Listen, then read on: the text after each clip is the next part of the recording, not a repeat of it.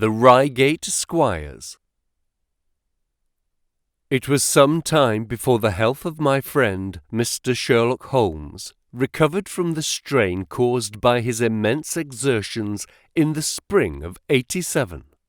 The whole question of the Netherland Sumatra Company and of the colossal schemes of Baron Maupertuis are too recent in the minds of the public and are too intimately concerned with politics and finance to be fitting subjects for this series of sketches.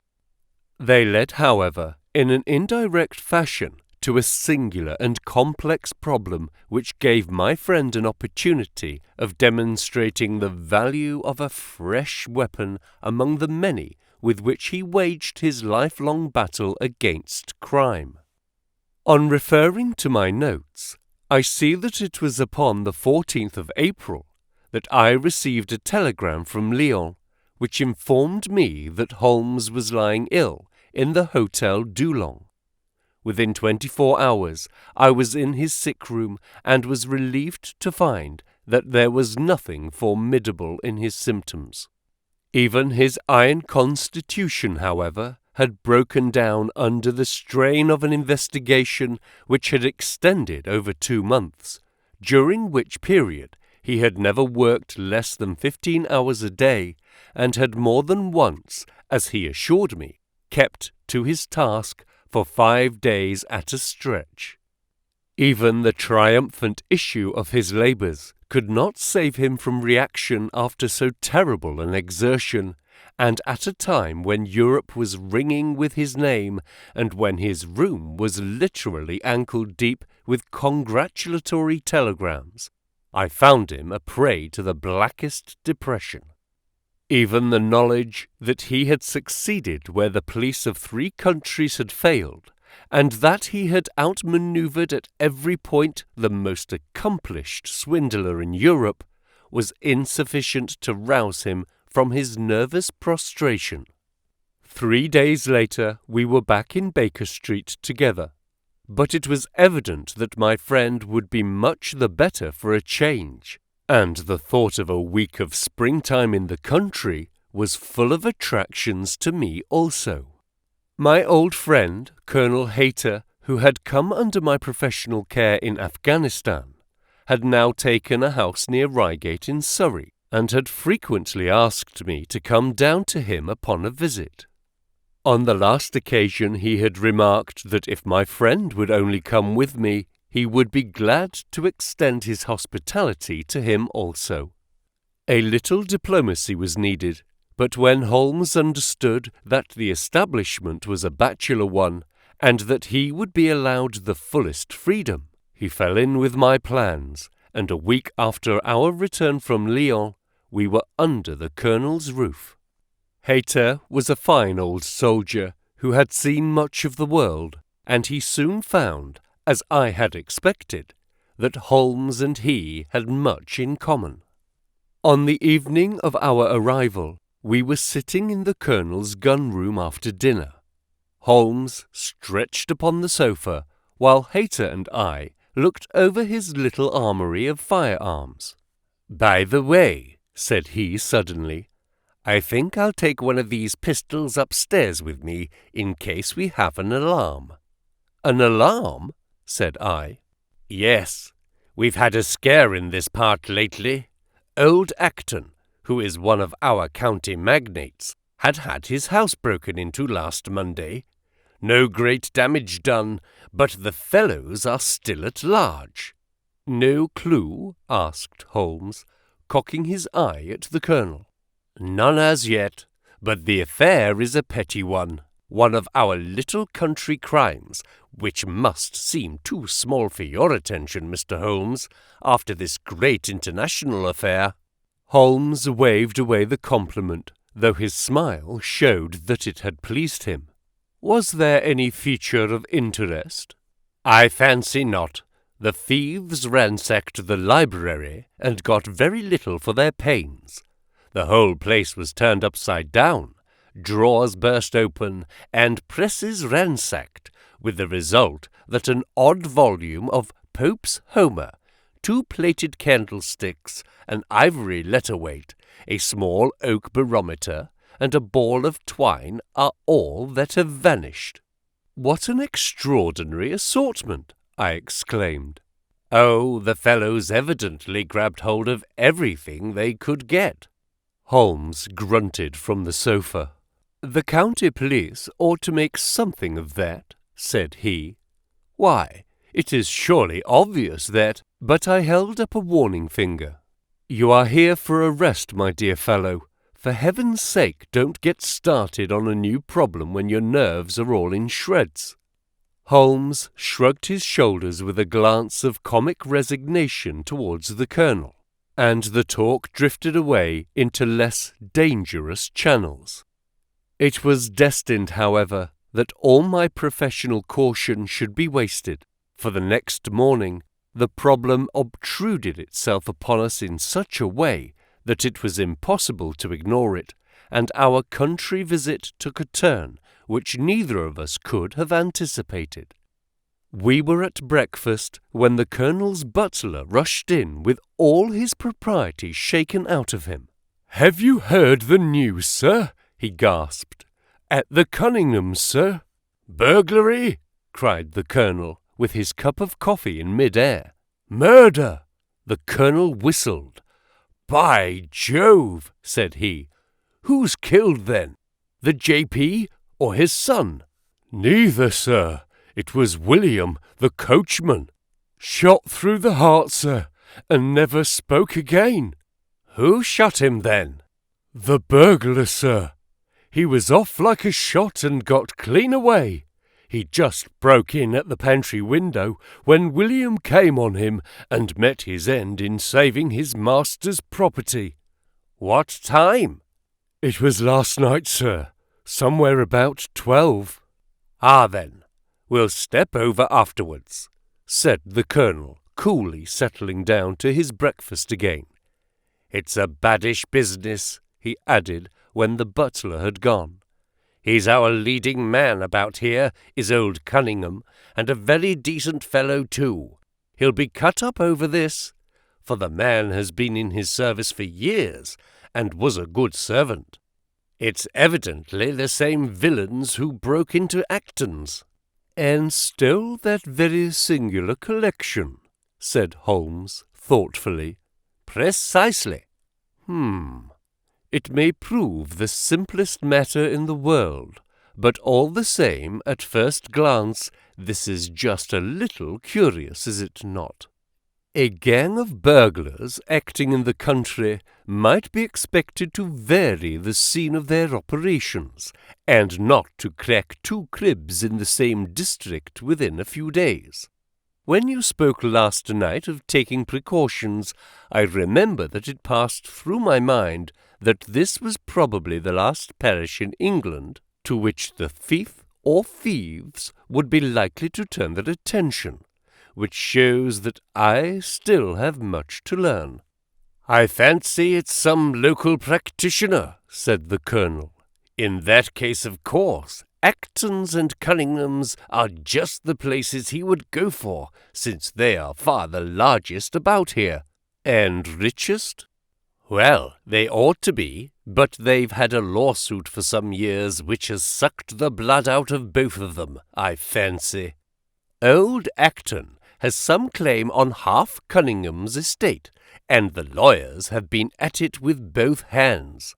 "If it's a local villain, there should not be much difficulty in running him down," said Holmes with a yawn.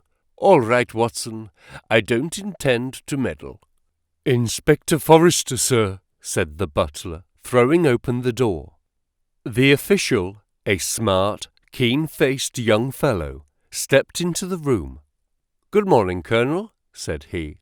"I hope I don't intrude, but we hear that Mr. Holmes of Baker Street is here." The Colonel waved his hand towards my friend, and the inspector bowed. "We thought that perhaps you would care to step across, Mr. Holmes." "Ha, ha, ha, ha! The fates are against you, Watson," said he, laughing. "We were chatting about the matter when you came in, Inspector. Perhaps you can let us have a few details." As he leaned back in his chair In the familiar attitude, I knew that the case was hopeless. We had no clue in the Acton affair, but here we have plenty to go on, and there's no doubt it is the same party in each case. The man was seen. Ah, yes, sir, but he was off like a deer after the shot that killed poor William Kerwin was fired. Mr. Cunningham saw him from the bedroom window, and Mr. Alec Cunningham saw him from the back passage. It was 12:15 when the alarm broke out. Mr. Cunningham had just got into bed, and Mr. Alec was smoking a pipe in his dressing gown. They both heard William, the coachman, calling for help, and Mr. Alec ran down to see what was the matter. The back door was open, and as he came to the foot of the stairs, he saw two men wrestling together outside. One of them fired a shot, the other dropped, and the murderer rushed across the garden and over the hedge. Mr. Cunningham, looking out of his bedroom, saw the fellow as he gained the road, but lost sight of him at once. Mr. Alec stopped to see if he could help the dying man, and so the villain got clean away. Beyond the fact that he was a middle-sized man and dressed in some dark stuff, we have no personal clue. But we are making energetic inquiries, and if he is a stranger, we shall soon find him out. What was this William doing there? Did he say anything before he died? Not a word. He lives at the lodge with his mother, and as he was a very faithful fellow, we imagine that he walked up to the house with the intention of seeing that all was right there. Of course, this Acton business has put everyone on their guard. The robber must have just burst open the door. The lock had been forced, when William came upon him. Did William say anything to his mother before going out? She is very old and deaf, and we can get no information from her. The shock has made her half-witted, but I understand that she was never very bright. There is one very important circumstance, however. Look at this. He took a small piece of torn paper from a notebook and spread it upon his knee. This was found between the finger and thumb of the dead man. It appears to be a fragment torn from a larger sheet. You will observe that the hour mentioned upon it is the very time at which the poor fellow met his fate.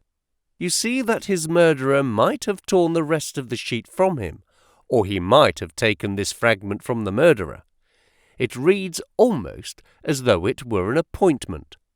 Holmes took up the scrap of paper, a facsimile of which is here reproduced. Presuming that it is an appointment, continued the inspector, it is of course a conceivable theory that this William Kerwin, though he had the reputation of being an honest man, may have been in league with the thief. He may have met him there, may even have helped him to break in the door, and then they may have fallen out between themselves. This writing is of extraordinary interest, said Holmes, who had been examining it with intense concentration. These are much deeper waters than I thought.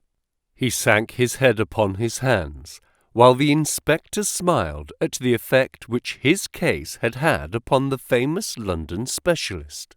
Your last remark, said Holmes presently, as to the possibility of there being an understanding between the burglar and the servant, and this being a note of appointment from one to the other, is an ingenious and not entirely impossible supposition. But this writing opens up. He sank his head into his hands again and remained for some minutes in the deepest thought. When he raised his face again, I was surprised to see that his cheek was tinged with colour, and his eyes as bright as before his illness. He sprang to his feet with all his old energy. "I'll tell you what," said he. "I should like to have a quiet little glance into the details of this case. There is something in it which fascinates me extremely. If you will permit me, Colonel, I will leave my friend Watson and you, and I will step round with the inspector to test the truth of one or two little fancies of mine. I will be with you again in half an hour." An hour and a half had elapsed before the inspector returned alone. "Mr. Holmes is walking up and down in the field outside," said he. "He wants us all four to go up to the house together." "To Mr. Cunningham's?" "Yes, sir." "What for?" The inspector shrugged his shoulders. "I don't quite know, sir. Between ourselves, I think Mr. Holmes had not quite got over his illness yet. He's been behaving very queerly, and he is very much excited." "I don't think you need to alarm yourself," said I. "I have usually found that there is method in his madness." "Some folks might say there was madness in his method," muttered the inspector. "But he's all on fire to start, Colonel, so we had best go out if you are ready." We found Holmes pacing up and down in the field, his chin sunk upon his breast, and his hands thrust into his trousers pockets. "The matter grows in interest," said he. "Watson, your country trip has been a distinct success. I have had a charming morning." "You have been up to the scene of the crime, I understand," said the colonel. "Yes. The inspector and I have made quite a little reconnaissance together." "Any success?" "Well, we have seen some very interesting things. I'll tell you what we did as we walk. First of all, we saw the body of this unfortunate man. He certainly died from a revolver wound as reported." "Had you doubted it then?" "Oh, it is as well to test everything. Our inspection was not wasted. We then had an interview with Mr. Cunningham and his son, who were able to point out the exact spot where the murderer had broken through the garden hedge in his flight. That was of great interest. Then we had a look at this poor fellow's mother. We could get no information from her, however, as she is very old and feeble." "And what is the result of your investigations?" "The conviction that the crime is a very peculiar one. Perhaps our visit now may do something to make it less obscure. I think that we both agree, Inspector, that the fragment of paper in the dead man's hand, bearing, as it does, the very hour of his death written upon it, is of extreme importance. It should give a clue, Mr. Holmes." "It does give a clue. Whoever wrote that note was the man who brought William Cowan out of his bed at that hour. But where is the rest of that sheet of paper?" "I examined the ground carefully in the hope of finding it," said the inspector. "It was torn out of the dead man's hand. Why was someone so anxious to get possession of it? Because it incriminated him. And what would he do with it? Thrust it into his pocket most likely, never noticing that a corner of it had been left in the grip of the corpse. If we could get the rest of that sheet, it is obvious that we should have gone a long way towards solving the mystery." "Yes, but how can we get the criminal's pocket before we catch the criminal?" Well, it was worth thinking over. Then there is another obvious point. The note was sent to William. The man who wrote it could not have taken it. Otherwise, of course, he might have delivered his own message by word of mouth. Who brought the note then? Or did it come through the post?" "I have made inquiries," said the inspector. "William received a letter by the afternoon post yesterday. The envelope was destroyed by him." "Excellent!" cried Holmes, clapping the inspector on the back. "You've seen the postman. It is a pleasure to work with you. Well, here is the lodge, and if you will come up, Colonel, I will show you the scene of the crime." We passed the pretty cottage where the murdered man had lived, and walked up an oak-lined avenue to the fine old Queen Anne house, which bears the date of Malplaquet upon the lintel of the door. Holmes and the inspector led us round it until we came to the side gate, which is separated by a stretch of garden from the hedge which lines the road. A constable was standing at the kitchen door. "Throw open the door, officer," said Holmes. Now, it was on those stairs that young Mr. Cunningham stood and saw the two men struggling just where we are. Old Mr. Cunningham was at that window, the second on the left, and he saw the fellow get away just to the left of that bush. Then Mr. Alec ran out and knelt beside the wounded man. The ground is very hard, you see, and there are no marks to guide us. As he spoke, two men came down the garden path from round the angle of the house. The one was an elderly man with a strong, deep-lined, heavy-eyed face. The other a dashing young fellow whose bright, smiling expression and showy dress were in strange contrast with the business which had brought us there. "Still at it, then?" said he to Holmes. "I thought you Londoners were never at fault. You don't seem to be so very quick after all." "Ah, you must give us a little time," said Holmes good-humouredly. "You'll want it," said young Alec Cunningham. "Why, I don't see that we have any clue at all." "There's only one," answered the inspector. "We thought that if we could only find—" "Good heavens, Mr. Holmes! What is the matter?"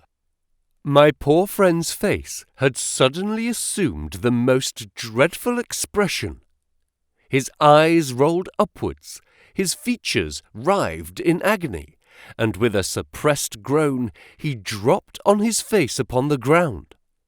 Horrified at the suddenness and severity of the attack, we carried him into the kitchen, where he lay back in a large chair and breathed heavily for some minutes. Finally, with a shamefaced apology for his weakness, he rose once more. "Watson would tell you that I have only just recovered from a severe illness," he explained. "I am liable to these sudden nervous attacks." "Shall I send you home in my trap?" asked old Cunningham. "Well, since I'm here, there is one point on which I should like to feel sure. We can very easily verify it." "What was it?" "Well, it seems to me that it is just possible that the arrival of this poor fellow William was not before, but after the entrance of the burglar into the house. You appear to take it for granted that, although the door was forced, the robber never got in." "I fancy that is quite obvious," said Mr. Cunningham gravely. "Why, my son Alec had not yet gone to bed, and he would certainly have heard anyone moving about." "Where was he sitting?" "I was smoking in my dressing-room." "Which window is that?" "The last on the left next to my father's." "Both of your lamps were lit, of course?" "Undoubtedly." "There are some very singular points here," said Holmes, smiling. "It is not extraordinary that a burglar, and a burglar who had had some previous experience, should deliberately break into a house at a time when he could see from the lights that two of the family were still afoot." "He must have been a cool hand." "Well, of course, if the case were not an odd one, we should not have been driven to ask you for an explanation," said young Mr. Alec. "But as to your ideas that the man had robbed the house before William tackled him, I think it is a most absurd notion. Wouldn't we have found the place disarranged and missed the things which he had taken?" "It depends on what the things were," said Holmes. "You must remember that we are dealing with a burglar who is a very peculiar fellow, and who appears to work on lines of his own. Look, for example, at the queer lot of things which he took from Acton's. What was it? A ball of string, a letter-weight, and I don't know what other odds and ends." "Well, we are quite in your hands, Mr. Holmes," said old Cunningham. "Anything which you or the inspector may suggest will most certainly be done." "In the first place," said Holmes, "I should like you to offer a reward, coming from yourself, for the officials may take a little time before they would agree upon the sum, and these things cannot be done too promptly. I have jotted down the form here, if you would not mind signing it. £50 was quite enough, I thought." "I would willingly give 500, said the J.P., taking the slip of paper and the pencil which Holmes handed to him. "This is not quite correct, however," he added, glancing over the document. "I wrote it rather hurriedly. You see, you begin, 'Whereas at about 1:45 on Tuesday morning an attempt was made,' and so on. It was at 11:45, as a matter of fact." I was pained at the mistake, for I knew how keenly Holmes would feel any slip of the kind. It was his speciality to be accurate as to fact, but his recent illness had shaken him, and this one little incident was enough to show me that he was still far from being himself. He was obviously embarrassed for an instant, while the inspector raised his eyebrows, and Alec Cunningham burst into a little laugh. The old gentleman corrected the mistake, however, and handed the paper back to Holmes. "Get it printed as soon as possible," he said. "I think your idea is an excellent one." Holmes put the slip of paper carefully away into his pocket-book. "And now," said he, "it really would be a good thing that we should all go over the house together and make certain that this rather erratic burglar did not, after all, carry anything away with him." Before entering, Holmes made an examination of the door which had been forced. It was evident that a chisel or strong knife had been thrust in, and the lock forced back with it. We could see the marks in the wood where it had been pushed in. "You don't use bars, then?" he asked. "We have never found it necessary." "You don't keep a dog?" "Yes, but he is chained on the other side of the house." "When do the servants go to bed?" "About 10. "I understand that William was usually in bed also at that hour." "Yes." "It is singular that on this particular night he should have been up. Now, I should be very glad if you would have the kindness to show us over the house, Mr. Cunningham." A stone-flagged passage, with the kitchens branching away from it, led by a wooden staircase directly to the first floor of the house. It came out upon the landing opposite to a second, more ornamental stair, which came up from the front hall. Out of this landing opened the drawing-room and several bedrooms, including those of Mr. Cunningham and his son. Holmes walked slowly, taking keen note of the architecture of the house. I could tell from his expression that he was on a hot scent, and yet I could not in the least imagine in what direction his inferences were leading him. "My good sir," said Mr. Cunningham with some impatience, "this is surely very unnecessary. That is my room at the end of the stairs, and my son's is the one beyond it.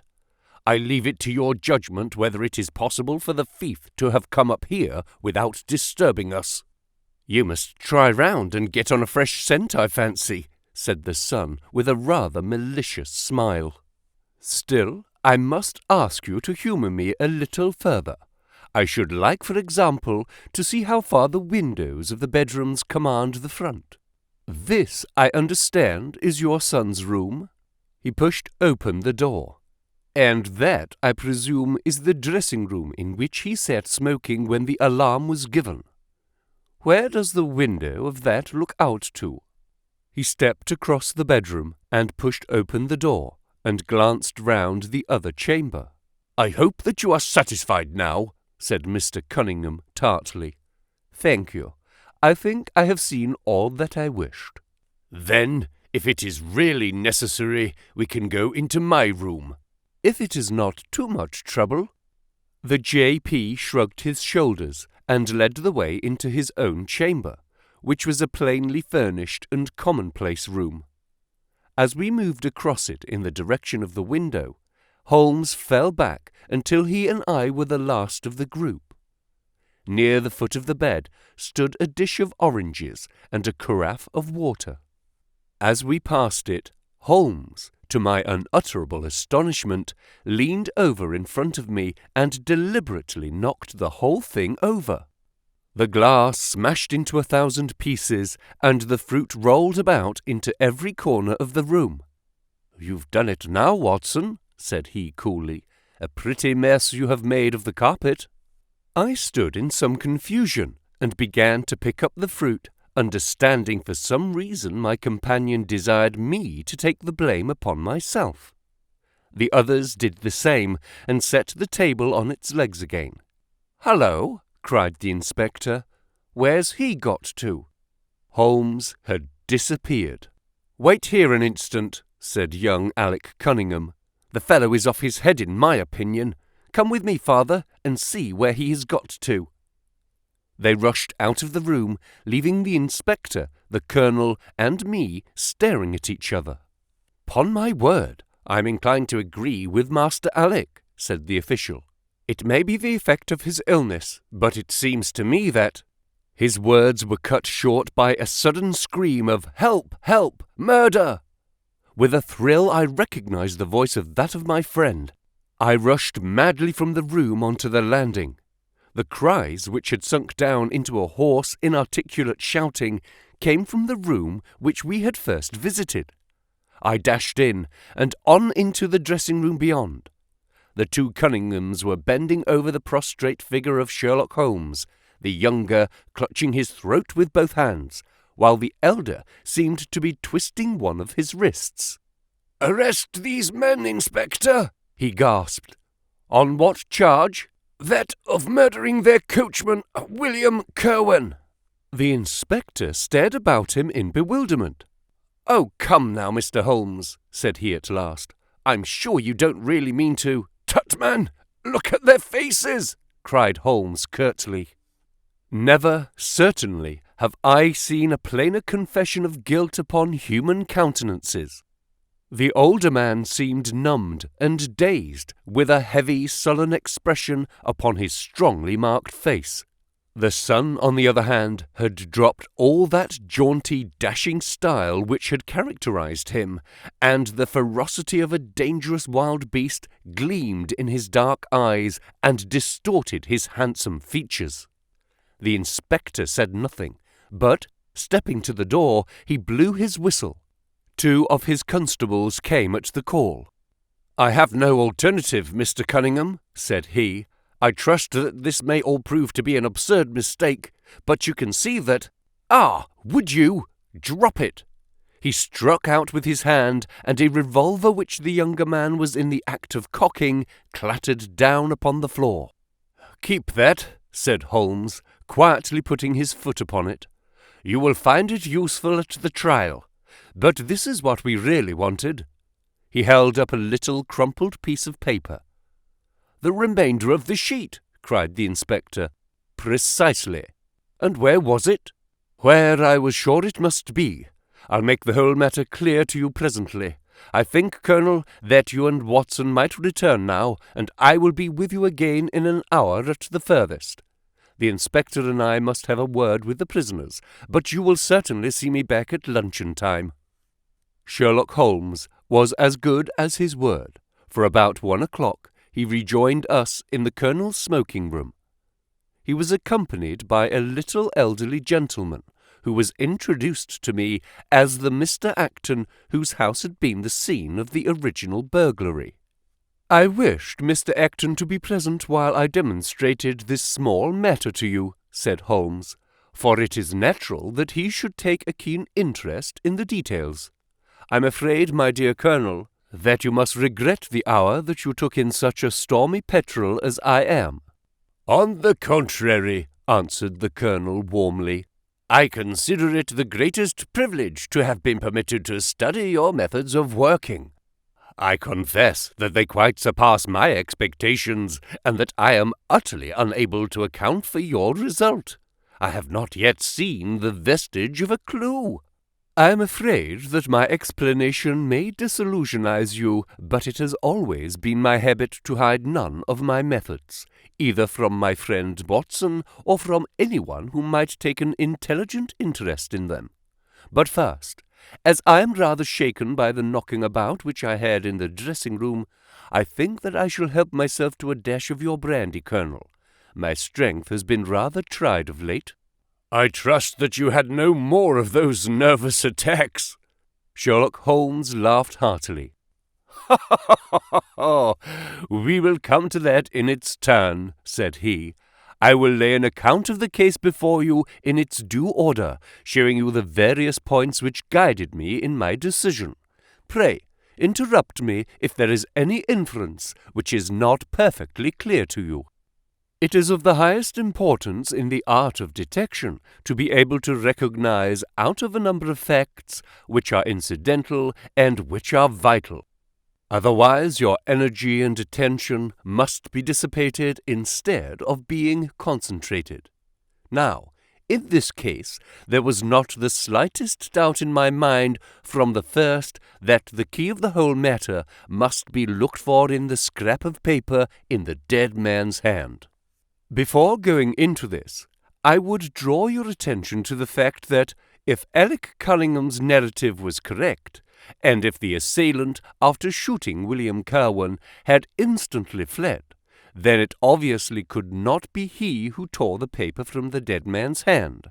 But if it was not he, it must have been Alec Cunningham himself, for by the time that the old man had descended, several servants were upon the scene.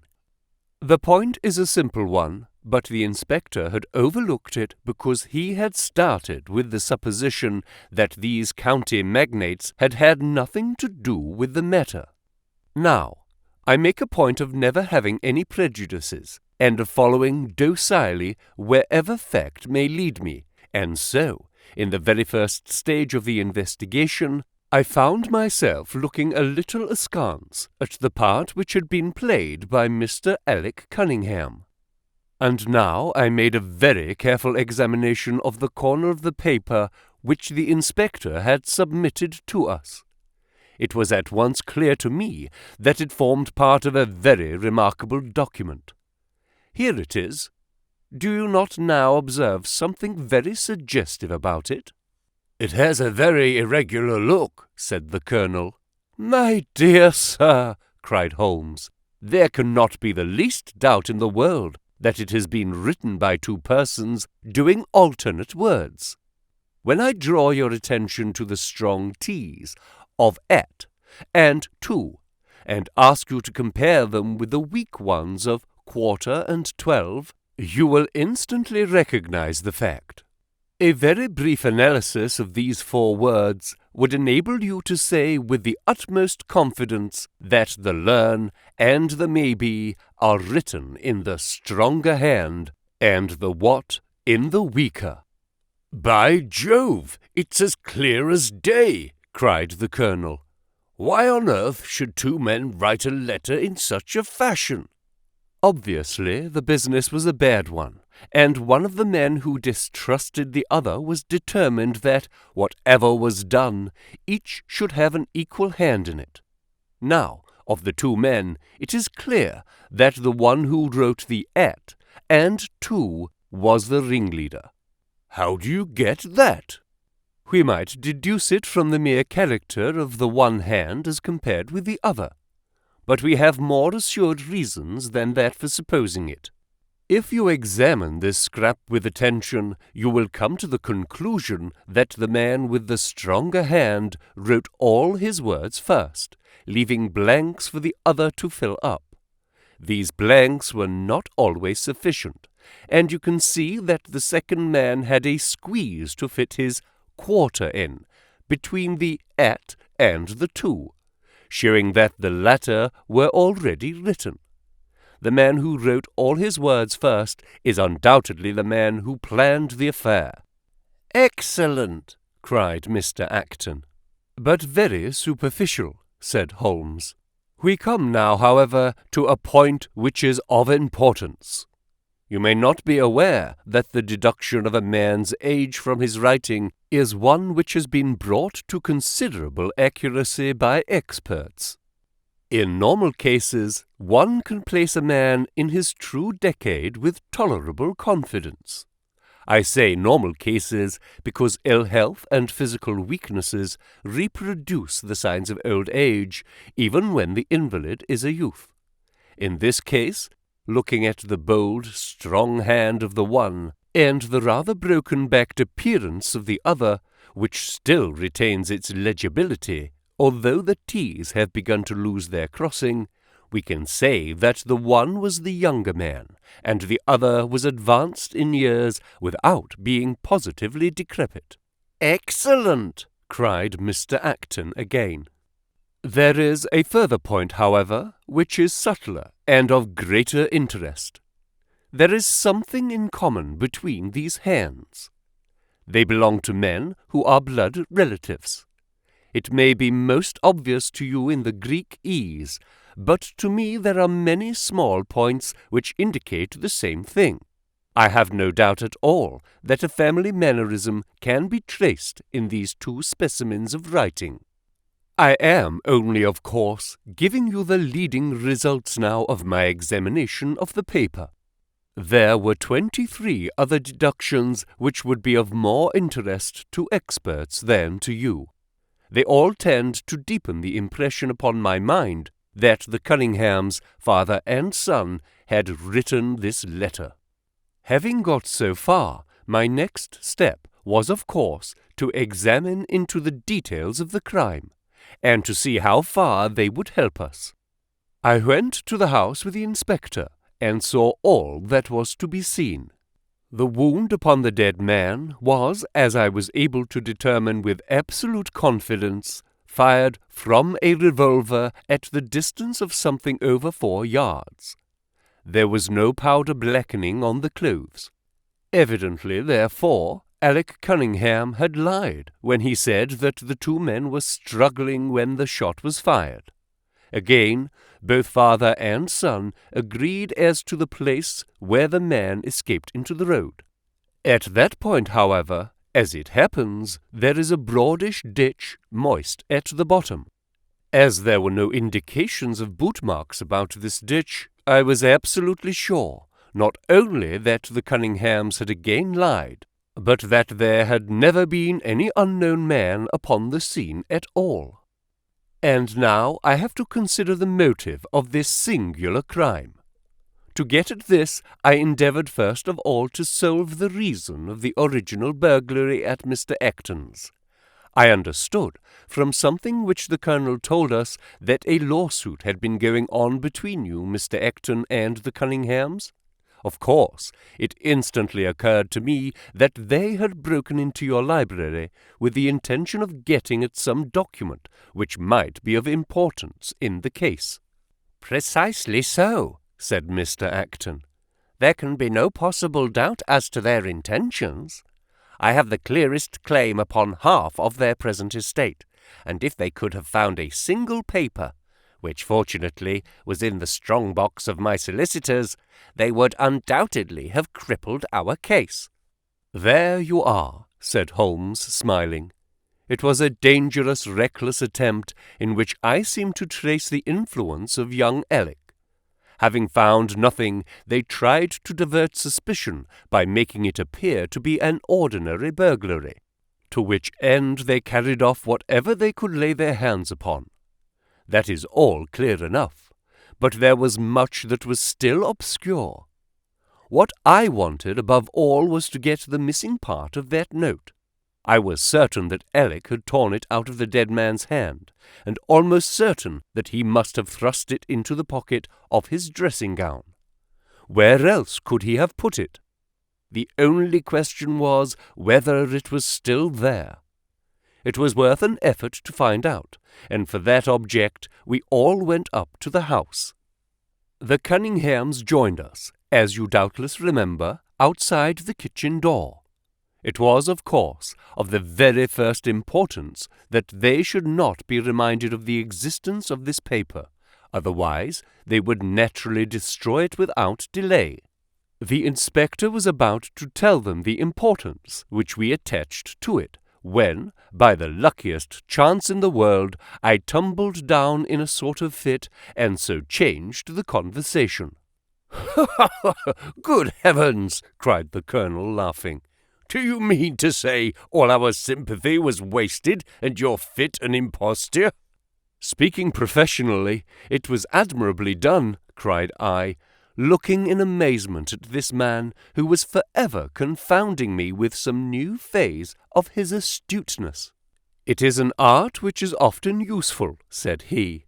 "When I recovered, I managed, by a device which had perhaps some little merit of ingenuity, to get old Cunningham to write the word 12, so that I might compare it with the 12 upon the paper." "Oh, what an ass I've been!" I exclaimed. "I could see that you were commiserating me over my weakness," said Holmes, laughing. "I was sorry to cause you sympathetic pain, which I know that you felt." We then went upstairs together, and having entered the room and seen the dressing-gown hanging up behind the door, I contrived by upsetting a table to engage their attention for the moment, and slipped back to examine the pockets. I had hardly got the paper, however, which was, as I had expected, in one of them, when the two Cunninghams were on me, and would, I verily believe, have murdered me then and there, but for your prompt and friendly aid. As it is, I feel that young man's grip on my throat now, and the father has twisted my wrist round in an effort to get the paper out of my hand. They saw that I must know all about it, you see, and the sudden change from absolute security to complete despair made them perfectly desperate. I had a little talk with old Cunningham afterwards as to the motive of the crime. He was tractable enough, though his son was a perfect demon, ready to blow out his own or anybody else's brains if he had got to his revolver. When Cunningham saw that the case against him was so strong, he lost all heart, and made a clean breast of everything. It seems that William had secretly followed his two masters on the night when they made their raid upon Mr. Acton's, and having thus got them into his power, proceeded, under threats of exposure, to levy blackmail upon them. Mr. Ellick, however, was a dangerous man to play games of that sort with. It was a stroke of positive genius on his part to see in the burglary scare which was convulsing the countryside an opportunity of plausibly getting rid of the man whom he feared. William was decoyed up and shot, and had they only got the whole of the note and paid a little more attention to detail in the accessories, it is very possible that suspicion might never have been aroused. "And the note?" I asked. Sherlock Holmes placed the subjoined paper before us. "If you will only come round at 11:45 to the East Gate, you will learn what will very much surprise you, and may be of the greatest service to you, and also to Annie Morrison. But say nothing to anyone upon the matter." "It is very much the sort of thing that I expected," said he. "Of course, we do not yet know what the relations may have been between Alec Cunningham, William Kerwin, and Annie Morrison. The results shows that the trap was skilfully baited. I am sure that you cannot fail to be delighted with the traces of hereditary shown in the P's and in the tails of the G's. The absence of the I dots in the old man's writing is also most characteristic. Watson, I think our quiet rest in the country has been a distinct success, and I shall certainly return much invigorated to Baker Street tomorrow." The Crooked Man. One summer night, a few months after my marriage, I was seated by my own hearth, smoking a last pipe and nodding over a novel, for my day's work had been an exhausting one. My wife had already gone upstairs, and the sound of the locking of the hall door some time before, told me that the servants had also retired. I had risen from my seat and was knocking out the ashes of my pipe when I suddenly heard the clang of the bell. I looked at the clock. It was 12:15. This could not be a visitor at so late an hour. A patient, evidently, and possibly an all-night sitting. With a wry face, I went out into the hall and opened the door. To my astonishment, it was Sherlock Holmes, who stood upon my step. "Ah, Watson," said he, "I hoped that I might not be too late to catch you." "My dear fellow, pray, come in." "You look surprised, and no wonder. Relieved, too, I fancy. You still smoke the Arcadia mixture of your bachelor days, then? There's no mistaking that fluffy ash upon your coat. It's easy to tell that you have been accustomed to wear a uniform, Watson. You'll never pass as a purebred civilian as long as you keep the habit of carrying your handkerchief in your sleeve. Could you put me up tonight?" "With pleasure. You told me that you had bachelor quarters for one, and I see that you have no gentleman visitor at present. Your hat stand proclaims as much. I should be delighted if you will stay. Thank you. I will fill the vacant peg then. Sorry to see that you've had the British workman in the house. He's a token of evil. Not the drains, I hope. No, the gas. Ah! He has left 2 nail marks from his boot upon your linoleum, just where the light strikes it. No, thank you. I had some supper at Waterloo, but I'll smoke a pipe with you with pleasure." I handed him my pouch, and he seated himself opposite to me and smoked for some time in silence. I was well aware that nothing but business of importance would have brought him to me at such an hour, so I waited patiently until he should come round to it. "I see that you are professionally rather busy just now," said he, glancing very keenly across at me. "Yes, I've had a busy day," I answered. "It may seem very foolish in your eyes," I added, "but really I don't know how you deduced it." Holmes chuckled to himself. "I have the advantage of knowing your habits, my dear Watson," said he. "When your round is a short one, you walk, and when it is a long one, you use a hansom. As I perceive that your boots, although used, are by no means dirty, I cannot doubt that you are at present busy enough to justify the hansom." "Excellent!" I cried. "Elementary," said he. "It is one of those instances where the reasoner can produce an effect which seems remarkable to his neighbour, because the latter has missed the one little point which is the basis of the deduction. The same may be said, my dear fellow, for the effect of some of these little sketches of yours, which is entirely meretricious, depending as it does upon your retaining in your own hands some factors in the problem which are never imparted to the reader. Now, at present, I am in the position of these same readers, for I hold in this hand several threads of one of the strangest cases which ever perplexed a man's brain, and yet I lack the 1 or 2 which are needful to complete my theory. But I'll have them, Watson, I'll have them."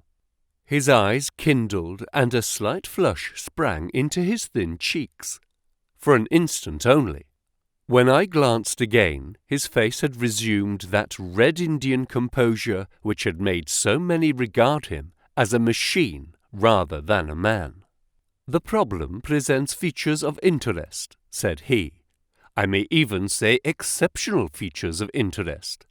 I have already looked into the matter and have come, as I think, within sight of my solution. If you could accompany me in that last step, you might be of considerable service to me." "I should be delighted. Could you go as far as Aldershot tomorrow? I have no doubt Jackson would take my practice." "Very good. I want to start by the 11:10 from Waterloo. That would give me time. Then, if you are not too sleepy, I will give you a sketch of what has happened, and of what remains to be done." "I was sleepy before you came. I am quite wakeful now. I will compress the story as far as may be done without omitting any vital to the case. It is conceivable that you may even have read some account of the matter. It is the supposed murder of Colonel Berkeley of the Royal Mallows at Aldershot, which I am investigating. I have heard nothing of it. It has not excited much attention yet, except locally. The facts are only 2 days old. Briefly, they are these. The Royal Mallows is, as you know, one of the most famous Irish regiments in the British Army. It did wonders both in the Crimea and the Mutiny, and has since that time distinguished itself upon every possible occasion. It was commanded up to Monday night by James Berkeley, a gallant veteran, who started as a full private, was raised to commissioned rank for his bravery at the time of the Mutiny, and so lived to command the regiment in which he had once carried a musket. Colonel Berkeley had married at the time when he was a sergeant, and his wife, whose maiden name was Miss Nancy Devoy, was the daughter of a former colour sergeant in the same corps. There was, therefore, as can be imagined, some little social friction when the young couple, for they were still young, found themselves in their new surroundings. They appear, however, to have quickly adapted themselves, and Mrs. Berkeley has always, I understand, been as popular with the ladies of the regiment as her husband was with his brother officers. I may add that she was a woman of great beauty, and that even now, when she has been married for upwards of 30 years, she is still of a striking and queenly appearance. Colonel Berkeley's family life appears to have been a uniformly happy one. Major Murphy, to whom I owe most of my facts, assures me that he has never heard of any misunderstanding between the pair. On the whole, he thinks that Berkeley's devotion to his wife was greater than his wife's to Berkeley. He was acutely uneasy if he were absent from her for a day. She, on the other hand, though devoted and faithful, was less obtrusively affectionate. But they were regarded in the regiment as the very model of a middle-aged couple. There was absolutely nothing in their mutual relations to prepare people for the tragedy which was to follow. Colonel Berkeley himself seems to have had some singular traits in his character. He was a dashing, jovial old soldier in his usual mood, but there were occasions on which he seemed to show himself capable of considerable violence and vindictiveness. This side of his nature, however, appears never to have been turned towards his wife. Another fact, which had struck Major Murphy and 3 out of 5 of the other officers with whom I conversed, was the singular sort of depression which came upon him at times. As the Major expressed it, the smile had often been struck from his mouth as if by some invisible hand, when he has been joining the gaieties and chaff of the mess table. For days on end, when the mood was on him, he has been sunk in the deepest gloom. This, and a certain tinge of superstition, were the only unusual traits in his character which his brother officers had observed. The latter peculiarity took the form of a dislike to being left alone, especially after dark. This puerile feature, in a nature which was conspicuously manly, had often given rise to comment and conjecture. The 1st Battalion of the Royal Mallows, which is the old 117th, has been stationed at Aldershot for some years. The married officers live out of barracks, and the colonel has during all this time occupied a villa called Lachine, about half a mile from the north camp. The house stands in its own grounds, but the west side of it is not more than 30 yards from the high road. A coachman and 2 maids form the staff of servants. These, with their master and mistress, were the sole occupants of Lachine, for the Berkeleys had no children, nor was it usual for them to have resident visitors. Now for the events at Lachine between 9 and 10 on the evening of last Monday. Mrs. Berkeley was, it appears, a member of the Roman Catholic Church, and had interested herself very much in the establishment of the Guild of St. George, which was formed in connection with the Watt Street Chapel for the purpose of supplying the poor with cast-off clothing. A meeting of the Guild had been held that evening at 8, and Mrs. Barclay had hurried over her dinner in order to be present at it. When leaving the house, she was heard by the coachman to make some commonplace remark to her husband, and to assure him that she would be back before very long. She then called for Miss Morrison, a young lady who lives in the next villa, and the two went off together to their meeting. It lasted 40 minutes, and at 9:15 Mrs. Barclay returned home, having left Miss Morrison at her door as she passed. There is a room which is used as a morning room at Lachine. This faces the road and opens by a large glass folding door onto the lawn. The lawn is 30 yards across, and is only divided from the highway by a low wall with an iron rail above it. It was into this room that Mrs. Barclay went upon her return. The blinds were not down, for the room was seldom used in the evening, but Mrs. Barclay herself lit the lamp and rang the bell, asking Jane Stewart, the housemaid, to bring her a cup of tea, which was quite contrary to her usual habits. The Colonel had been sitting in the dining-room, but hearing that his wife had returned, he joined her in the morning-room. The coachman saw him cross the hall and enter it. He was never seen again alive. The tea which had been ordered was brought up at the end of 10 minutes, but the maid, as she approached the door, was surprised to hear the voices of her master and mistress in furious altercation. She knocked without receiving any answer, and even turned the handle, but only to find that the door was locked upon the inside. Naturally enough, she ran down to tell the cook, and the two women with the coachman came up to the hall and listened to the dispute, which was still raging. They all agreed that only two voices were to be heard, those of Barclay and of his wife. Barclay's remarks were subdued and abrupt, so that none of them were audible to the listeners. The ladies, on the other hand, were most bitter, and when she raised her voice, could be plainly heard. "You coward!" she repeated over and over again. "What can be done now? What can be done now? Give me back my life. I will never so much as breathe the same air with you again. You coward! You coward!" Those were scraps of her conversation, ending in a sudden dreadful cry in the man's voice, with a crash and a piercing scream from the woman.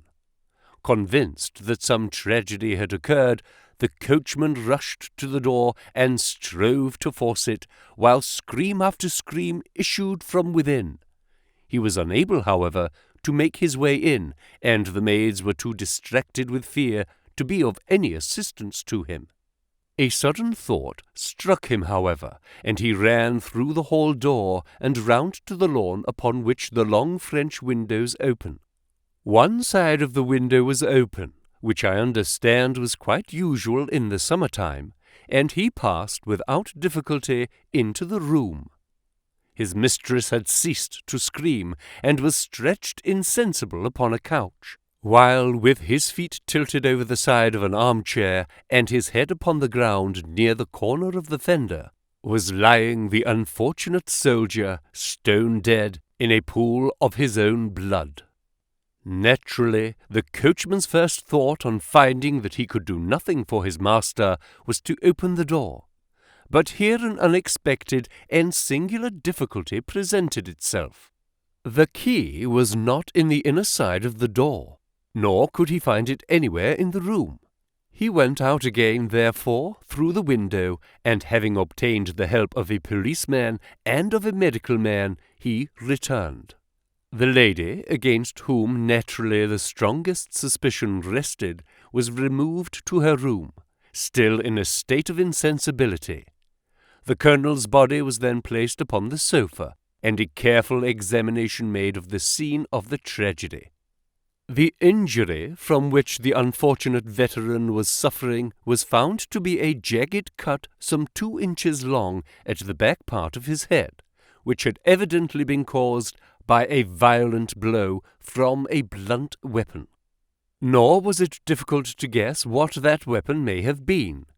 Upon the floor, close to the body, was lying a singular club of hard carved wood with a bone handle.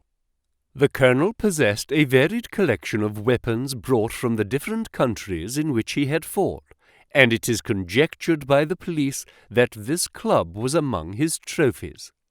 The servants deny having seen it before, but among the numerous curiosities in the house, it is possible that it may have been overlooked. Nothing else of importance was discovered in the room by the police, save the inexplicable fact that neither upon Mrs. Barclay's person, nor upon that of the victim, nor in any part of the room, was the missing key to be found. The door had eventually to be opened by a locksmith from Aldershot. That was the state of things, Watson, when upon the Tuesday morning I, at the request of Major Murphy, went down to Aldershot to supplement the efforts of the police. I think that you will acknowledge that the problem was already one of interest, but my observations soon made me realize that it was in truth much more extraordinary than would at first sight appear. Before examining the room, I cross-questioned the servants, but only succeeded in eliciting the facts which I have already stated. One other detail of interest was remembered by Jane Stewart, the housemaid. You will remember that on hearing the sound of the quarrel, she descended and returned with the other servants. On that first occasion, when she was alone, she says that the voices of her master and mistress were sunk so low that she could hear hardly anything, and judged by their tones rather than their words that they had fallen out. On my pressing her, however, she remembered that she heard the word David uttered twice by the lady.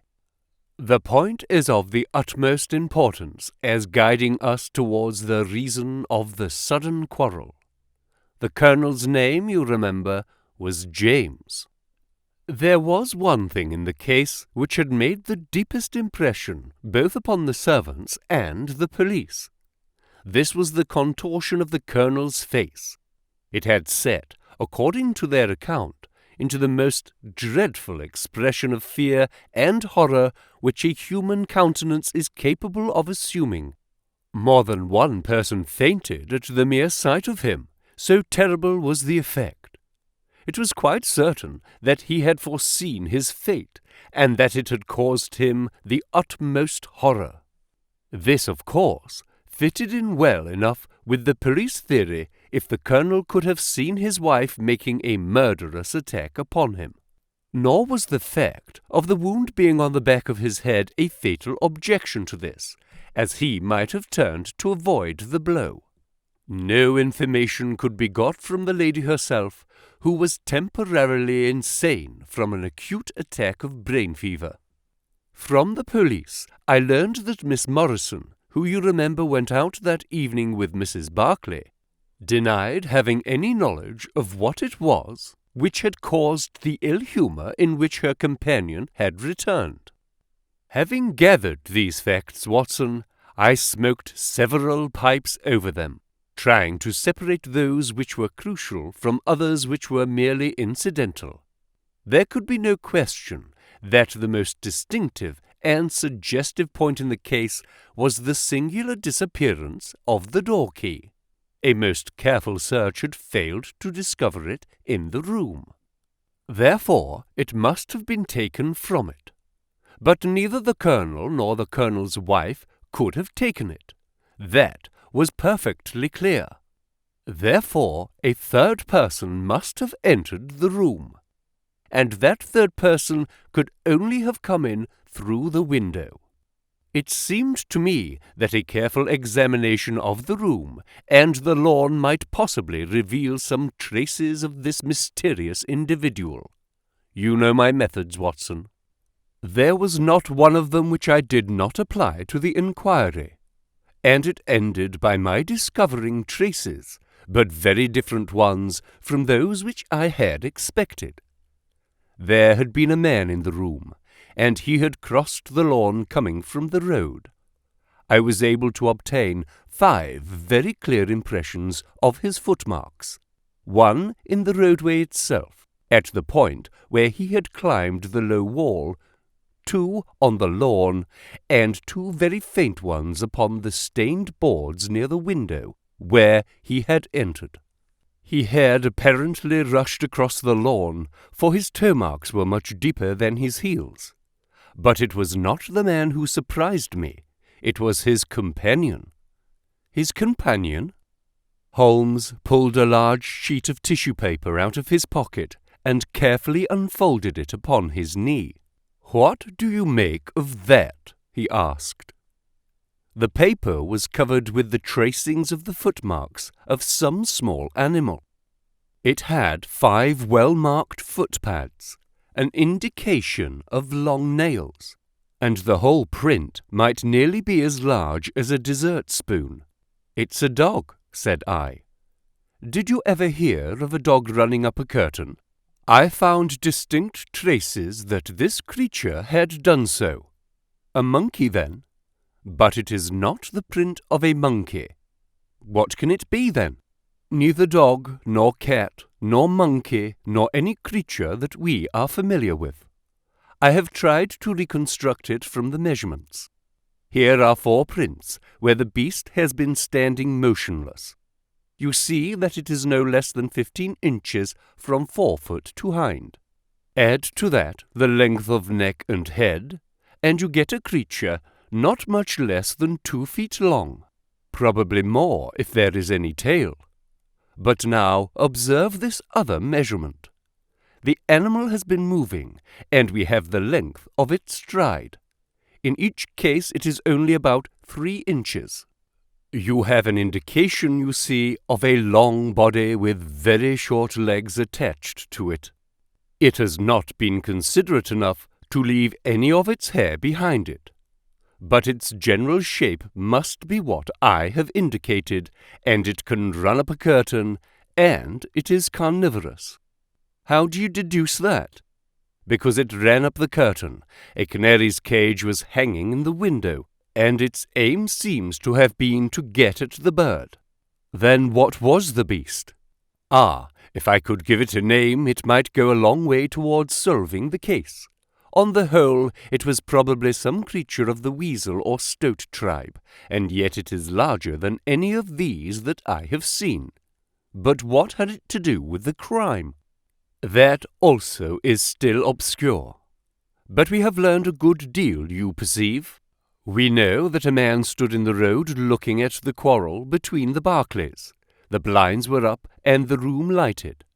We know also that he ran across the lawn, entered the room, accompanied by a strange animal, and that he either struck the colonel or, as is equally possible, that the colonel fell down from sheer fright at the sight of him and cut his head on the corner of the fender. Finally, we have the curious fact that the intruder carried away the key with him when he left." "Your discoveries seem to have left the business more obscure than it was before," said I.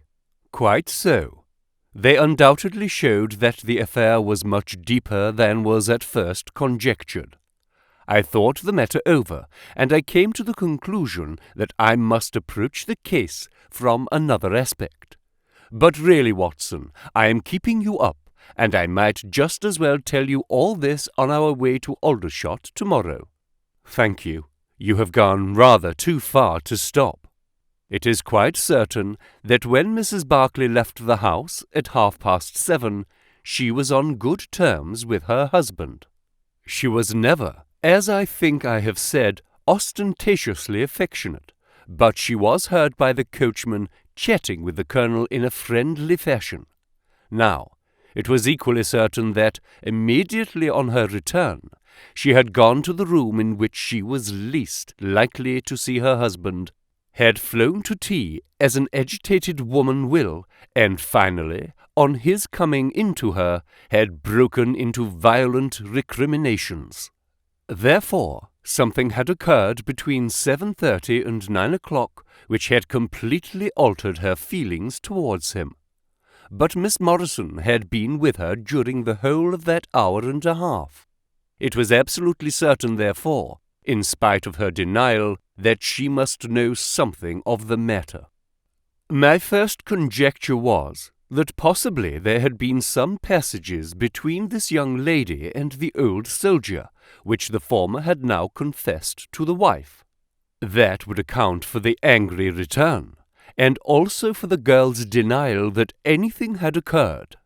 Nor would it be entirely incompatible with most of the words overheard. But there was the reference to David, and there was the known affection of the colonel for his wife to weigh against it, to say nothing of the tragic intrusion of this other man, which might, of course, be entirely disconnected with what had gone before.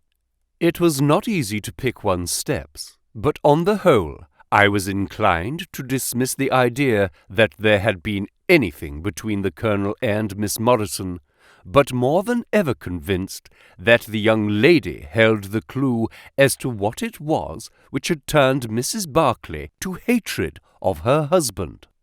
I took the obvious course, therefore, of calling upon Miss Morrison, of explaining to her that I was perfectly certain that she held the facts in her possession, and of assuring her that her friend, Mrs. Barclay, might find herself in the dock upon a capital charge, unless the matter were cleared up.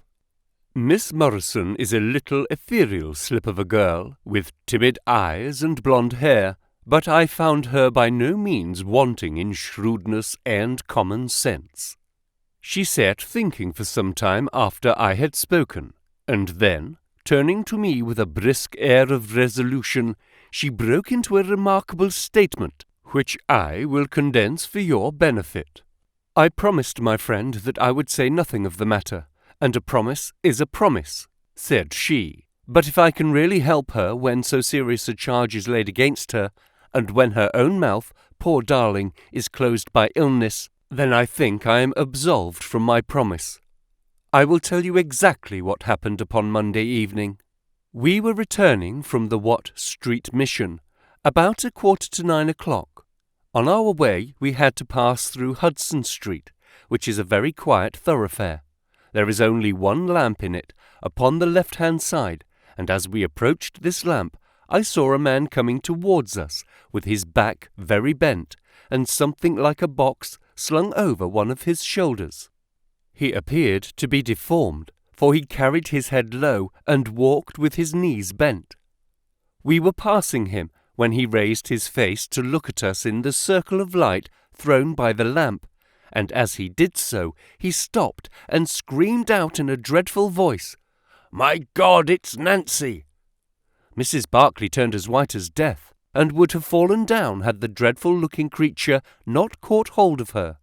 I was going to call for the police, but she, to my surprise, spoke quite civilly to the fellow. "I thought that you had been dead this 30 years, Henry," said she in a shaking voice. "So I have," said he, and it was awful to hear the tones that he said it in.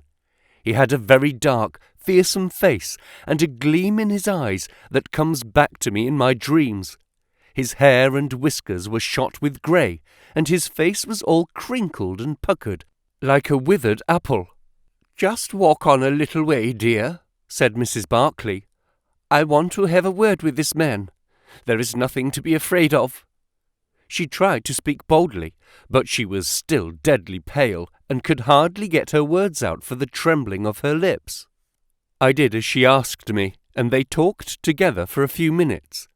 Then she came down the street with her eyes blazing, and I saw the crippled wretch standing by the lamp-post and shaking his clenched fists in the air as if he were mad with rage.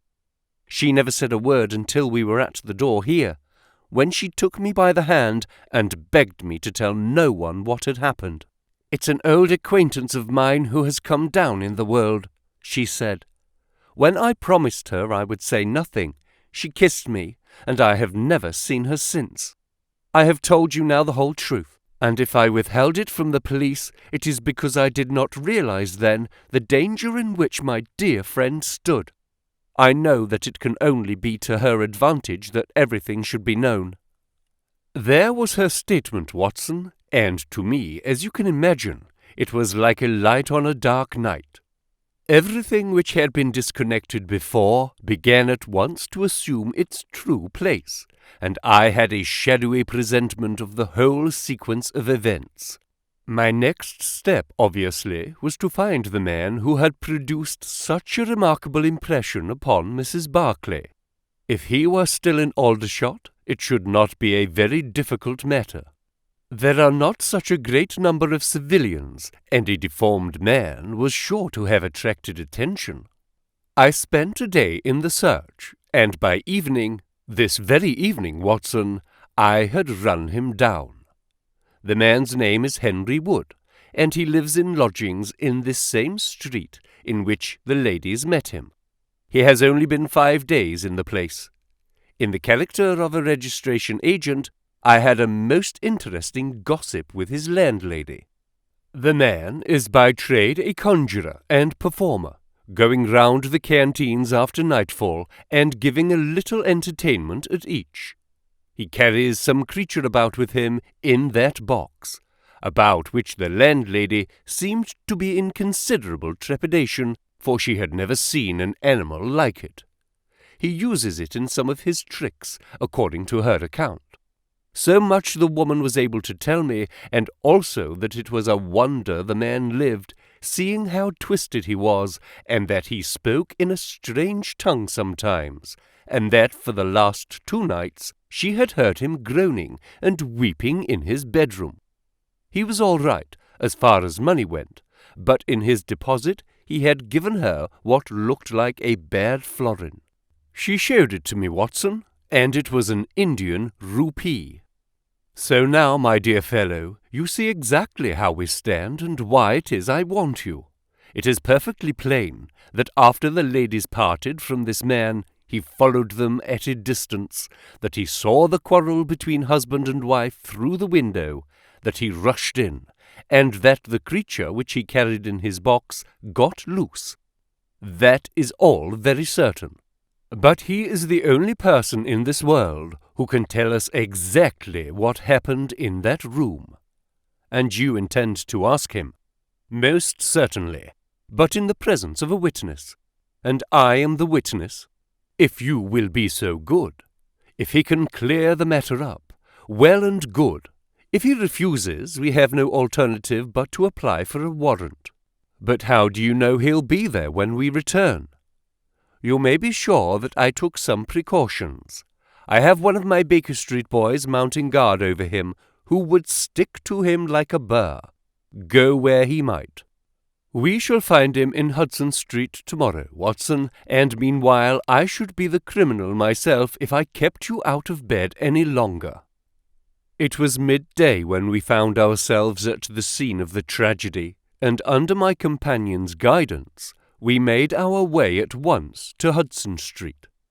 In spite of his capacity for concealing his emotions, I could easily see that Holmes was in a state of suppressed excitement, while I was myself tingling with that half-sporting, half-intellectual pleasure which I invariably experienced when I associated myself with him in his investigations. "This is the street," said he, as we turned into a short thoroughfare lined with plain 2-storied brick houses. "Ah, here is Simpson to report."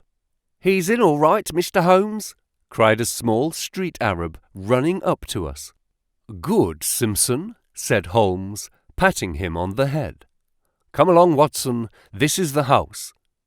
He sent in his card with a message that he had come on important business, and a moment later we were face to face with the man whom we had come to see. In spite of the warm weather, he was crouching over a fire, and the little room was like an oven. The man sat all twisted and huddled in his chair in a way which gave an indescribable impression of deformity. But the face which he turned towards us, though worn and swarthy, must at some time have been remarkable for its beauty. He looked suspiciously at us now out of yellow-shot, bilious eyes, and without speaking or rising, he waved towards 2 chairs. "Mr. Henry Wood, late of India, I believe," said Holmes affably. "I've come over this little matter of Colonel Berkeley's death." "What should I know about that?" "That's what I want to ascertain. You know, I suppose, that unless this matter is cleared up, Mrs. Berkeley, who is an old friend of yours, will in all probability be tried for murder." The man gave a violent start. "I don't know who you are," he cried, "nor how you come to know what you do know, but will you swear that this is true that you tell me?"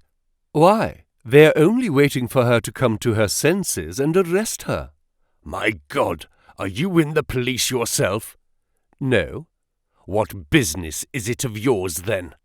"It's every man's business to see justice done." "You can take my word that she is innocent." "Then you are guilty." "No, I am not." "Who killed Colonel James Berkeley, then?" "It was a just providence that killed him. But mind you this, that if I had knocked his brains out, as it was in my heart to do, he would have had no more than his due from my hands. If his own guilty conscience had not struck him down, it is likely enough that I might have had his blood upon my soul. You want me to tell you the story? Well, I don't know why I shouldn't, for there's no cause for me to be ashamed of it. It was in this way, sir. You see me now with my back like a camel and my ribs all awry. But there was a time when Corporal Henry Wood was the smartest man in the 117th Foot. We were in India then, in cantonments, at a place we'll call Bertie.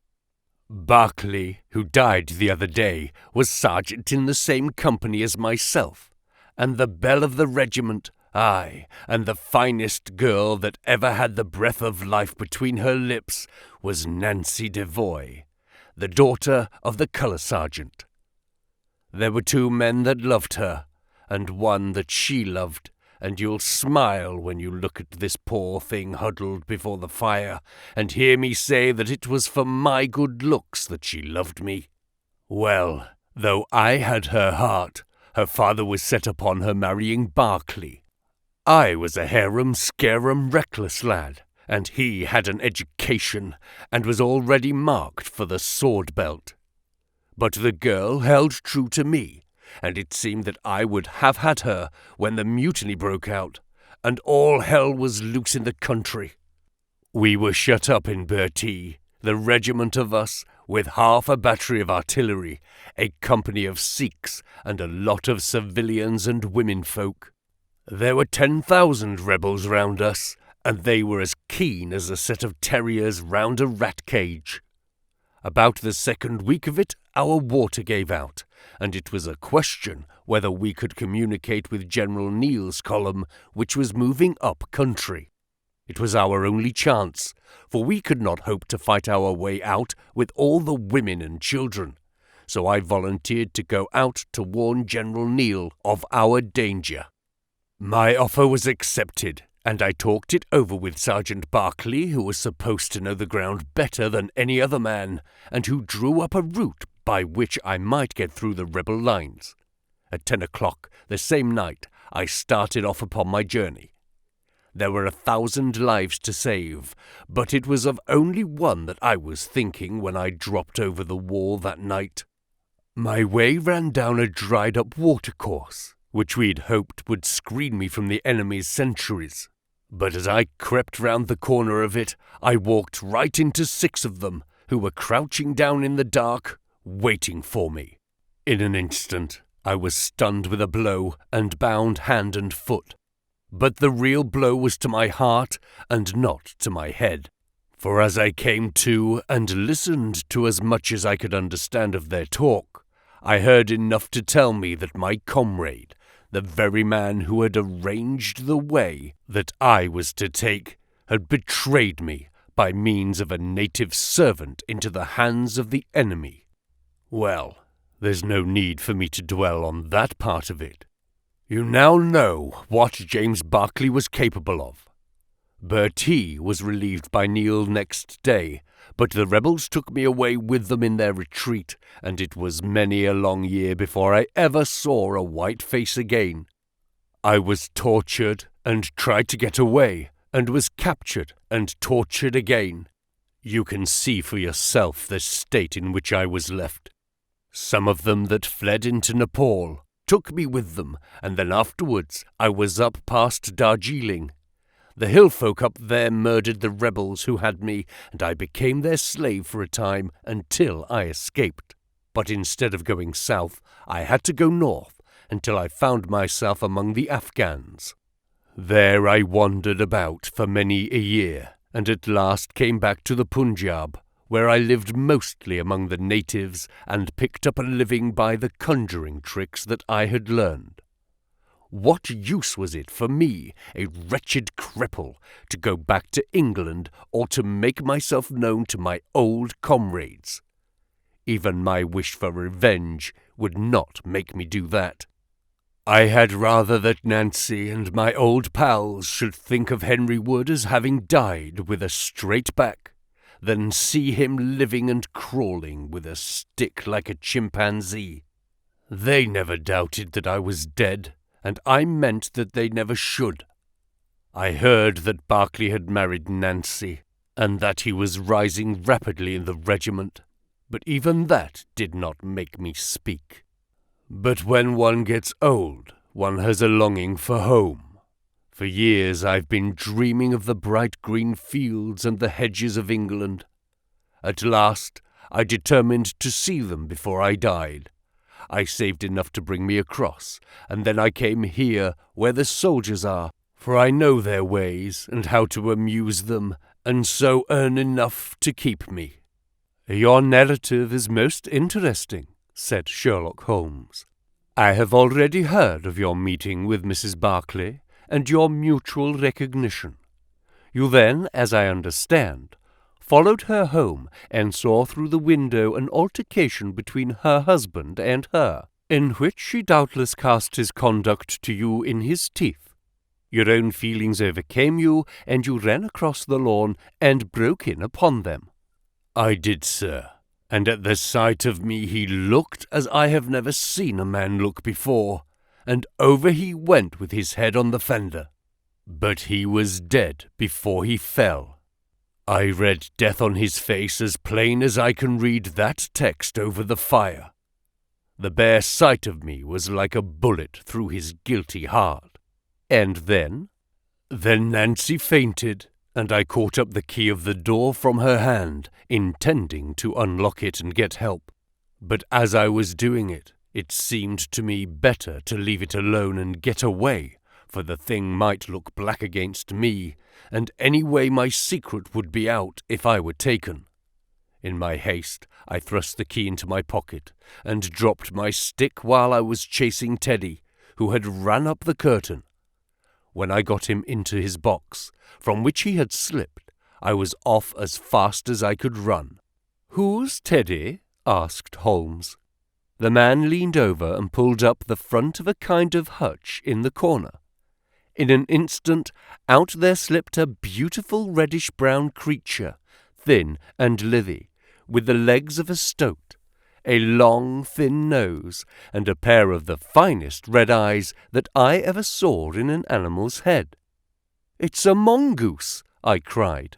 "Well, some call them that, and some call them ichneumon," said the man. "Snake catcher is what I call them, and Teddy is amazing quick on cobras. I have one here without the fangs, and Teddy catches it every night to please the folk in the canteen. Any other points, sir?" "Well, we may have to apply to you again if Mrs. Berkeley should prove to be in serious trouble." "In that case, of course I'd come forward." "But if not, there is no object in raking up this scandal against a dead man, foully as he has acted. You have at least the satisfaction of knowing that for 30 years of his life his conscience bitterly reproached him for this wicked deed. Ah, there goes Major Murphy on the other side of the street. Goodbye, Wood. I want to learn if anything has happened since yesterday. We were in time to overtake the Major before he reached the corner.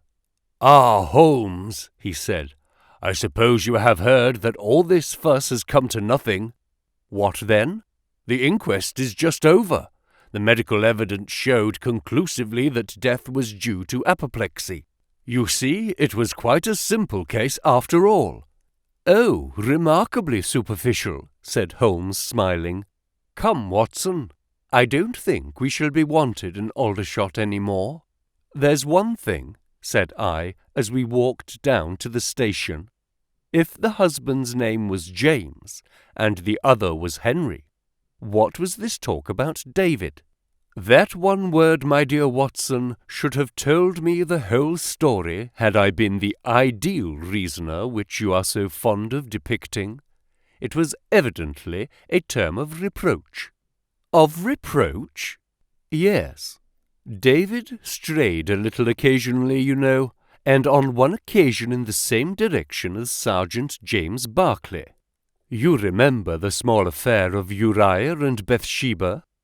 My biblical knowledge is a trifle rusty, I fear, but you will find the story in the 1st or 2nd of Samuel." The Resident Patient.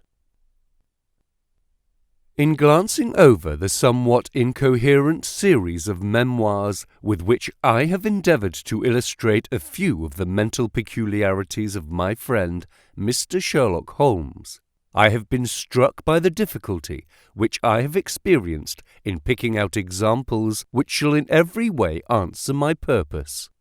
For in those cases in which Holmes has performed some tour de force of analytical reasoning, and has demonstrated the value of his peculiar methods of investigation, the facts themselves have often been so slight or so commonplace that I could not feel justified in laying them before the public. On the other hand, it has frequently happened that he has been concerned in some research where the facts have been of the most remarkable and dramatic character, but where the share which he has himself taken in determining their causes has been less pronounced than I, as his biographer, could wish. The small matter which I have chronicled under the heading of A Study in Scarlet, and that other latter one connected with the loss of the glorious Scot, may serve as examples of this Scylla and Charybdis, which are forever threatening the historian. It may be that in the business of which I am now about to write, the part which my friend played is not sufficiently accentuated, and yet the whole train of circumstances is so remarkable that I cannot bring myself to omit it entirely from this series. I cannot be sure of the exact date, for some of my memoranda upon the matter have been mislaid, but it must have been towards the end of the first year during which Holmes and I shared chambers in Baker Street. It was boisterous October weather, and we had both remained indoors all day. I, because I feared with my shaken health to face the keen autumn wind, while he was deep in some of those abstruse chemical investigations which absorbed him utterly as long as he was engaged upon them. Towards evening, however, the breaking of a test tube brought his research to a premature ending, and he sprang up from his chair with an exclamation of impatience and a clouded brow. "A day's work ruined, Watson," said he, striding across to the window. "Ha! The stars are out and the wind has fallen. What do you say to a ramble through London?" I was weary of our little sitting-room, and gladly acquiesced. For 3 hours we strolled about together, watching the ever-changing kaleidoscope of life as it ebbs and flows through Fleet Street and the Strand. Holmes had shaken off his temporary ill-humour, and his characteristic talk, with its keen observance of detail and subtle power of inference, held me amused and enthralled. It was 10 o'clock before we reached Baker Street again. A brougham was waiting at our door. A doctor's general practitioner, I perceive, said Holmes. Not been long in practice, but has a good deal to do. Come to consult us, I fancy. Lucky we came back.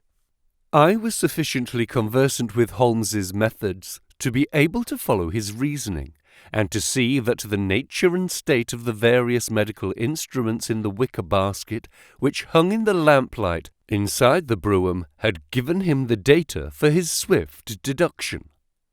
The light in our window above showed that this late visit was indeed intended for us. With some curiosity as to what could have sent a brother medico to us at such an hour, I followed Holmes into our sanctum. A pale, taper-faced man with sandy whiskers rose up from a chair by the fire as we entered.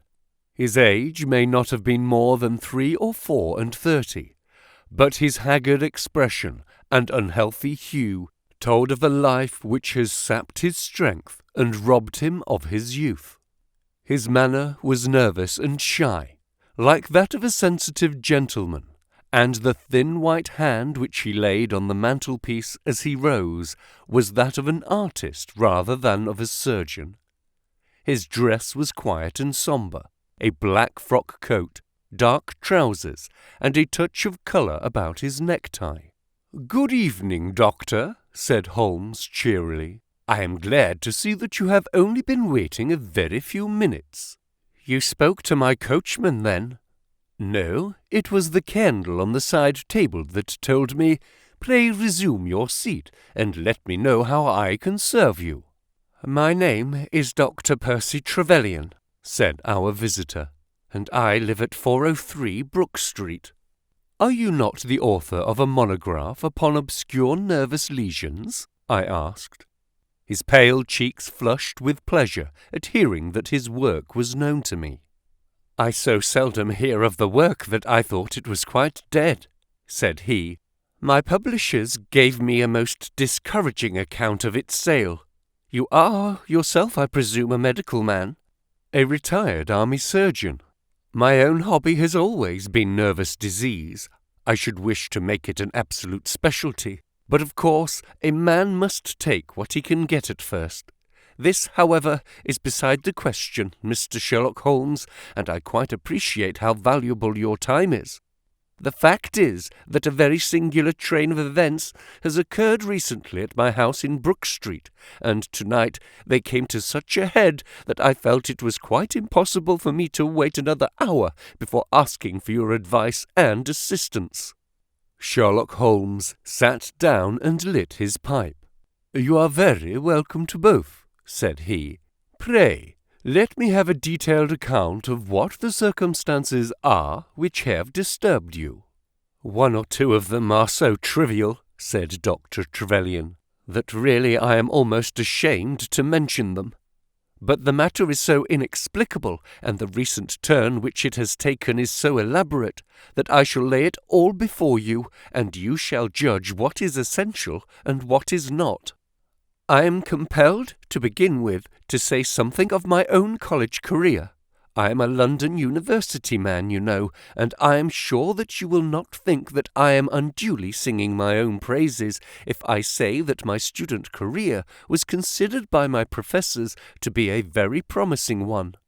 After I had graduated, I continued to devote myself to research, occupying a minor position in King's College Hospital, and I was fortunate enough to excite considerable interest by my research into the pathology of catalepsy, and finally to win the Bruce Pinkerton Prize and medal by the monograph on nervous lesions to which your friend has just alluded. I should not go too far if I were to say that there was a general impression at the time that a distinguished career lay before me. But the one great stumbling block lay in my want of capital. As you will readily understand, a specialist who aims high is compelled to start in one of a dozen streets in the Cavendish Square quarter, all of which entail enormous rents and furnishing expenses. Besides this preliminary outlay, he must be prepared to keep himself for some years and to hire a presentable carriage and horse. To do this was quite beyond my power, and I could only hope that by economy I might in 10 years' time save enough to enable me to put up my plate. Suddenly, however, an unexpected incident opened up quite a new prospect to me. This was a visit from a gentleman of the name of Blessington, who was a complete stranger to me. He came up to my room one morning and plunged into business in an instant. "You are the same Percy Trevelyan who has had so distinguished a career and won a great prize lately," said he. I bowed. "Answer me frankly," he continued, "for you will find it to your interest to do so. You have all the cleverness which makes a successful man. Have you the tact?" I could not help smiling at the abruptness of the question. "I trust that I have my share," I said. "Any bad habits? Not drawn towards drink, eh?" "Really, sir," I cried. "Quite right. That's all right. But I was bound to ask, with all these qualities, why are you not in practice?" I shrugged my shoulders. Come, said he, in his bustling way. "It's the old story, more in your brains than in your pocket, eh? What would you say if I were to start you in Brook Street?" I stared at him in astonishment. "Oh, it's for my sake, not yours," he cried. "I'll be perfectly frank with you, and if it suits you, it will suit me very well. I have a few thousand to invest, you see, and I think I'll sink them in you." "But why?" I gasped. "Well, it's just like any other speculation, and far safer than most." "What am I to do then?" "I'll tell you. I'll take the house, furnish it, pay the maids, and run the whole place. All you have to do is just wear out your chair in the consulting room. I'll let you have pocket money and everything. Then you hand over to me 3/4 of what you earn, and you keep the other quarter for yourself."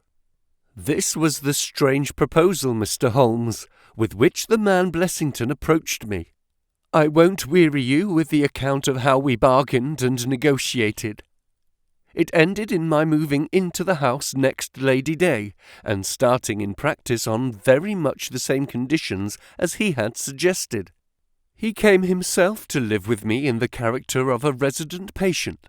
His heart was weak, it appears, and he needed constant medical supervision. He turned the 2 best rooms of the first floor into a sitting room and a bedroom for himself. He was a man of singular habits, shunning company and very seldom going out. His life was irregular, but in one respect he was regularity itself. Every evening at the same hour he walked into the consulting room, examined the books, put down 5 and 3 for every guinea that I had earned, and carried the rest off to the strong box in his own room. I may say with confidence that he never had occasion to regret his speculation. From the first it was a success. A few good cases and the reputation which I had won in the hospital brought me rapidly to the front, and during the last few years I have made him a rich man. So much, Mr. Holmes, for my past history and my relations with Mr. Blessington. It only remains for me now to tell you what has occurred to bring me here tonight. Some weeks ago, Mr. Blessington came down to me in, as it seemed to me, a state of considerable agitation.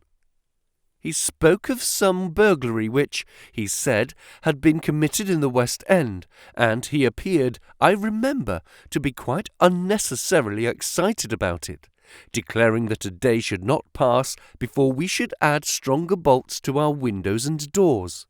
For a week he continued to be in a peculiar state of restlessness, peering continually out of the windows, and ceasing to take the short walk which had usually been the prelude to his dinner.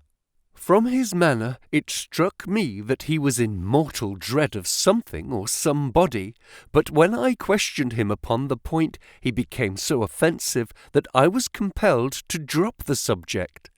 Gradually, as time passed, his fears appeared to die away, and he had renewed his former habits. when a fresh event reduced him to the pitiable state of prostration in which he now lies. What happened was this. 2 days ago I received the letter which I now read to you. Neither address nor date is attached to it. A Russian nobleman who is now resident in England, it runs, would be glad to avail himself of the professional assistance of Dr. Percy Trevelyan. He has been for some years a victim to cataleptic attacks, on which, as is well known, Dr. Trevelyan is an authority. He proposes to call at about 6:15 tomorrow evening, if Dr. Trevelyan will make it convenient to be at home. This letter interested me deeply, because the chief difficulty in the study of catalepsy is the rareness of the disease. You may believe, then, that I was in my consulting room when, at the appointed hour, the page showed in the patient. He was an elderly man, thin, demure, and commonplace, by no means the conception one forms of a Russian nobleman. I was much more struck by the appearance of his companion. This was a tall young man, surprisingly handsome, with a dark, fierce face, and the limbs and chest of a Hercules.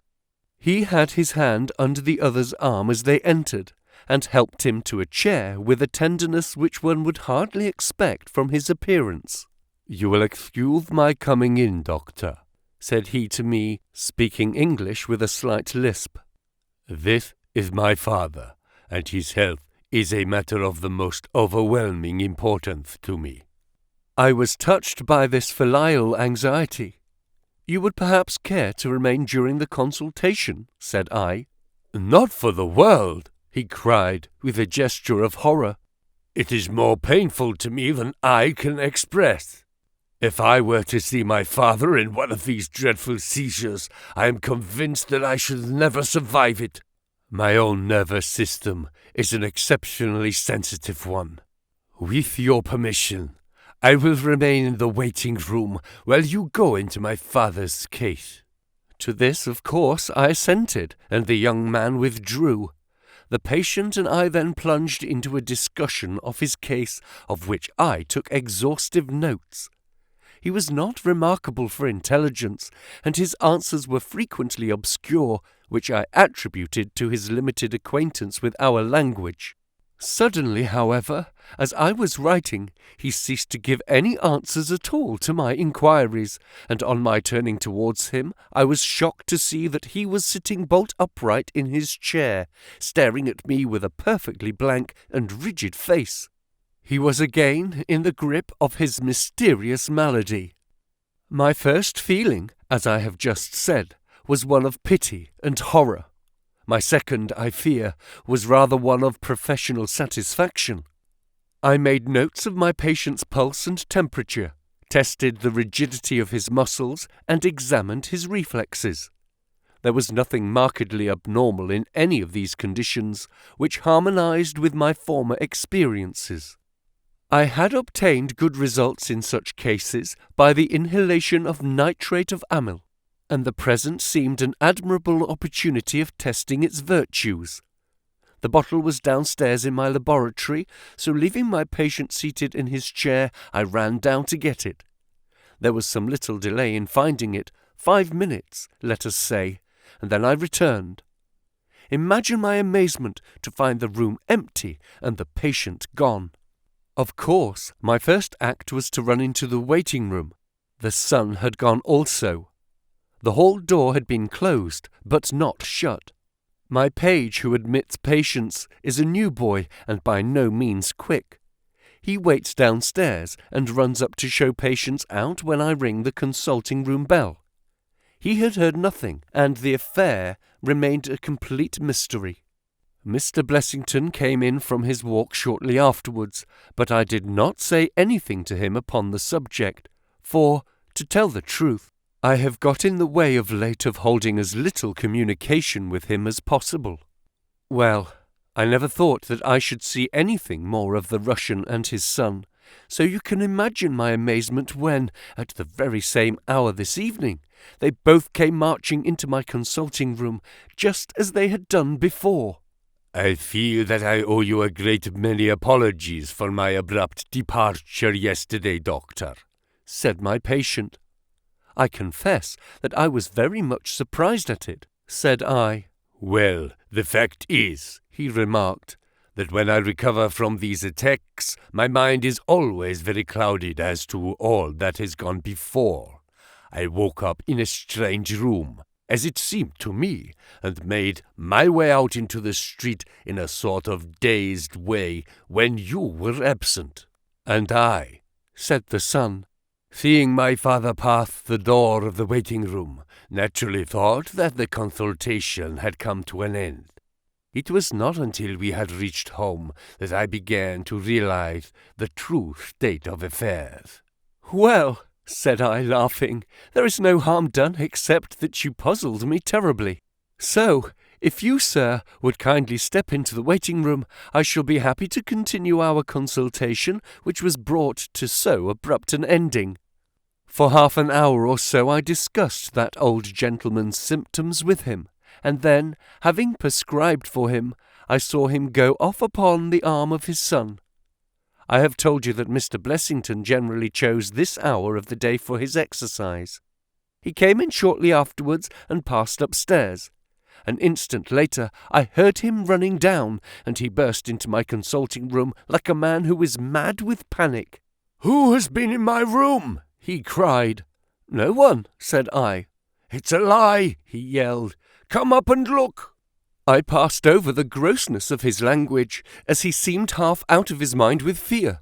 When I went upstairs with him, he pointed to several footprints upon the light carpet. "Do you mean to say those are mine?" he cried. They were certainly very much larger than any which he could have made, and were evidently quite fresh. It rained hard this afternoon, as you know, and my patients were the only people who called. It must have been the case, then, that the man in the waiting room had, for some unknown reason, while I was busy with the other, ascended to the room of my resident patient. Nothing had been touched or taken, but there were footprints to prove that the intrusion was an undoubted fact. Mr. Blessington seemed more excited over the matter than I should have thought possible, though of course it was enough to disturb anybody's peace of mind. He actually sat crying in an armchair, and I could hardly get him to speak coherently. It was his suggestion that I should come round to you, and of course I at once saw the propriety of it, for certainly the incident is a very singular one, though he appears to completely overrate its importance. If you would only come back with me in my brougham, you would at least be able to soothe him, though I can hardly hope that you will be able to explain this remarkable occurrence." Sherlock Holmes had listened to this long narrative with an intentness which showed me that his interest was keenly aroused. His face was as impassive as ever, but his lids had drooped more heavily over his eyes, and his smoke had curled up more thickly from his pipe to emphasize each curious episode in the doctor's tale. As our visitor concluded, Holmes sprang up without a word, handed me my hat, picked his own from the table, and followed Dr. Trevelyan to the door. Within a quarter of an hour we had been dropped at the door of the physician's residence in Brook Street, one of those sombre, flat-faced houses which one associates with a West End practice. A small page admitted us, and we began at once to ascend the broad, well-carpeted stair. But a singular interruption brought us to a standstill. The light at the top was suddenly whisked out, and from the darkness came a reedy, quivering voice. "I have a pistol," it cried. "I give you my word that I will fire if you come any nearer." "This really grows outrageous, Mr. Blessington," cried Dr. Trevelyan. "Oh, then, it is you, Doctor," said the voice with a great heave of relief. "But those other gentlemen, are they what they pretend to be?" We were conscious of a long scrutiny out of the darkness. Yes, it's all right," said the voice at last. "You can come up, and I'm sorry if my precautions have annoyed you." He relit the stair-gas as he spoke, and we saw before us a singular-looking man, whose appearance, as well as his voice, testified to his jangled nerves. He was very fat, but had apparently at some time been much fatter, so that the skin hung about his face in loose pouches like the cheeks of a bloodhound. He was of a sickly colour, and his thin, sandy hair seemed to bristle up with the intensity of his emotion. In his hand he held a pistol, but he thrust it into his pocket as we advanced. "Good evening, Mr. Holmes," said he. "I'm sure I am very much obliged to you for coming round. No one ever needed your advice more than I do. I suppose that Dr. Trevelyan has told you of this most unwarrantable intrusion into my rooms." "Quite so," said Holmes. "Who are these two men, Mr. Blessington, and why do they wish to molest you?" Well, said the resident patient in a nervous fashion. "Of course, it is hard to say that. You can hardly expect me to answer that, Mr. Holmes." "Do you mean that you don't know?" "Come in here, if you please.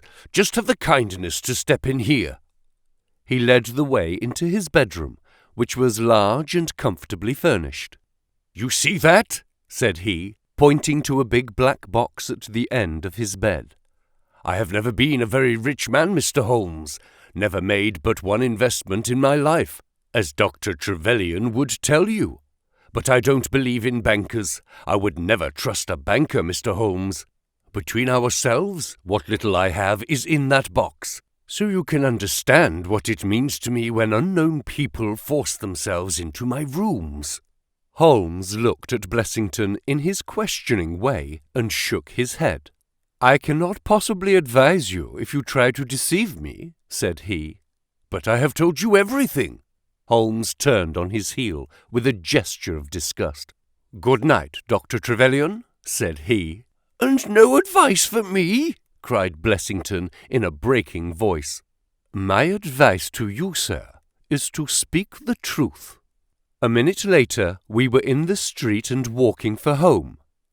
We had crossed Oxford Street and were halfway down Harley Street before I could get a word from my companion. "Sorry to bring you out on such a fool's errand, Watson," he said at last. "It is an interesting case, too, at the bottom of it." "I can make little of it," I confessed. "Well, it is quite evident that there are two men, more perhaps, but at least two who are determined for some reason to get at this fellow Blessington. I have no doubt in my mind that both on the first and on the second occasion that young man penetrated to Blessington's room, while his confederate, by an ingenious device, kept the doctor from interfering. And the catalepsy? A fraudulent imitation, Watson, though I should hardly dare to hint as much to our specialist. It is a very easy complaint to imitate. I have done it myself. And then, by the purest chance, Blessington was out on each occasion. Their reason for choosing so unusual an hour for a consultation was obviously to ensure that there should be no other patient in the waiting room. It just happened, however, that this hour coincided with Blessington's constitutional, which seems to show that they were not very well acquainted with his daily routine. Of course, if they had been merely after plunder, they would at least have made some attempt to search for it.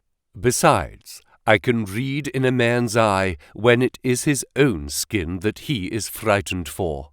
It is inconceivable that this fellow could have made two such vindictive enemies as these appear to be without knowing of it. I hold it, therefore, to be certain that he does know who these men are, and that for reasons of his own he suppresses it. It is just possible that tomorrow may find him in a more communicative mood.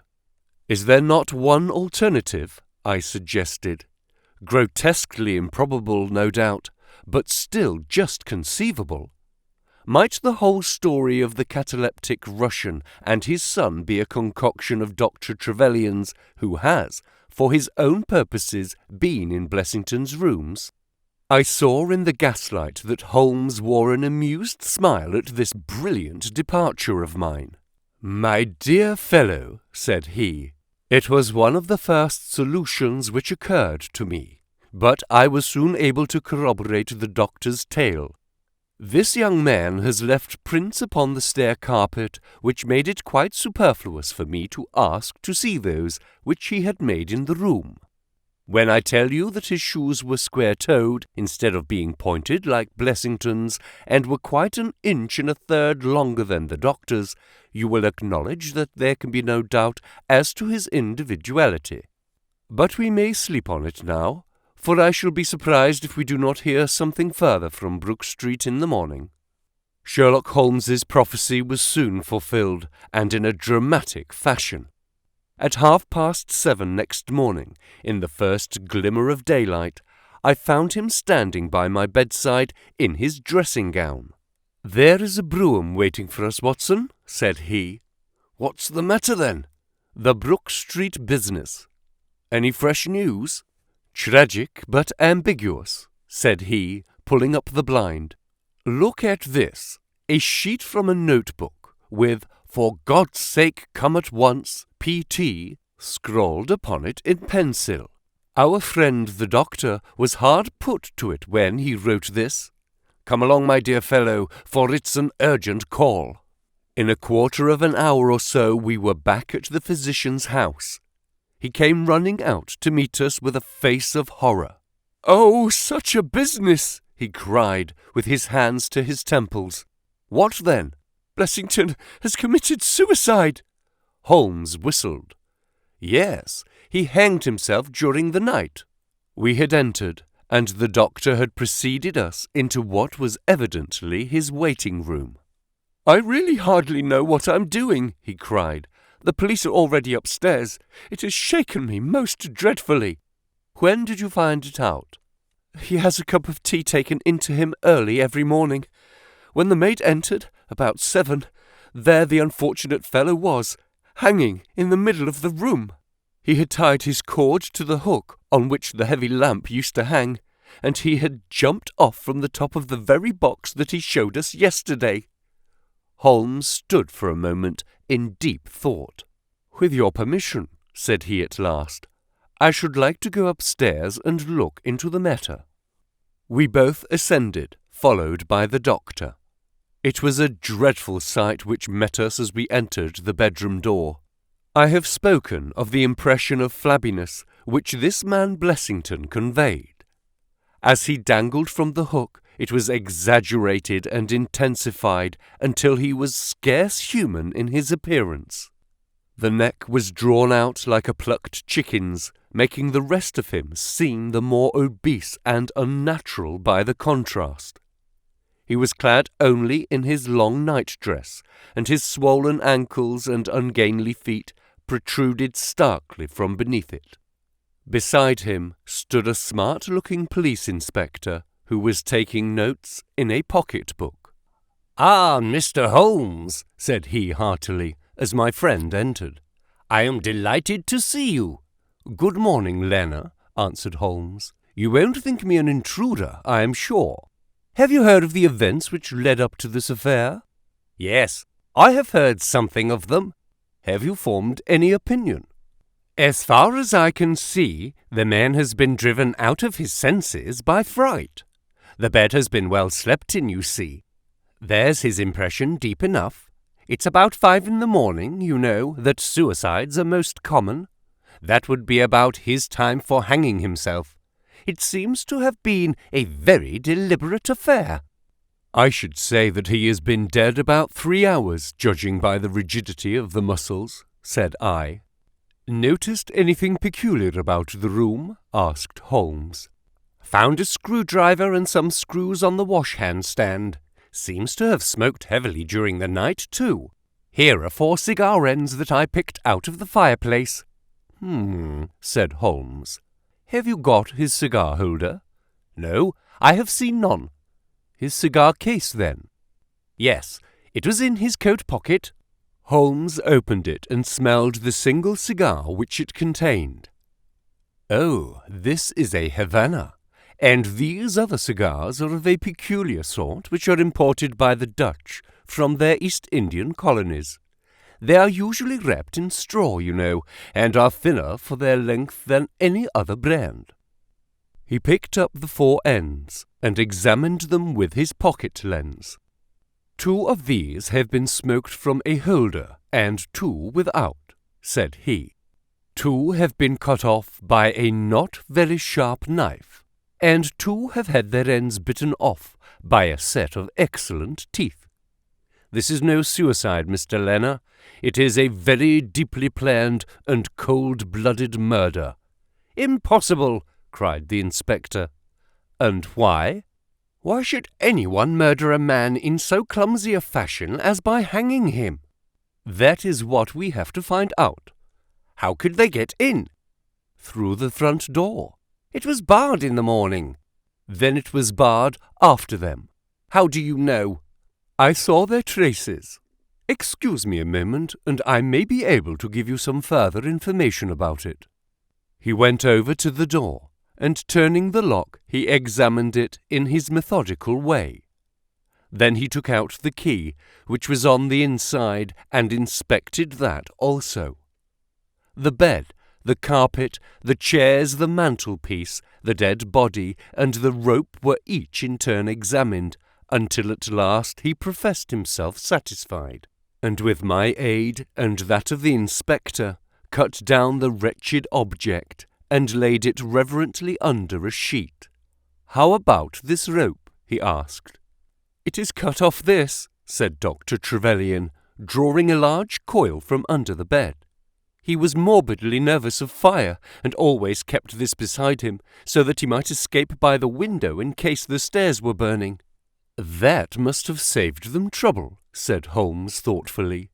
Yes, the actual facts are very plain, and I shall be surprised if by the afternoon I cannot give you the reasons for them as well.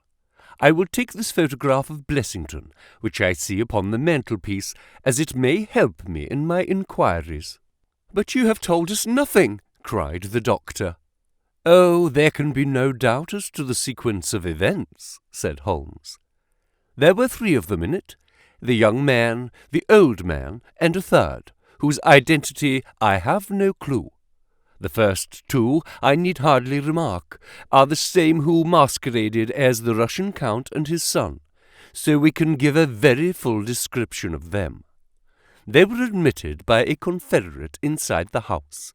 If I might offer you a word of advice, Inspector, it would be to arrest the page, who, as I understand, has only recently come into your service, Doctor. The young imp cannot be found, said Dr. Trevelyan. The maid and the cook have just been searching for him. Holmes shrugged his shoulders. He has played a not unimportant part in this drama, said he. The 3 men having ascended the stairs, which they did on tiptoe, the elder man first, the younger man second, and the unknown man in the rear. My dear Holmes, I ejaculated. Oh, there could be no question as to the superimposing of the footmarks. I had the advantage of learning which was which last night. They ascended then to Mr. Blessington's room, the door of which they found to be locked. With the help of a wire, however, they forced round the key. Even without the lens, you will perceive, by the scratches on this ward, where the pressure was applied. On entering the room, their first proceeding must have been to gag Mr. Blessington. He may have been asleep, or he may have been so paralyzed with terror as to have been unable to cry out. These walls are thick, and it is conceivable that his shriek, if he had time to utter one, was unheard. Having secured him, it is evident to me that a consultation of some sort was held. Probably it was something in the nature of a judicial proceeding. It must have lasted for some time, for it was then that these cigars were smoked. The older man sat in that wicker chair. It was he who used the cigar-holder. The younger man sat over yonder. He knocked his ash off against the chest of drawers. The third fellow paced up and down. Blessington, I think, sat upright in the bed, but of that I cannot be absolutely certain. Well, it ended by their taking Blessington and hanging him. The matter was so prearranged that it is my belief that they brought with them some sort of block or pulley which might serve as a gallows. The screwdriver and those screws were, as I conceive, for fixing it up. Seeing the hook, however, they naturally saved themselves the trouble.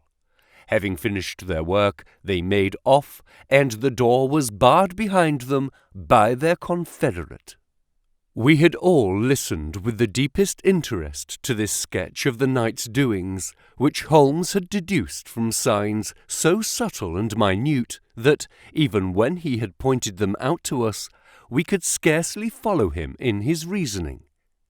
The inspector hurried away on the instant to make inquiries about the page, while Holmes and I returned to Baker Street for breakfast. "I'll be back by 3, said he, when we had finished our meal. "Both the inspector and the doctor will meet me here at that hour, and I hope by that time to have cleared up any little obscurity which the case may still present." Our visitors arrived at the appointed time, but it was 3:45 before my friend put in an appearance. From his expression as he entered, however, I could see that all had gone well with him. "Any news, Inspector?" "We have got the boy, sir." "Excellent. And I have got the men." "You have got them?" we cried, all three. "Well, at least I have got their identity. This so-called Blessington is, as I expected, well known at headquarters, and so are his assailants. Their names are Biddle, Hayward, and Moffat."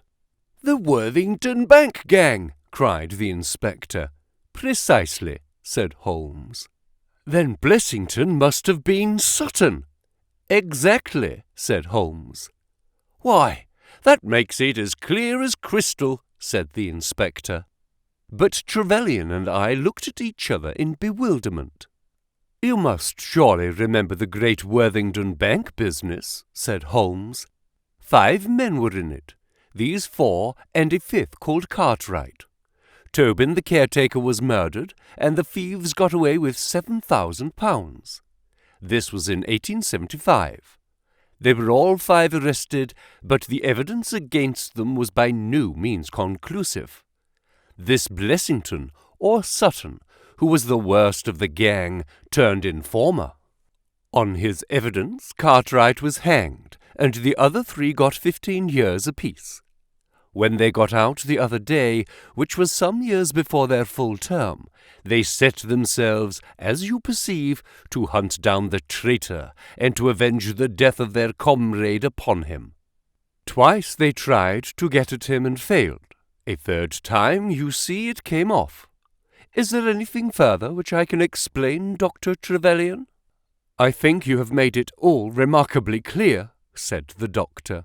No doubt the day on which he was perturbed was the day when he had seen of their release in the newspapers. "Quite so. His talk about a burglary was the merest blind. But why could he not tell you this?" "Well, my dear sir, knowing the vindictive character of his old associates, he was trying to hide his own identity from everybody as long as he could.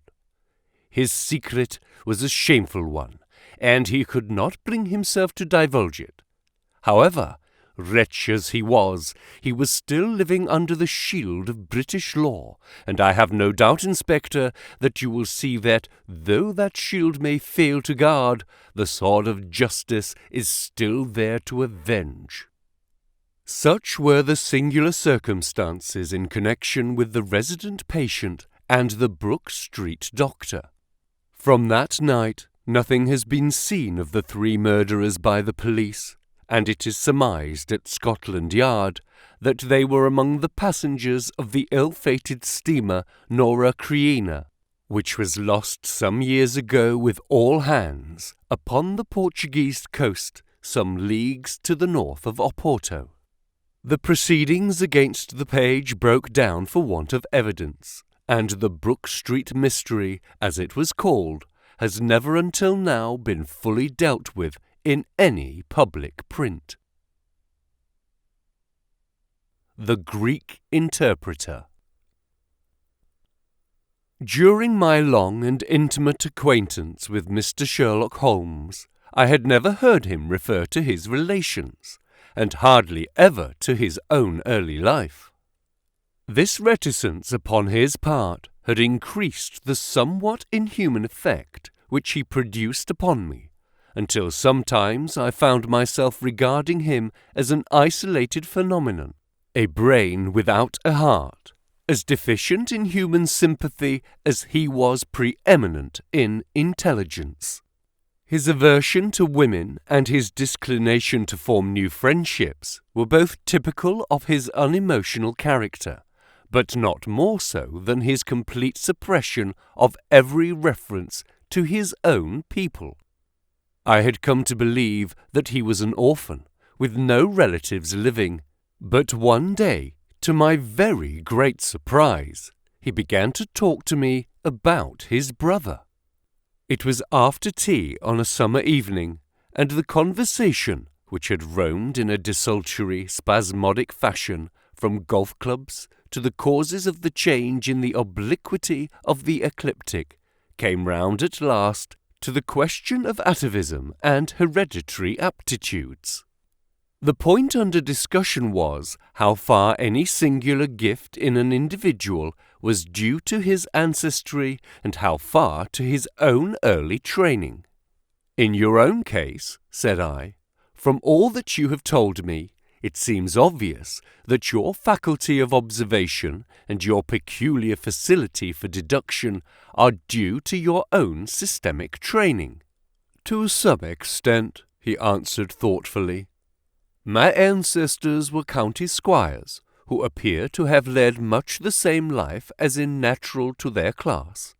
But, none the less, my turn that way is in my veins, and may have come with my grandmother, who was the sister of VIII, the French artist. Art in the blood is liable to take the strangest forms. But how do you know that that is hereditary? Because my brother Mycroft possesses it in a larger degree than I do. This was news to me indeed.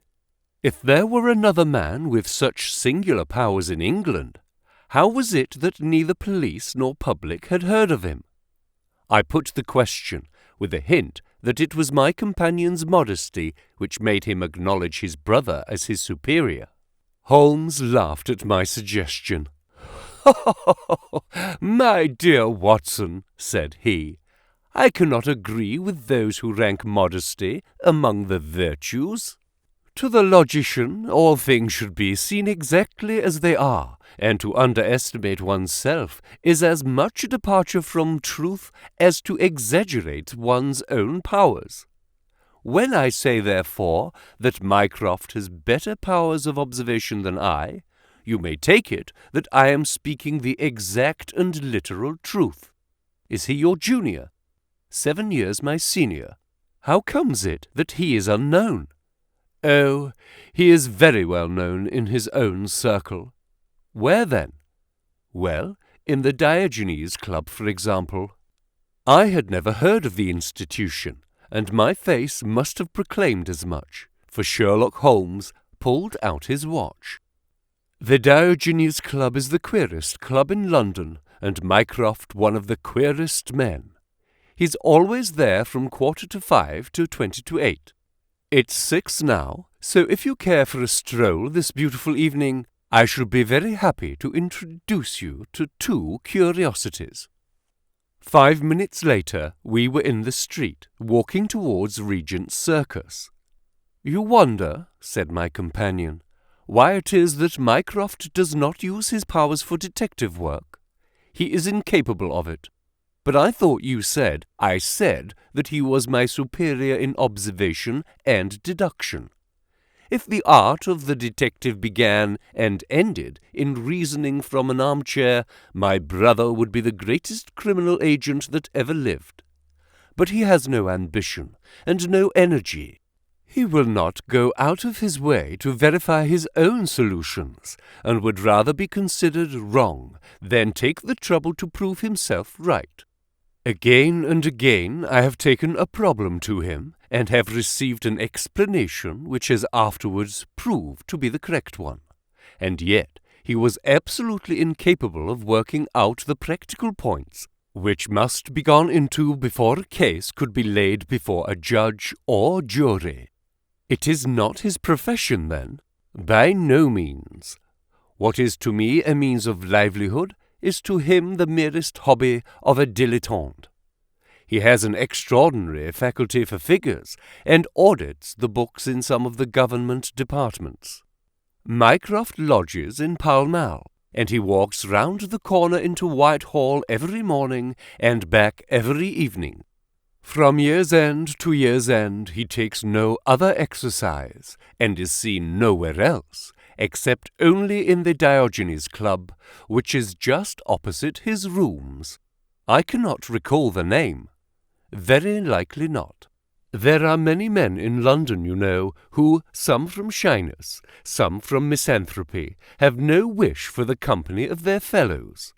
Yet they are not adverse to comfortable chairs and the latest periodicals. It is for the convenience of these that the Diogenes Club was started, and it now contains the most unsociable and unclubbable men in town. No member is permitted to take the least notice of any other one. Save in the strangers' room, no talking is allowed, under any circumstances. Allowed, and 3 offences, if brought to the notice of the committee, render the talker liable to expulsion. My brother was one of the founders, and I have myself found it a very soothing atmosphere. We had reached Pall Mall as we talked, and were walking down it from the St. James's End. Sherlock Holmes stopped at a door some little distance from the Carlton, and, cautioning me not to speak, he led the way into the hall. Through the glass panelling I caught a glimpse of a large and luxurious room, in which a considerable number of men were sitting about and reading papers, each in his own little nook.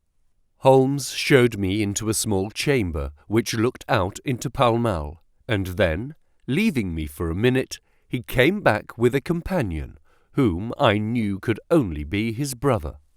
Mycroft Holmes was a much larger and stouter man than Sherlock. His body was absolutely corpulent, but his face, though massive, had preserved something of the sharpness of expression which was so remarkable in that of his brother. His eyes, which were of a peculiarly light watery grey, seemed to always retain that far-away, introspective look which I had only observed in Sherlock's when he was exerting his full powers. "I am glad to meet you, sir," said he, putting out a broad fat hand, like the flipper of a seal. "I hear of Sherlock everywhere since you became his chronicler. By the way, Sherlock, I expected to see you round last week to consult me over that Manor House case. I thought you might be a little out of your depth." "No, I solved it," said my friend, smiling. "It was Adams, of course?" "Yes, it was Adams." "I was sure of it from the first." The two sat down together in the bow window of the club. "To anyone who wishes to study mankind, this is the spot," said Mycroft. "Look at the magnificent types. Look at those 2 men who are coming towards us, for example." "The billiard marker and the other?" "Precisely. What do you make of the other?" The 2 men had stopped opposite the window. Some chalk marks over the waistcoat pocket were the only signs of billiards which I could see in one of them. The other was a very small, dark fellow, with his hat pushed back and several packages under his arm. "An old soldier, I perceive," said Sherlock. "And very recently discharged," remarked the brother. "Served in India, I see." "And a non-commissioned officer." "Royal Artillery, I fancy," said Sherlock. "And a widower." "But with a child." "Children, my dear boy, children." "Come," said I, laughing, "this is a little too much." "Surely," answered Holmes, "it is not hard to say that a man with that bearing, expression of authority, and sun-baked skin is a soldier, is more than a private, and is not long from India." "That he has not left the service long is shown by his still wearing his ammunition boots, as they are called," observed Mycroft. He had not the cavalry stride, yet he wore his hat on one side, as is shown by the lighter skin of that side of his brow. His weight is against his being a sapper. He is in the artillery. "Then, of course, his complete mourning shows that he has lost someone very dear. The fact that he is doing his own shopping looks as though it were his wife. He has been buying things for children, you perceive. There is a rattle which shows that one of them is very young. The wife probably died in childbed. The fact that he has a picture book under his arm shows that there is another child to be thought of." I began to understand what my friend meant when he said that his brother possessed even keener faculties than he did himself. He glanced across at me and smiled. Mycroft took snuff from a tortoise-shell box and brushed away the wandering grains from his coat front with a large red silk handkerchief. "By the way, Sherlock," said he, "I have had something quite after your own heart, a most singular problem, submitted to my judgment. I really had not the energy to follow it up save in a very incomplete fashion, but it gave me a basis for some pleasing speculation. If you would care to hear the facts—" "My dear Mycroft, I should be delighted." The brother scribbled a note upon a leaf of his pocket-book, and ringing the bell, he handed it to the waiter. "I have asked Mr. Melas to step across," said he. "He lodges on the floor above me, and I have some slight acquaintance with him, which led him to come to me in his perplexity. Mr. Melas is a Greek by extraction, as I understand, and he is a remarkable linguist. He earns his living partly as an interpreter in the law courts, and partly by acting as guide to any wealthy Orientals who may visit the Northumberland Avenue hotels. I think I will leave him to tell his very remarkable experience in his own fashion." A few minutes later, we were joined by a short, stout man whose olive face and coal-black hair proclaimed his southern origin, though his speech was that of an educated Englishman. He shook hands eagerly with Sherlock Holmes, and his dark eyes sparkled with pleasure when he understood that the specialist was anxious to hear his story. "I do not believe that the police credit me, on my word, I do not," said he in a wailing voice. "Just because they have never heard of it before, they think that such a thing cannot be. But I know that I shall never be easy in my mind until I know what has become of my poor man with the sticking plaster upon his face." "I am all attention," said Sherlock Holmes. "This is Wednesday evening," said Mr. Melas. "Well then, it was Monday night, only 2 days ago, you understand, that all this happened. I am an interpreter, as perhaps my neighbour there has told you. I interpret all languages, or nearly all, but as I am a Greek by birth, and with a Grecian name, it is with that particular tongue that I am principally associated. For many years I have been the chief Greek interpreter in London, and my name is very well known in the hotels. It happens not unfrequently that I am sent for at strange hours by foreigners who get into difficulties, or by travellers who arrive late and wish my services. I am not surprised, therefore, on Monday night, when a Mr. Latimer, a very fashionably dressed young man, came up to my rooms and asked me to accompany him in a cab, which was waiting at the door. A Greek friend had come to see him upon business, he said, and as he could speak nothing but his own tongue, the services of an interpreter were indispensable. He gave me to understand that his house was some little distance off, in Kensington, and he seemed to be in a great hurry, bustling me rapidly into the cab when we had descended to the street. I say into the cab, but I soon became doubtful as to whether it was not a carriage in which I found myself. It was certainly more roomy than the ordinary four-wheeled disgrace to London, and the fittings, though frayed, were of rich quality.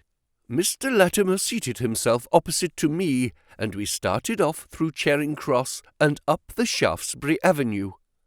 We had come out upon Oxford Street, and I had ventured some remark as to this being a roundabout way to Kensington, when my words were arrested by the extraordinary conduct of my companion. He began by drawing a most formidable-looking bludgeon loaded with lead from his pocket, and switching it backward and forward several times, as if to test its weight and strength. Then he placed it without a word upon the seat beside him.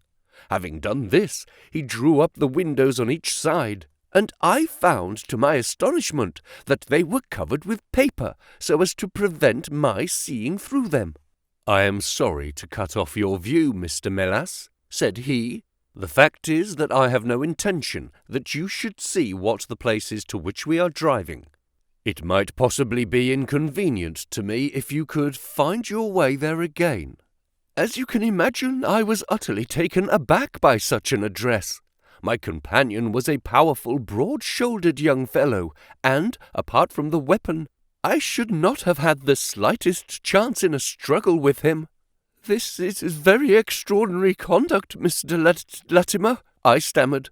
"You must be aware that what you are doing is quite illegal." "It is somewhat of a liberty, no doubt," said he, "but we'll make it up to you.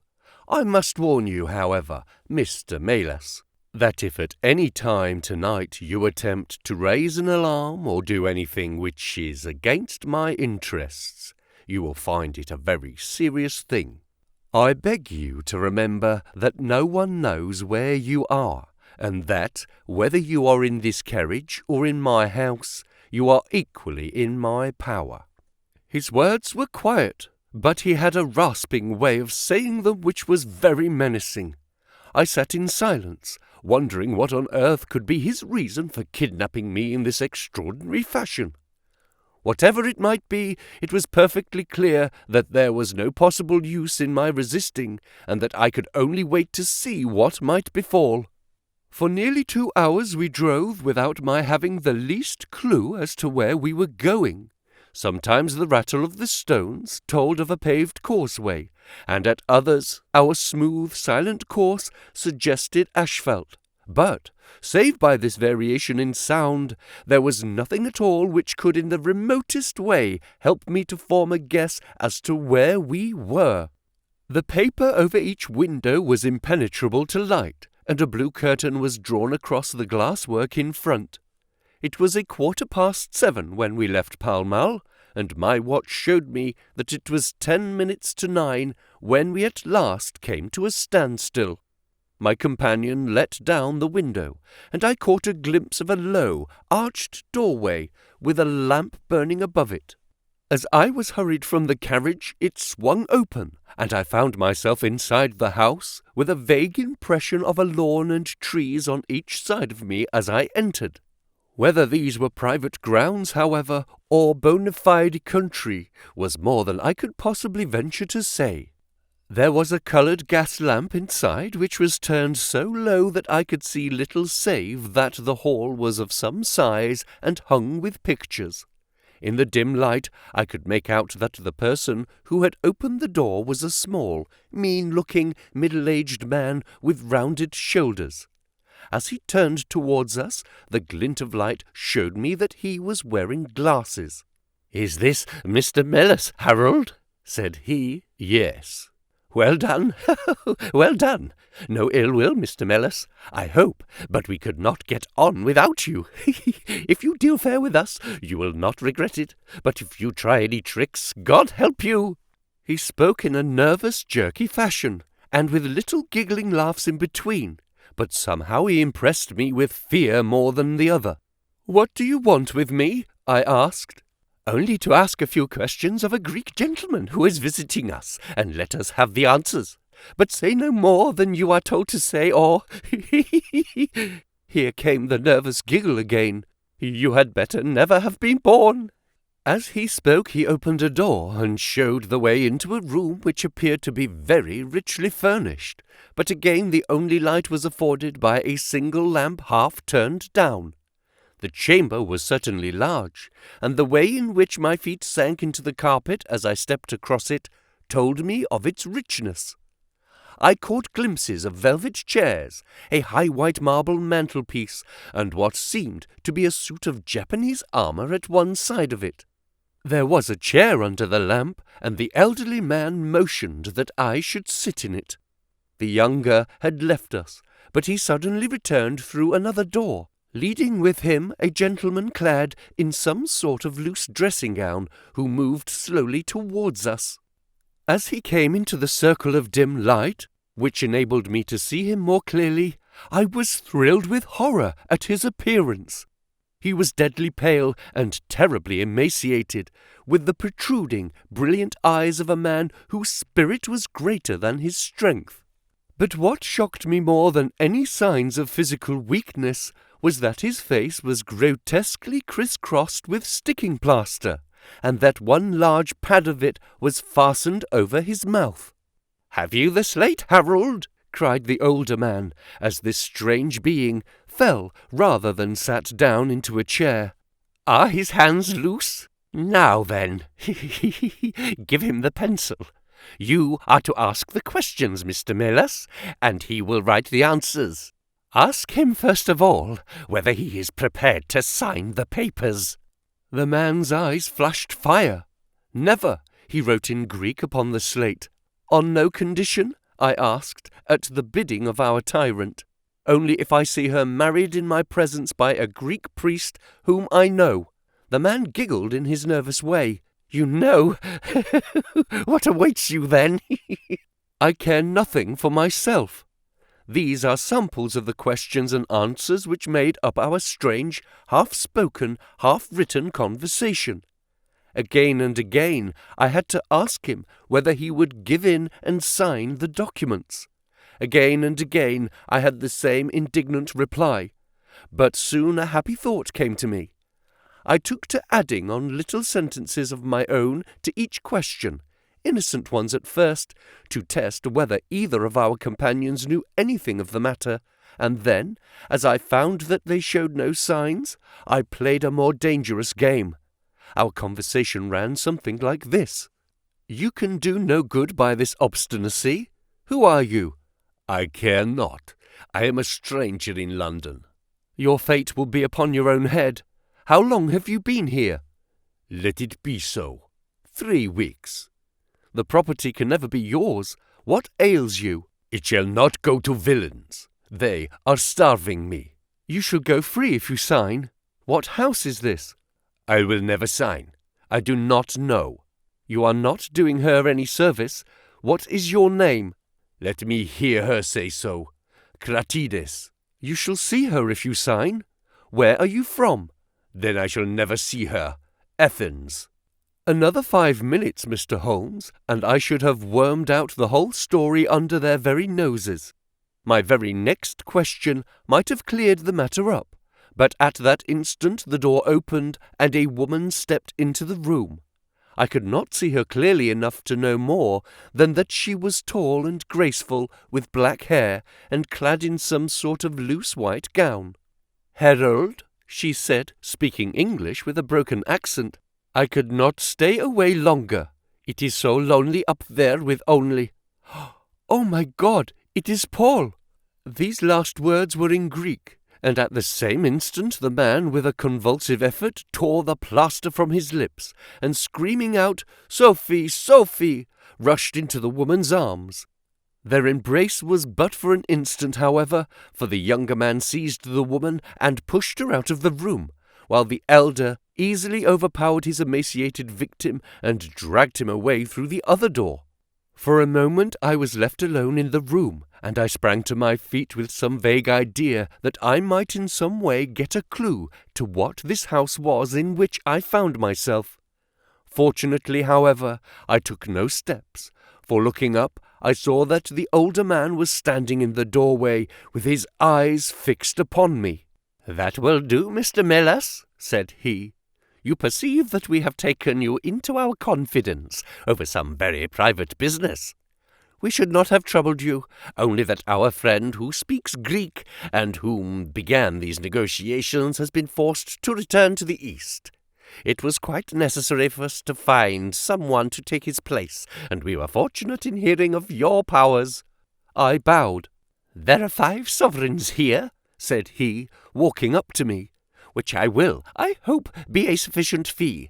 But remember," he added, tapping me lightly on the chest and giggling, "if you speak to a human soul about this, one human soul, mind, well, may God have mercy upon your soul." I cannot tell you the loathing and horror with which this insignificant-looking man inspired me. I could see him better now as the lamplight shone upon him. His features were peaky and sallow, and his little pointed beard was thready and ill-nourished. He pushed his face forward as he spoke, and his lips and eyelids were continually twitching, like a man with St. Vitus's dance. I could not help thinking that his strange, catchy little laugh was also a symptom of some nervous malady.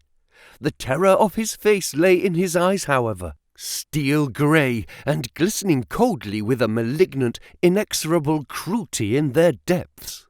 "We shall know if you speak of this," said he. "We have our own means of information.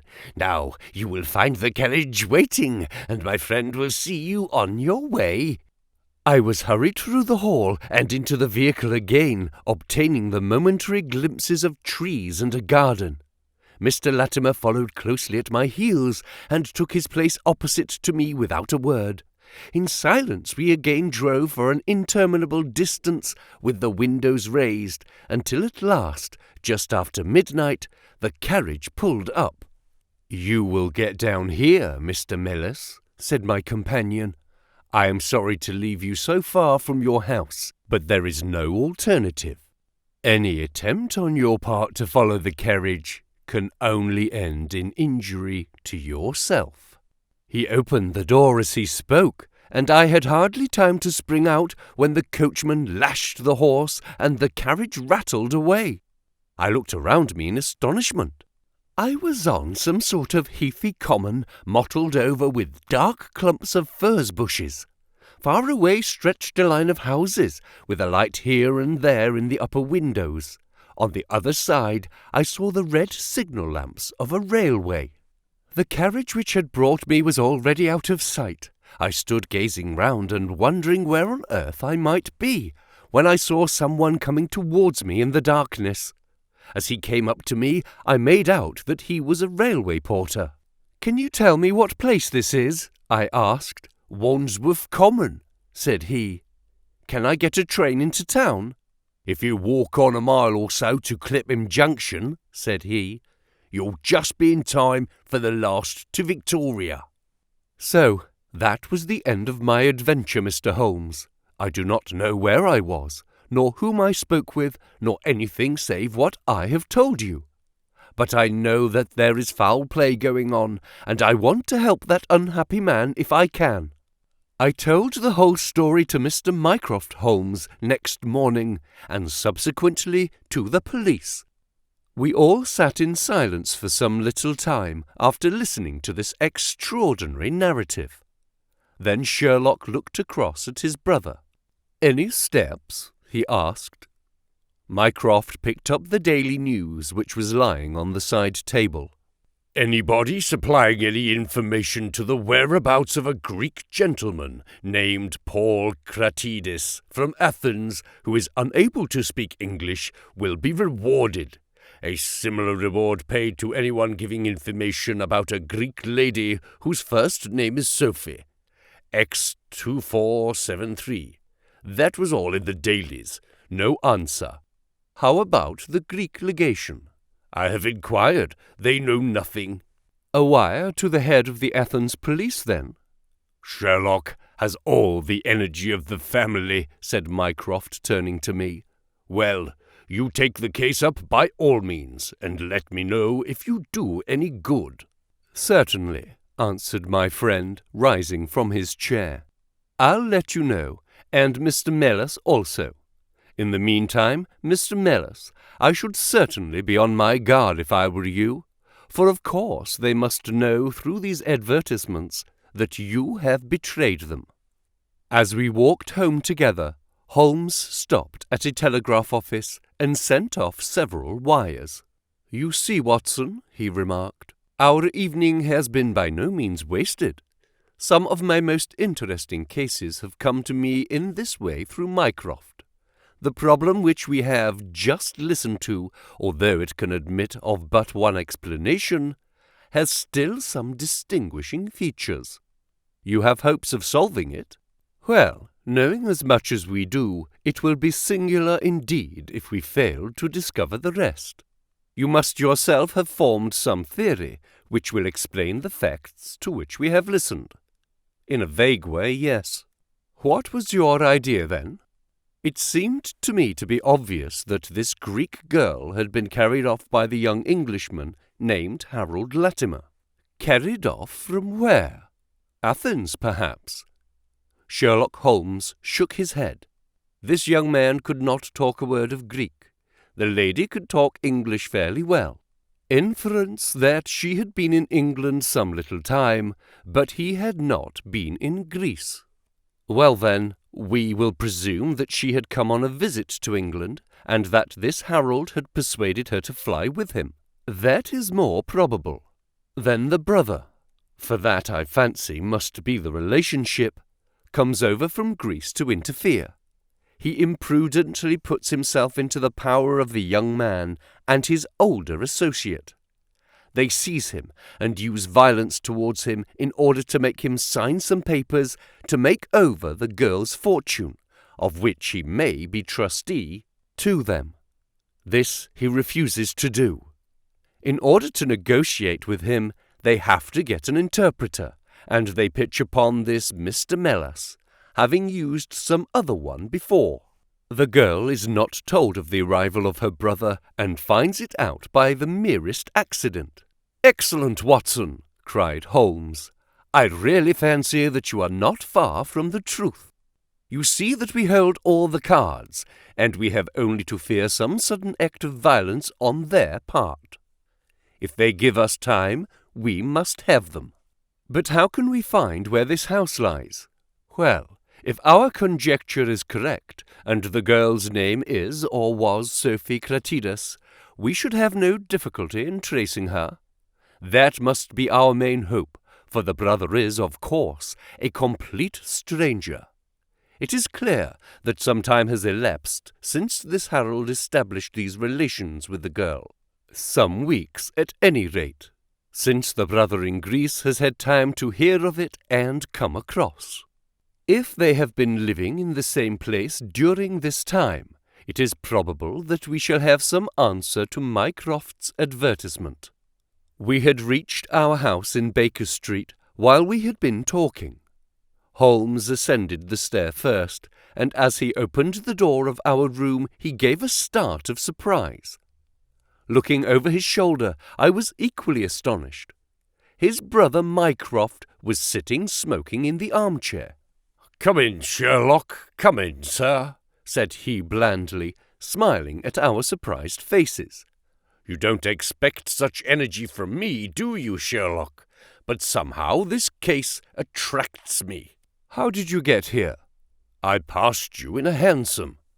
"There has been some new development?" "I had an answer to my advertisement." "Ah." "Yes, it came within a few minutes of your leaving." "And to what effect?" Mycroft Holmes took out a sheet of paper. "Here it is," said he, "written with a J pen on royal cream paper by a middle-aged man with a weak constitution. 'Sir,' he says, 'in answer to your advertisement of today's date, I beg to inform you that I know the young lady in question very well. If you should care to call upon me, I could give you some particulars as to her painful story. She is living at present at the Myrtles, Beckenham.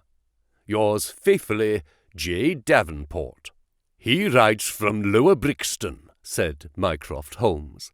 "Do you not think that we might drive to him now, Sherlock, and learn these particulars?"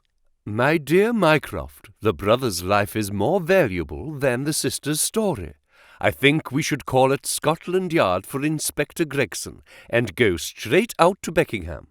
We know that a man is being done to death, and every hour may be vital. Better pick up Mr. Mellis on our way, I suggested. We may need an interpreter. Excellent, said Sherlock Holmes. Send the boy for a four-wheeler, and we shall be off at once. He opened the table drawer as he spoke, and I noticed that he slipped his revolver into his pocket. Yes, said he, in answer to my glance. I should say from what we have heard that we are dealing with a particularly dangerous gang. It was almost dark before we found ourselves in Pall Mall, at the rooms of Mr. Mellis. A gentleman had just called for him, and he was gone. Can you tell me where? Asked Mycroft Holmes. I don't know, sir, answered the woman who had opened the door. I only know that he drove away with a gentleman in a carriage. Did the gentleman give a name? No, sir. He wasn't a tall, handsome, dark young man. Oh, no, sir. He was a little gentleman with glasses, thin in the face, but very pleasant in his ways, for he was laughing all the time that he was talking. Come along, cried Sherlock Holmes abruptly. This grows serious, he observed as we drove to Scotland Yard. These men have got hold of Mellis again. He is a man of no physical courage, as they are well aware from their experience the other night. This villain was able to terrorize him the instant that he got into his presence. No doubt they want his professional services, but having used him, they may be inclined to punish him for what they will regard as his treachery. Our hope was that, by taking a train, we might get to Beckenham as soon or sooner than the carriage. On reaching Scotland Yard, however, it was more than an hour before we could get Inspector Gregson and comply with the legal formalities which would enable us to enter the house. It was 9:45 before we reached London Bridge, and past before the four of us alighted on the Beckenham platform.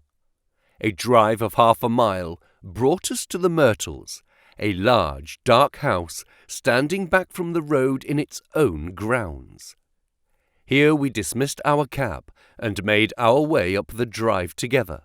"The windows are all dark," remarked the inspector. "The house seems deserted." "Our birds are flown and the nest is empty," said Holmes. "Why do you say so?" "A carriage heavy loaded with luggage has passed out during the last hour." The inspector laughed. "I saw the wheel tracks in the light of the gate lamp, but where does the luggage come in?" "You may have observed the same wheel tracks going the other way, but the outward bound ones were very much deeper. So much so that we can say for a certainty that there was a very considerable weight on the carriage." "You get a trifle beyond me there," said the inspector, shrugging his shoulder. "It will not be an easy door to force, but we will try if we cannot make someone hear us." He hammered loudly at the knocker and pulled at the bell, but without any success. Holmes had slipped away, but he came back in a few minutes. "I have a window open," said he. "It is a mercy that you are on the side of the force and not against it, Mr. Holmes," remarked the inspector, as he noted the clever way in which my friend had forced back the catch. "Well, I think that under the circumstances we may enter without an invitation." One after the other, we made our way into a large apartment, which was evidently that in which Mr. Mellis had found himself. The inspector had lit his lantern, and by its light we could see the two doors, the curtain, the lamp, and the suit of Japanese mail as he had described them. On the table lay 2 glasses, an empty brandy bottle, and the remains of a meal. "What is that?" asked Holmes suddenly. We all stood still and listened. A low moaning sound was coming from somewhere over our heads. Holmes rushed to the door and out into the hall. The dismal noise came from upstairs. He dashed up, the inspector and I at his heels, while his brother Mycroft followed as quickly as his great bulk would permit. 3 doors faced up upon the second floor, and it was from the central of these that the sinister sounds were issuing. sinking sometimes into a dull mumble and rising again into a shrill whine. It was locked, but the key had been left on the outside. Holmes flung open the door and rushed in, but he was out again in an instant, with his hand to his throat. "It's charcoal," he cried. "Give it time, it will clear." Peering in, we could see that the only light in the room came from a dull blue flame which flickered from a small brass tripod in the centre. It threw a livid, unnatural circle upon the floor, while in the shadows beyond we saw the vague loom of two figures which crouched against the wall. From the open door there reeked a horrible poisonous exhalation which set us gasping and coughing. Holmes rushed to the top of the stairs to draw in the fresh air, and then, dashing into the room, he threw up the window and hurled the brazen tripod out into the garden. "We can enter in a minute," he gasped, darting out again. "Where is a candle? I doubt if we could strike a match in that atmosphere. Hold the light at the door and we shall get them out, Mycroft, now." With a rush, we got to the poisoned men and dragged them out into the well-lit hall. Both of them were blue-lipped and insensible, with swollen, congested faces and protruding eyes. Indeed, so distorted were their features that, save for his black beard and stout figure, we might have failed to recognize in one of them the Greek interpreter who had parted from us only a few hours before at the Diogenes Club. His hands and feet were securely strapped together, and he bore over one eye the marks of a violent blow. The other, who was secured in a similar fashion, was a tall man in the last stage of emaciation, with several strips of sticking plaster arranged in a grotesque pattern over his face. He had ceased to moan as we laid him down, and a glance showed me that for him at least our aid had come too late. Mr. Melas, however, still lived, and in less than an hour, with the aid of ammonia and brandy, I had the satisfaction of seeing him open his eyes, and of knowing that my hand had drawn him back from that dark valley in which all paths meet. It was a simple story which he had to tell, and one which did but confirm our own deductions. His visitor, on entering his rooms, had drawn a life-preserver from his sleeve, and had so impressed him with the fear of instant and inevitable death that he had kidnapped him for the second time. Indeed, it was almost mesmeric, the effect which this giggling ruffian had produced upon the unfortunate linguist, for he could not speak of him save with trembling hands and a blanched cheek. He had been taken swiftly to Beckenham, and had acted as interpreter in a second interview, even more dramatic than the first, in which the two Englishmen had menaced their prisoner with instant death if he did not comply with their demands. Finally, finding him proof against every threat, they had hurled him back into his prison, and after reproaching Melas with his treachery, which appeared from the newspaper advertisement, they had stunned him with a blow from a stick, and he remembered nothing more until he found us bending over him. And this was the singular case of the Grecian interpreter, the explanation of which is still involved in some mystery. We were able to find out, by communicating with the gentleman who had answered the advertisement, that the unfortunate lady came of a wealthy Grecian family, and that she had been on a visit to some friends in England. While there, she had met a young man named Harold Latimer, who had acquired an ascendancy over her and had eventually persuaded her to fly with him. Her friends, shocked at the event, had contented themselves with informing her brother at Athens, and had then washed their hands of the matter. The brother, on his arrival in England, had imprudently placed himself in the power of Latimer and of his associate, whose name was Wilson Kemp, a man of the foulest antecedents. These two, finding that through his ignorance of the language he was helpless in their hands, had kept him a prisoner, and had endeavoured by cruelty and starvation to make him sign away his own and his sister's property. They had kept him in the house without the girl's knowledge, and the plaster over the face had been for the purpose of making recognition difficult in case she should ever catch a glimpse of him. Her feminine perception, however, had instantly seen through the disguise when, on the occasion of the interpreter's visit, she had seen him for the first time. The poor girl, however, was herself a prisoner, for there was no one about the house except the man who acted as coachman and his wife, both of whom were tools of the conspirators. Finding that their secret was out, and that their prisoner was not to be coerced, the two villains with the girl had fled away at a few hours' notice from the furnished house which they had hired, having first, as they thought, taken vengeance both upon the man who had defied and the one who had betrayed them. Months afterwards, a curious newspaper cutting reached us from Budapest. It told how two Englishmen who had been travelling with a woman had met with a tragic end. They had each been stabbed, it seems, and the Hungarian police were of the opinion that they had quarrelled and had inflicted mortal injuries upon each other. Holmes, however, is, I fancy, of a different way of thinking, and holds to this day that if one could find the Grecian girl, one might learn how the wrongs of herself and her brother came to be avenged. The Naval Treaty. The July which immediately succeeded my marriage was made memorable by 3 cases of interest, in which I had the privilege of being associated with Sherlock Holmes and of studying his methods. I find them recorded in my notes under the headings of The Adventure of the Second Stain, The Adventure of the Naval Treaty, and The Adventure of the Tired Captain.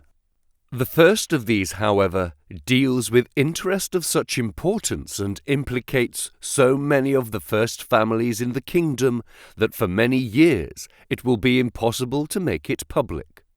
No case, however, in which Holmes was engaged has ever illustrated the value of his analytical methods so clearly, or has impressed those who were associated with him so deeply. I still retain an almost verbatim report of the interview in which he demonstrated the true facts of the case to Monsieur Dubuc of the Paris police and Fritz von Waldbaum, the well-known specialist of Danzig, both of whom had wasted their energies upon what proved to be side issues. The new century will have come, however, before the story can be safely told. Meanwhile, I pass on to the second of my list, which promised also at one time to be of national importance, and was marked by several incidents which gave it a quite unique character. During my school days, I had been intimately associated with a lad named Percy Phelps, who was of much the same age as myself, though he was 2 classes ahead of me. He was a very brilliant boy, and carried away every prize which the school had to offer, finished his exploits by winning a scholarship which sent him on to continue his triumphant career at Cambridge. He was, I remember, extremely well connected, and even when we were all little boys together, we knew that his mother's brother was Lord Holdhurst, the great Conservative politician. This gaudy relationship did him little good at school. On the contrary, it seemed rather a piquant thing to us to chevy him about the playground and hit him over the shins with a wicket. But it was another thing when he came out into the world. I heard vaguely that his abilities and the influences which he commanded had won him a good position at the Foreign Office, and then he passed completely out of my mind until the following letter recalled his existence. Briarbrae, Woking. My dear Watson, I have no doubt that you can remember Tadpole Phelps, who was in the 5th form when you were in the 3rd. It is possible even that you may have heard that through my uncle's influence I obtained a good appointment at the Foreign Office, and that I was in a situation of trust and honour until a horrible misfortune came suddenly to blast my career. There is no use writing of the details of that dreadful event. In the event of your acceding to my request, it is probable that I shall have to narrate them to you. I have only just recovered from 9 weeks of brain fever, and am still exceedingly weak. Do you think that you could bring your friend, Mr. Holmes, down to see me? I should like to have his opinion of the case, though the authorities assure me that nothing more can be done. Do try to bring him down, and as soon as possible. Every minute seems an hour while I live in this state of horrible suspense. Assure him that if I have not asked his advice sooner, it was not because I did not appreciate his talents, but because I have been off my head ever since the blow fell. Now I am clear again, though I dare not think of it too much for fear of a relapse. I am still so weak that I have to write, as you see, by dictating. Do try to bring him. Your old schoolfellow, Percy Phelps. There was something that touched me as I read this letter, something pitiable in the reiterated appeals to bring Holmes. So moved was I that even had it been a difficult matter, I should have tried it. But of course I knew well that Holmes loved his art, so that he was ever as ready to bring his aid as his client could be to receive it. My wife agreed with me that not a moment should be lost in laying the matter before him, and so within an hour of breakfast time I found myself back once more in the old rooms in Baker Street. Holmes was seated at his side table, clad in his dressing gown, and working hard over a chemical investigation. A large curved retort was boiling furiously in the bluish flame of a Bunsen burner, and the distilled drops were condensing into a 2-litre measure. My friend hardly glanced up as I entered, and I, seeing that his investigation must be of importance, seated myself in an armchair and waited. He dipped into this bottle or that, drawing out a few drops of each with his glass pipette, and finally brought a test tube containing a solution over to the table. In his right hand he held a slip of litmus paper. "You come at a crisis, Watson," said he. "If this paper remains blue, all is well. If it turns red, it means a man's life." He dipped it into the test tube, and it flushed at once into a dull, dirty crimson. I thought as much," he cried. "I will be at your service in an instant, Watson. You will find tobacco in the Persian slipper." He turned to his desk and scribbled off several telegrams, which were handed over to the page boy. Then he threw himself down into the chair opposite and drew up his knees until his fingers clasped round his long, thin shins. "A very commonplace little murder," said he. "You've got something better, I fancy. You are the stormy petrel of crime, Watson. What is it?" I handed him the letter, which he read with the most concentrated attention. "It does not tell us very much, does it?" he remarked, as he handed it back to me. "Hardly anything. And yet the writing is of interest. But the writing is not his own. Precisely, it is a woman's." "A man's, surely," I cried. "No, a woman's, and a woman of rare character. You see, at the commencement of an investigation, it is something to know that your client is in close contact with someone who, for good or evil, has an exceptional nature. My interest is already awakened in the case. If you are ready, we will start at once for Woking, and see this diplomatist, who is in such an evil case, and the lady to whom he dictates his letters." We were fortunate enough to catch an early train at Waterloo, and in a little under an hour we found ourselves among the fir woods and the heather of Woking. Briarbrae proved to be a large detached house, standing in extensive grounds within a few minutes' walk of the station. On sending in our cards, we were shown into an elegantly appointed drawing room, where we were joined in a few minutes by a rather stout man who received us with much hospitality. His age may have been nearer 40 than 30, but his cheeks were so ruddy and his eyes so merry that he still conveyed the impression of a plump and mischievous boy. "I am so glad that you have come," said he, shaking our hands with effusion. "Percy has been inquiring for you all morning." "Ah, poor old chap, he clings to any straw.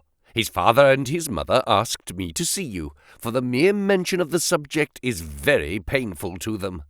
"We have had no details yet," observed Holmes. "I perceive that you are not yourself a member of the family." Our acquaintance looked surprised, and then, glancing down, he began to laugh. "Oh, of course, you saw the J.H. monogram on my locket," said he. "For a moment I thought you had done something clever. Joseph Harrison is my name, and as Percy is to marry my sister Annie, I shall at least be a relation by marriage. You will find my sister in his room, for she has nursed him hand and foot this 2 months back. Perhaps we'd better go in at once, for I know how impatient he is." The chamber in which we were shown was on the same floor as the drawing-room. It was furnished partly as a sitting and partly as a bedroom, with flowers arranged daintily in every nook and corner. A young man, very pale and worn, was lying upon a sofa near the open window, through which came the rich scent of the garden and the balmy summer air. A woman was sitting beside him, who rose as we entered. "Shall I leave, Percy?" she asked. He clutched her hand to detain her. "How are you, Watson?" said he cordially. "I should never have known you under that moustache, and I dare say you would not be prepared to swear to me. This, I presume, is your celebrated friend, Mr. Sherlock Holmes." I introduced him in a few words, and we both sat down. The stout young man had left us, but his sister still remained with her hand in that of the invalid. She was a striking-looking woman, a little short and thick for symmetry, but with a beautiful olive complexion, large dark Italian eyes, and a wealth of deep black hair. Her rich tints made the white face of her companion the more worn and haggard by the contrast. "I won't waste your time," said he, raising himself upon the sofa. "I'll plunge into the matter without further preamble. I was a happy and successful man, Mr. Holmes, and on the eve of being married, when a sudden and dreadful misfortune wrecked all my prospects in life. I was, as Watson may have told you, in the Foreign Office, and through the influences of my uncle, Lord Holdhurst, I rose rapidly to a responsible position.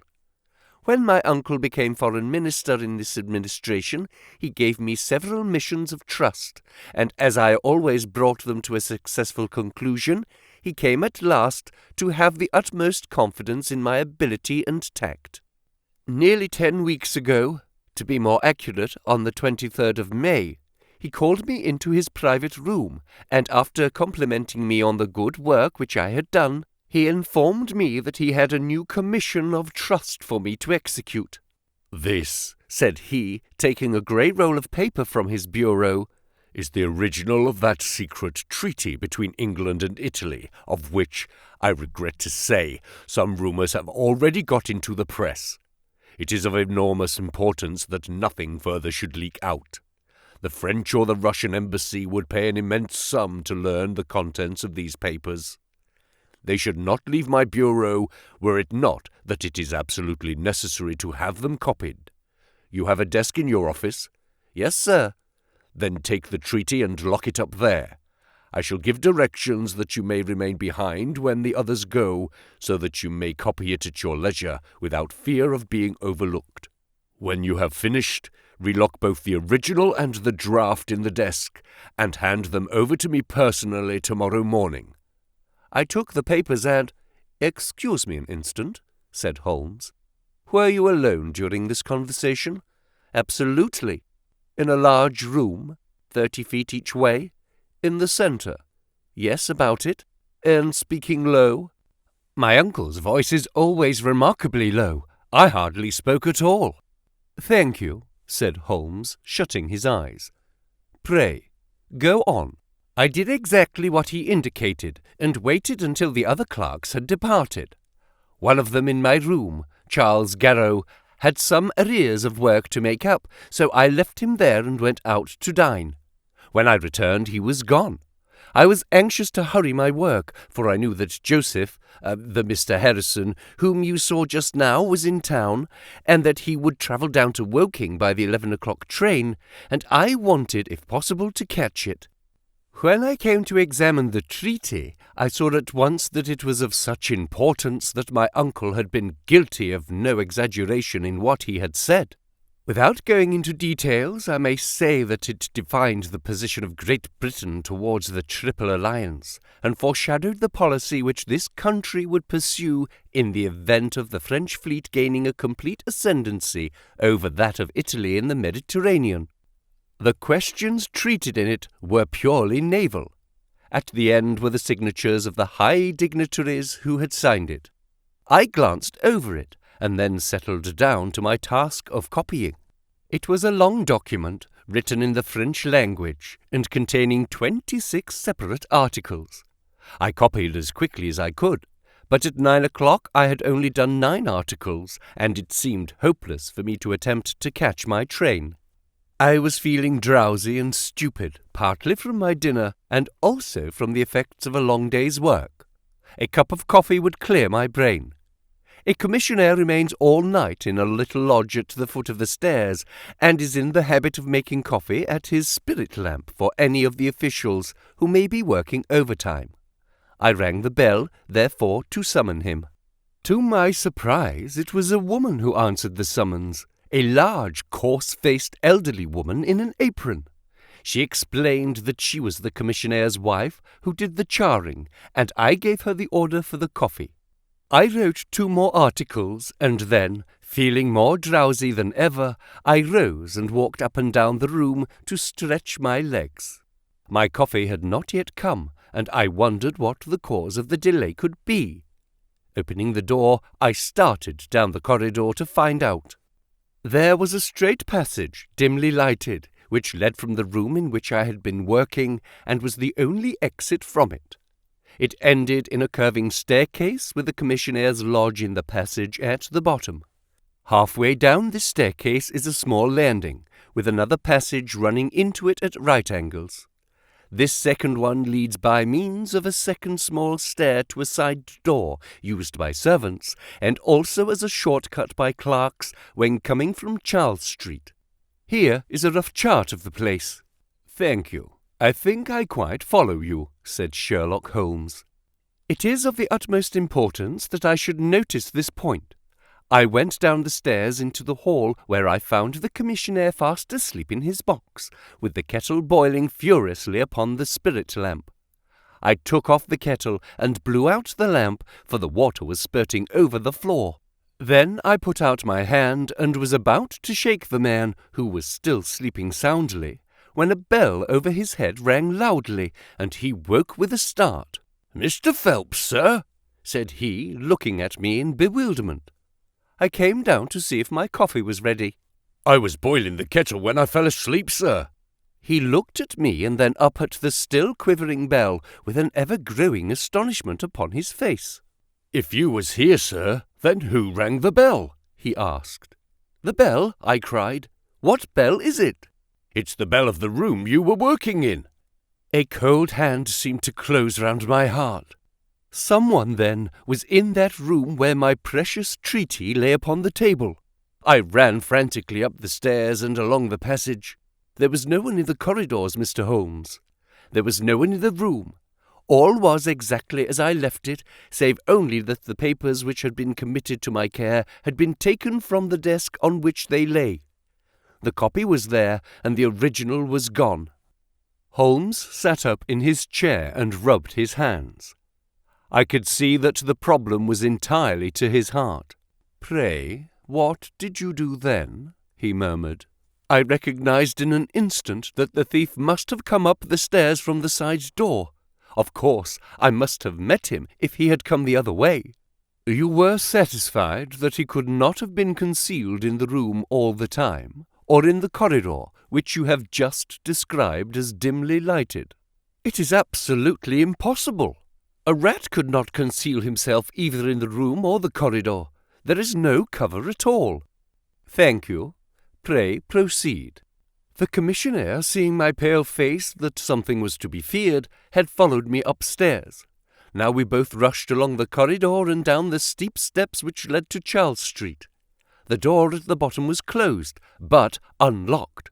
We flung it open and rushed out. I distinctly remember that as we did so there came 3 chimes from a neighbouring clock. It was 10:15. "That is of enormous importance," said Holmes, making a note upon his shirt cuff. "The night was very dark, and a thin, warm rain was falling. There was no one in Charles Street, but a great traffic was going on, as usual in Whitehall, at the extremity. We rushed along the pavement, bareheaded as we were, and at the far corner we found a policeman standing.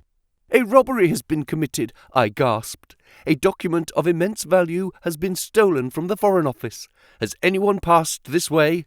'I have been standing here for a quarter of an hour, sir,' said he.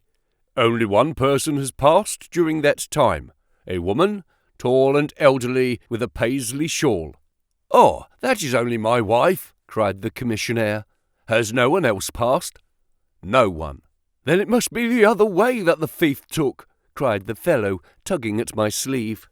But I was not satisfied, and the attempts which he made to draw me away increased my suspicions. 'Which way did the woman go?' I cried. 'I don't know, sir. I noticed her pass, but I had no special reason for watching her. She seemed to be in a hurry.' 'How long ago was it?' 'Oh, not very many minutes.' 'Within the last 5? Well, it could not be more than 5. You're only wasting your time, sir, and every minute now is of importance,' cried the commissionaire. 'Take my word for it that my old woman has nothing to do with it, and come down to that other end of the street. Well, if you won't, I will.' And with that he rushed off in the other direction. But I was after him in an instant and caught him by the sleeve. 'Where do you live?' said I. 16 Ivy Lane, Brixton,' he answered. 'But don't let yourself be drawn away upon a false scent, Mr. Phelps. Come to the other end of the street and let us see if we can hear of anything.' Nothing was to be lost by following his advice. With the policeman we both hurried down, but only to find the street full of traffic, many people coming and going, but all only too eager to get to a place of safety upon so wet a night. There was no lounger who could tell us who had passed. Then we returned to the office and searched the stairs and the passage without result.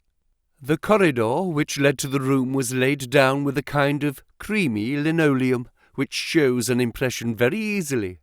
We examined it very carefully, but found no outline of any footmark. Had it been raining all evening? Since about 7. How is it, then, that the woman who came into the room about 9 left no traces with her muddy boots? I'm glad you raised the point. It occurred to me at the time. The Chow women are in the habit of taking off their boots at the commissionnaire's office and putting on list slippers. That is very clear. There were no marks then, though the night was a wet one. The chain of events is certainly one of extraordinary interest. What did you do next? We examined the room also. There is no possibility of a secret door, and the windows are quite 30 feet from the ground. Both of them were fastened on the inside. The carpet prevents any possibility of a trapdoor, and the ceiling is of the ordinary whitewashed kind. I will pledge my life that whoever stole my papers could only have come through the door. How about the fireplace? They use none. There is a stove. The bell rope hangs from the wire just to the right of my desk. Whoever rang it must have come right up to the desk to do it. But why should any criminal wish to ring the bell? It is a most insoluble mystery. Certainly the incident was unusual. What were your next steps? You examined the room, I presume, to see if the intruder had left any traces, any cigar end, or dropped glove, or hairpin, or other trifle. There was nothing of the sort. No smell. Well, we never thought of that. Ah, a scent of tobacco would have been worth a great deal to us in such an investigation. I never smoke myself, so I think I should have observed it if there had been any smell of tobacco. There was absolutely no clue of any kind. The only tangible fact was that the commissionaire's wife, Mrs. Tangy was the name, had hurried out of the place. He could give no explanation, save that it was about the time when the woman always went home. The policeman and I agreed that our best plan would be to seize the woman before she could get rid of the papers, presuming that she had them. The alarm had reached Scotland Yard by this time, and Mr. Forbes, the detective, came round at once and took up the case with a great deal of energy. We hired a hansom, and in half an hour we were at the address which had been given to us. A young woman opened the door, who proved to be Mrs. Tangy's eldest daughter. Her mother had not come back yet, and we were shown into the front room to wait. About 10 minutes later, a knock came at the door, and here we made the one serious mistake for which I blame myself. Instead of opening the door ourselves, we allowed the girl to do so. We heard her say, "Mother, there are 2 men in the house waiting to see you," and in an instant afterwards we heard the patter of feet rushing down the passage. Forbes flung open the door, and we both ran into the back room or kitchen, but the woman had got there before us. She stared at us with defiant eyes, and then, suddenly recognizing me, an expression of absolute astonishment came over her face. "Why, if it isn't Mr. Phelps of the office!" she cried. Come, come, who did you think we were when you ran away from us?" asked my companion. "I thought you were the brokers," said she. "We have had some trouble with a tradesman." "That's not quite good enough," answered Forbes. "We have reason to believe that you have taken a paper of importance from the Foreign Office, and that you ran in here to dispose of it. You must come back with us to Scotland Yard to be searched." It was in vain that she protested and resisted. A four-wheeler was brought, and we all three drove back in it. We had first made an examination of the kitchen, and especially of the kitchen fire, to see whether she might have made away with the papers during the instant that she was alone. There were no signs, however, of any ashes or scrap. When we reached Scotland Yard, she was handed over at once to the female searcher. I waited in an agony of suspense until she came back with her report. There were no signs of the papers. Then, for the first time, the horror of my situation came into its full force. Hitherto I had been acting, and action had numbed thought. I had been so confident of regaining the treaty at once that I had not dared to think of what would be the consequence if I failed to do so. But now there was nothing more to be done, and I had leisure to realize my position. It was horrible. Watson, they would tell you that I was a nervous, sensitive boy at school. It is my nature. I thought of my uncle and of his colleagues in the cabinet, of the shame which I had brought upon him, upon myself, upon everyone connected with me. What though if I was the victim of an extraordinary accident? No allowance is made for accidents where diplomatic interests are at stake. I was ruined, shamefully, hopelessly ruined. I don't know what I did. I fancy I must have made a scene.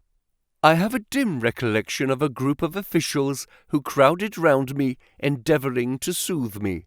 One of them drove down with me to Waterloo, and saw me into the Woking train. I believe that he would have come all the way had it not been that Dr. Ferrier, who lives near me, was going down by that very train. The doctor most kindly took charge of me, and it was well he did so, for I had a fit in the station, and before we reached home I was practically a raving maniac. You can imagine the state of things here when they were roused from their beds by the doctor's ringing and found me in this condition.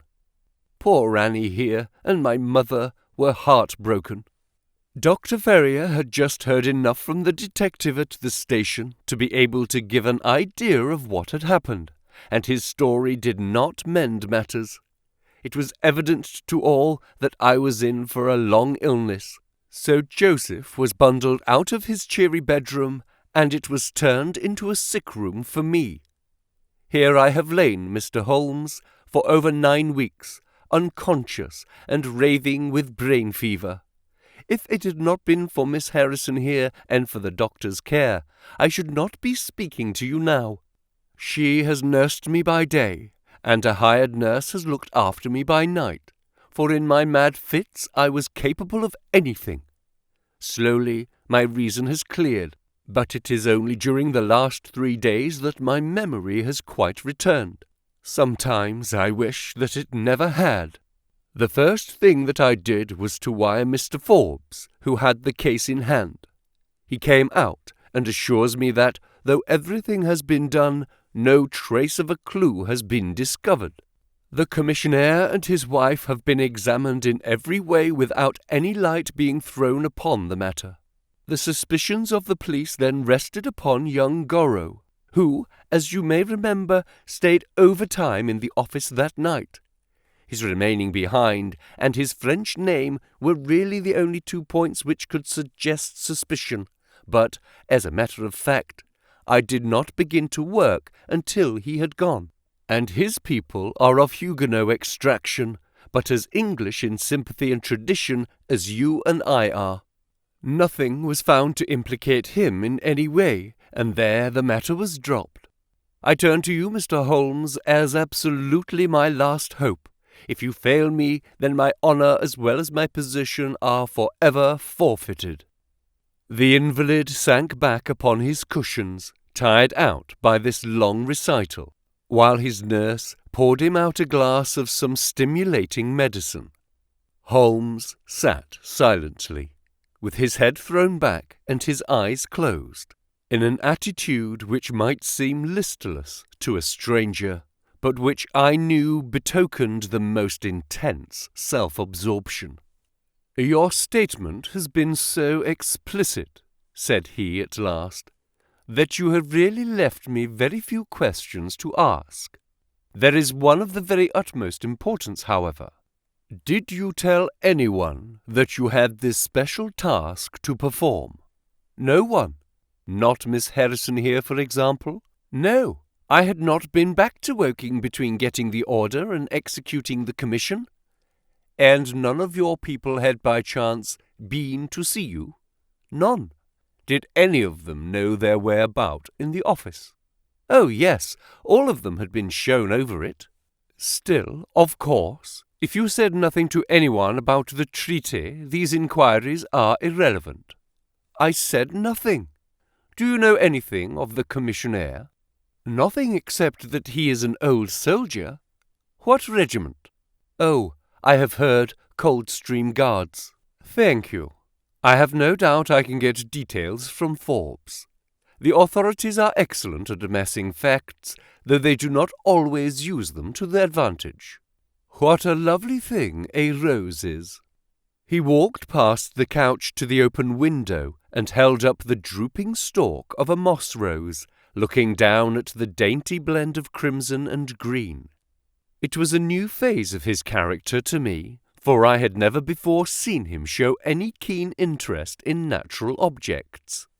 "There is nothing in which deduction is so necessary as in religion," said he, leaning with his back against the shutters. "It can be built up as an exact science by the reasoner. Our highest assurance of the goodness of Providence seems to me to rest in the flowers. All other things, our powers, our desires, our food, are all really necessary for our existence in the first instant. But this rose is an extra. Its smell and its colour are an embellishment of life, not a condition of it. It is only goodness which gives extras, and so I say again that we have much to hope from flowers." Percy Phelps and his nurse looked at Holmes during this demonstration with surprise and a good deal of disappointment written upon their faces.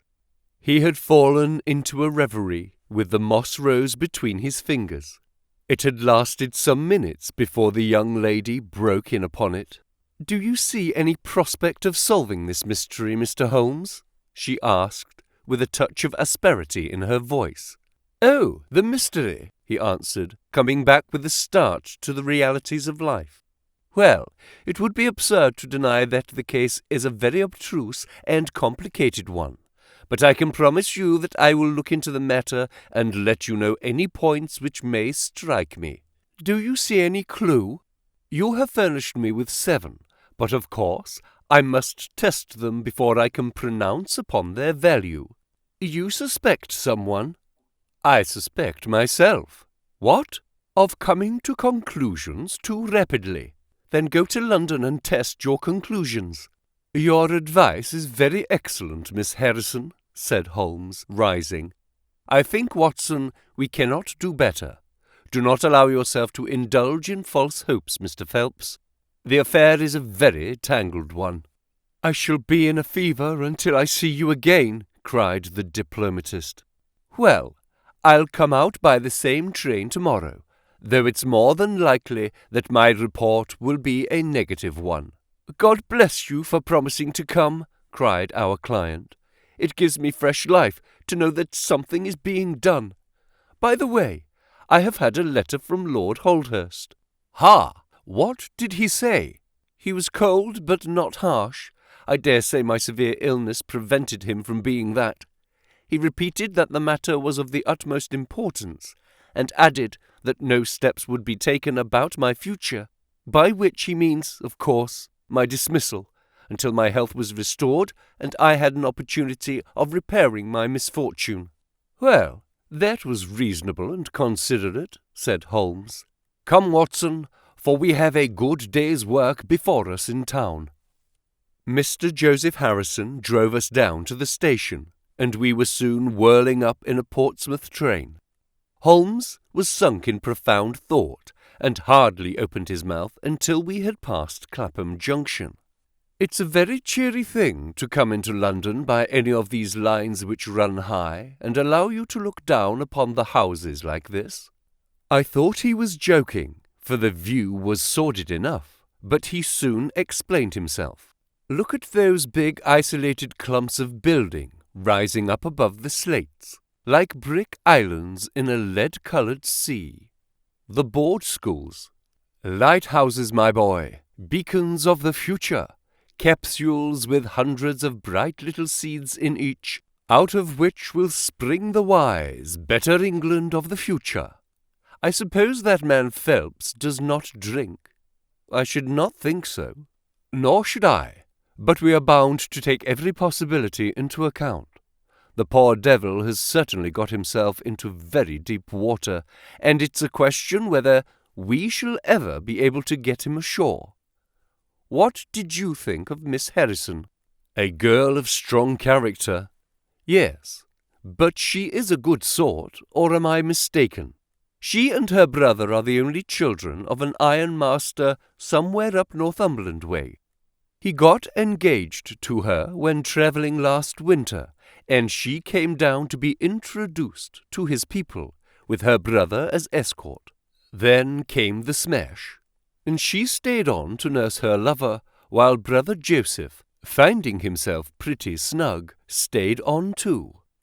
I've been making a few independent inquiries, you see, but today must be a day of inquiries."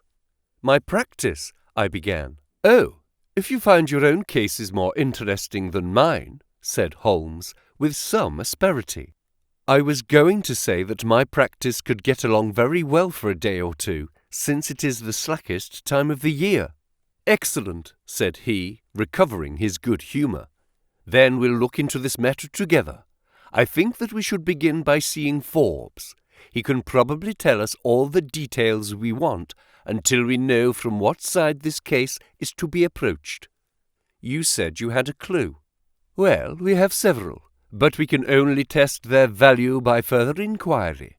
The most difficult crime to track is the one which is purposeless. Now this is not purposeless. Who is it who profits by it?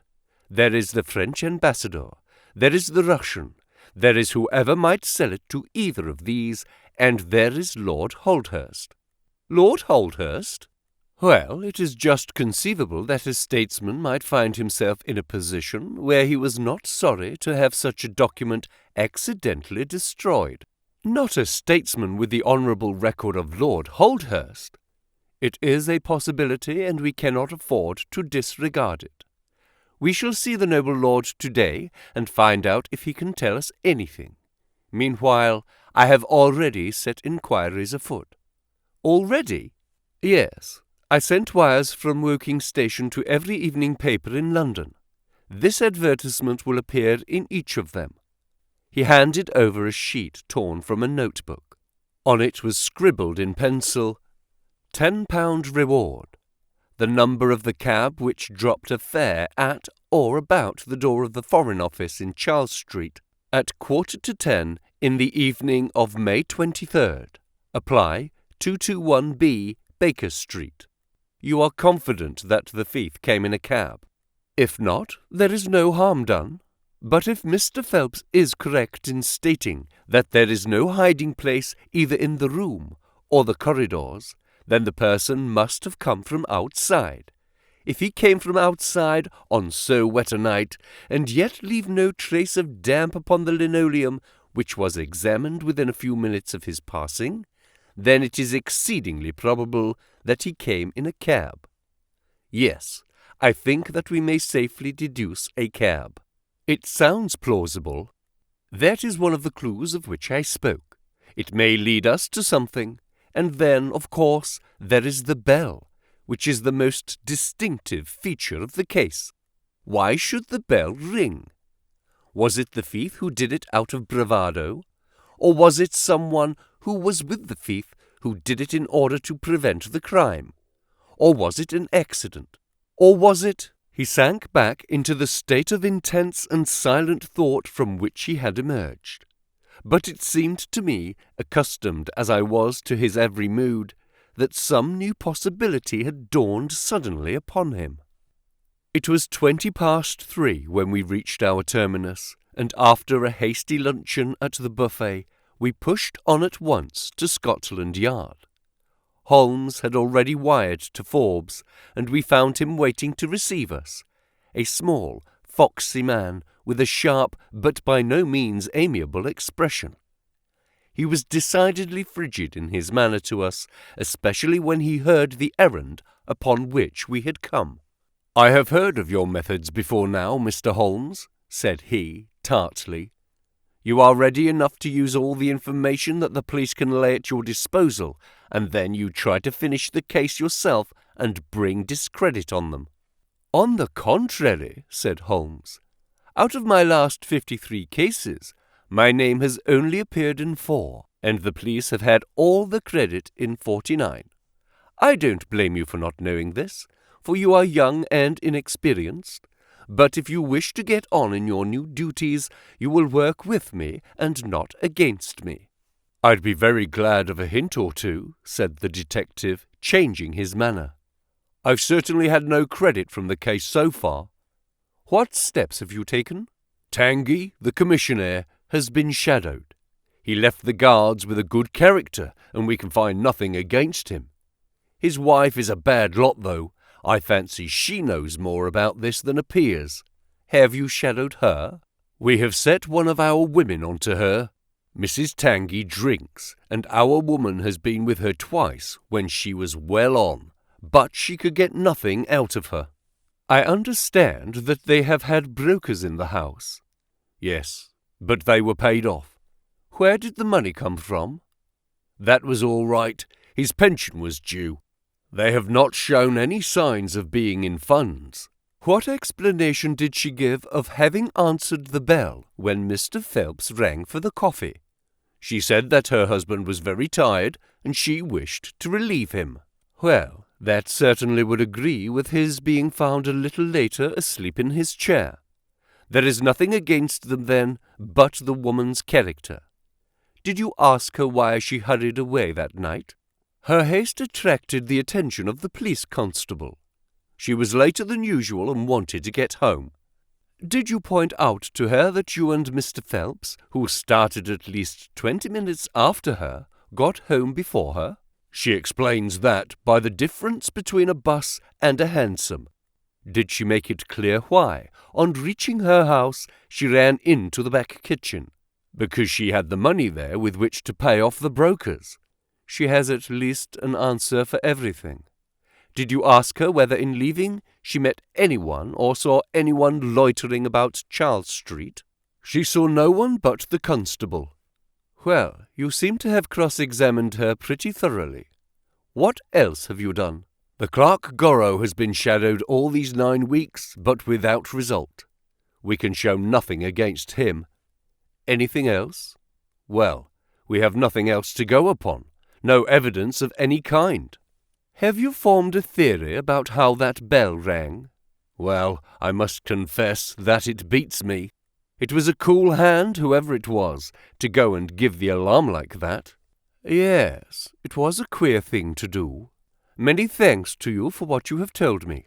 If I can put the man into your hands, you shall hear from me. Come along, Watson. Where are we going to now? I asked, as we left the office.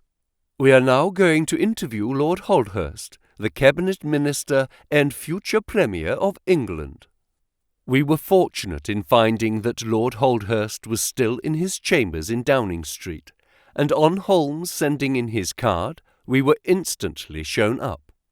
The statesman received us with that old-fashioned courtesy for which he is remarkable, and seated us on the 2 luxuriant lounges on either side of the fireplace. Standing on the rug between us, with his slight, tall figure, his sharp features, thoughtful face, and curling hair prematurely tinged with grey, he seemed to represent that not too common type, a nobleman who is in truth noble. "Your name is very familiar to me, Mr. Holmes," said he, smiling, "and of course I cannot pretend to be ignorant of the object of your visit. There has only been one occurrence in these offices which could call for your attention. In whose interest are you acting, may I ask?" "In that of Mr. Percy Phelps," answered Holmes. "Ah, my unfortunate nephew. You can understand that our kinship makes it the more impossible for me to screen him in any way. I fear that the incident must have a very prejudicial effect upon his career." "But if the document is found?" "Ah, that of course would be different." "I had 1 or 2 questions which I wished to ask you, Lord Holdhurst." "I shall be happy to give you any information in my power." "Was it in this room that you gave your instructions as to the copying of the document?" "It was." "Then you could hardly have been overheard." "It is out of the question." "Did you ever mention to anyone that it was your intention to give anyone the treaty to be copied?" "Never."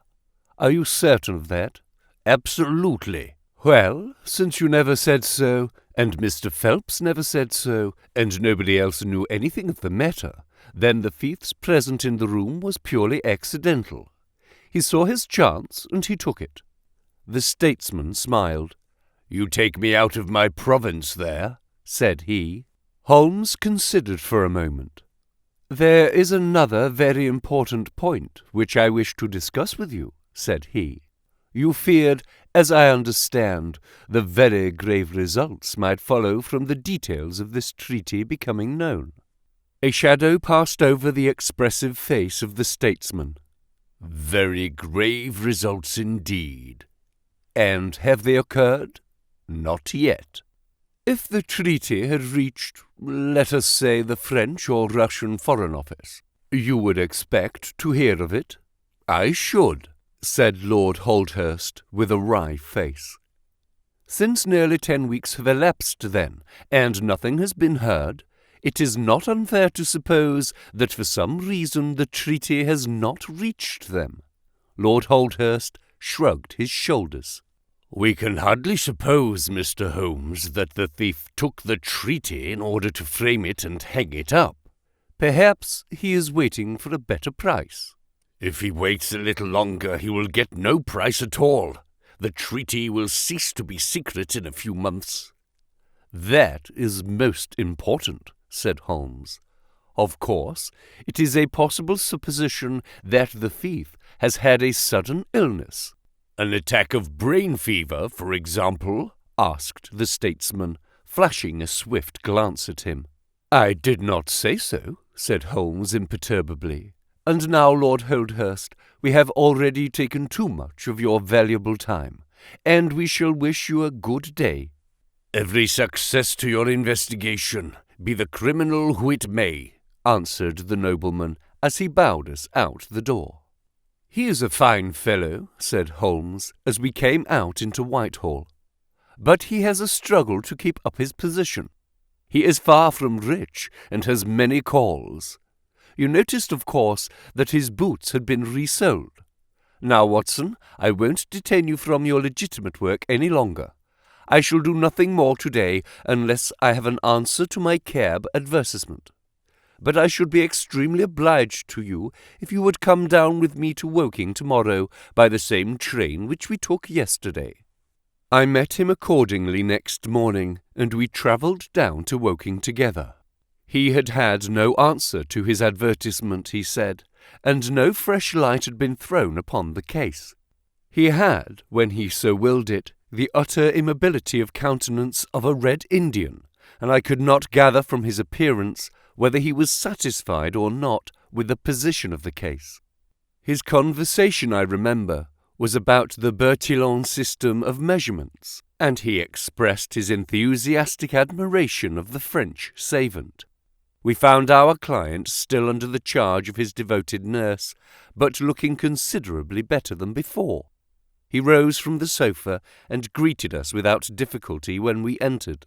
"Any news?" he asked eagerly. "My report, as I expected, is a negative one," said Holmes.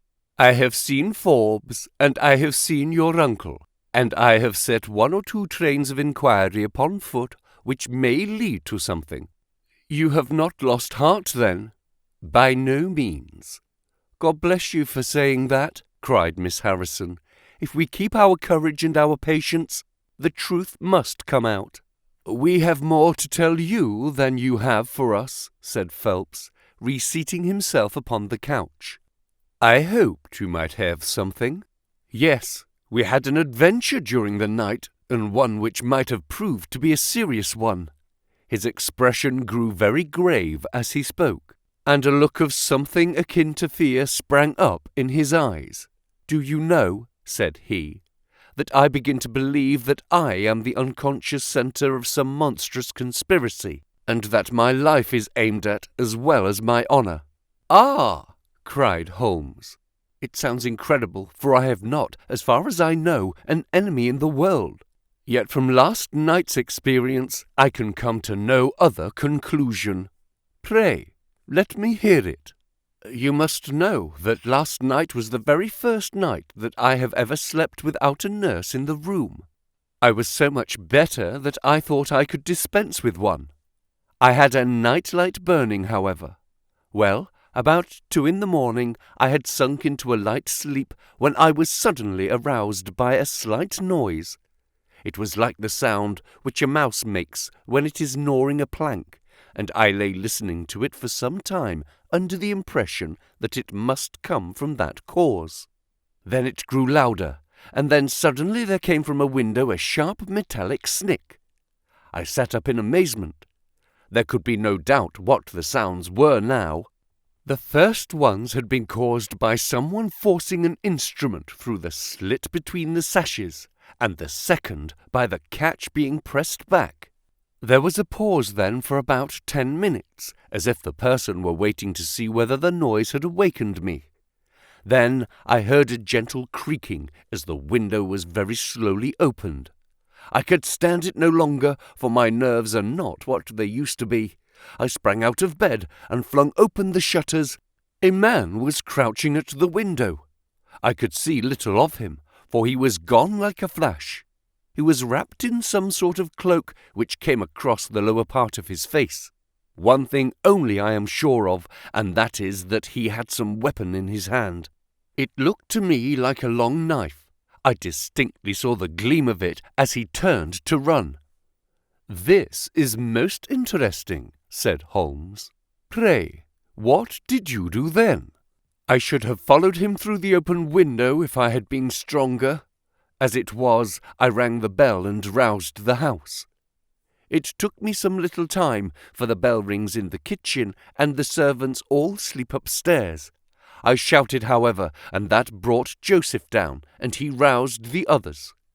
Joseph and the groom found marks on the bed outside the window, but the weather has been so dry lately that they found it hopeless to follow the trail across the grass. There is a place, however, on the wooden fence, which skirts the road, which shows signs, they tell me, as if someone had got over and had snapped the top of the rail in doing so. I have said nothing to the local police yet, for I thought I had best have your opinion first." This tale of our client's appeared to have an extraordinary effect upon Sherlock Holmes. He rose from his chair and paced about the room in uncontrollable excitement. "Misfortunes never come single," said Phelps, smiling, though it was evident that his adventure had somewhat shaken him. "You have certainly had your share," said Holmes. "Do you think you could walk round the house with me?" "Oh, yes, I should like a little sunshine. Joseph will come too." "And I also," said Miss Harrison. "I am afraid not," said Holmes, shaking his head. "I think I must ask you to remain sitting exactly where you are." The young lady resumed her seat with an air of displeasure. Her brother, however, had joined us, and we set off all four together. We passed round the lawn to the outside of the young diplomatist's window. There were, as he had said, marks upon the bed, but they were hopelessly blurred and vague. Holmes stopped over them for an instant, and then rose, shrugging his shoulders. "I don't think anyone could make much of this," said he. "Let us go round the house and see why this particular room was chosen by the burglar. I should have thought those larger windows of the drawing-room and dining-room would have had more attractions for him." "They are more visible from the road," suggested Mr. Joseph Harrison. "Ah, yes, of course. There is a door here which he might have attempted. What is it for?" "It is the side entrance for tradespeople. Of course it is locked at night. Have you ever had an alarm like this before?" "Never," said our client. "Do you keep plate in the house, or anything to attract burglars?" "Nothing of value." Holmes strolled round the house with his hands in his pockets, and a negligent air which was unusual with him. "By the way," said he to Joseph Harrison, "you found some place, I understand, where the fellow scaled the fence. Let us have a look at that." The plump young man led us to a spot where the top of one of the wooden rails had been cracked. A small fragment of the wood was hanging down. Holmes pulled it off and examined it critically. "Do you think that was done last night? It looks rather old, does it not?" "Well, possibly so." "There are no marks of anyone jumping down upon the other side?" "No. I fancy we shall get no help here. Let us go back to the bedroom and talk the matter over." Percy Phelps was walking very slowly, leaning upon the arm of his future brother-in-law.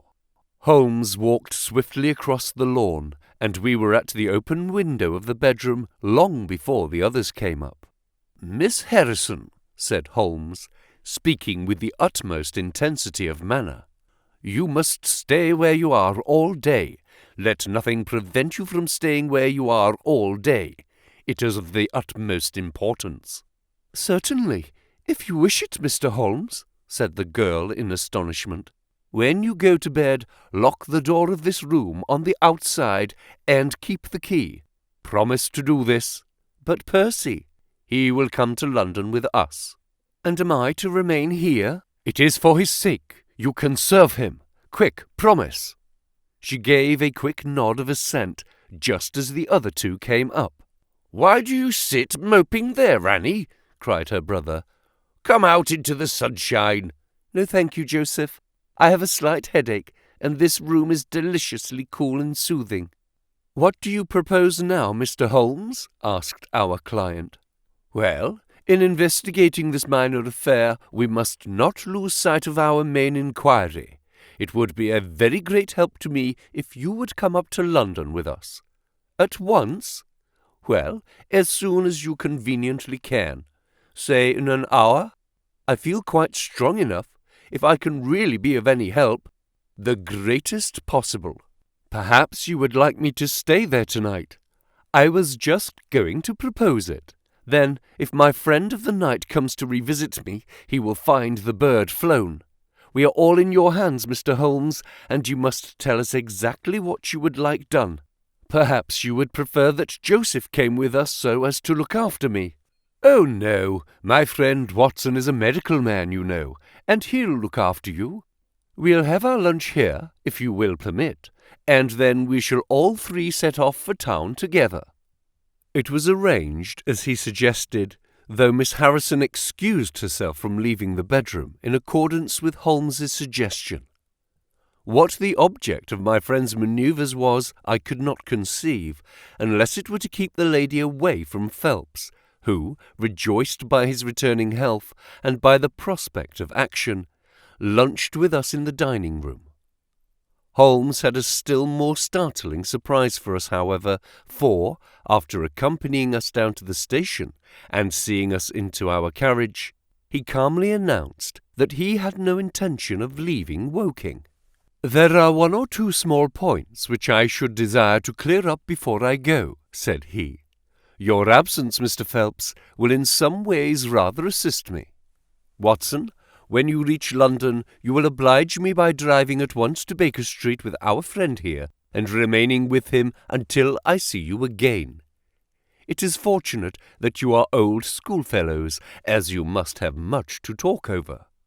Mr. Phelps can have the spare bedroom tonight, and I will be with you in time for breakfast, for there is a train which will take me to Waterloo at 8. "But how about our investigation in London?" asked Phelps ruefully. "We can do that tomorrow. I think that just at present I can be of more immediate use here." "You might tell them at Briarbrae that I hope to be back tomorrow night," cried Phelps, as we began to move from the platform.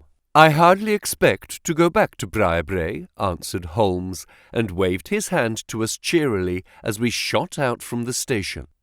Phelps and I talked it over on our journey, but neither of us could devise a satisfactory reason for this new development. "I suppose he wants to find out some clue as to the burglary last night, if a burglar it was.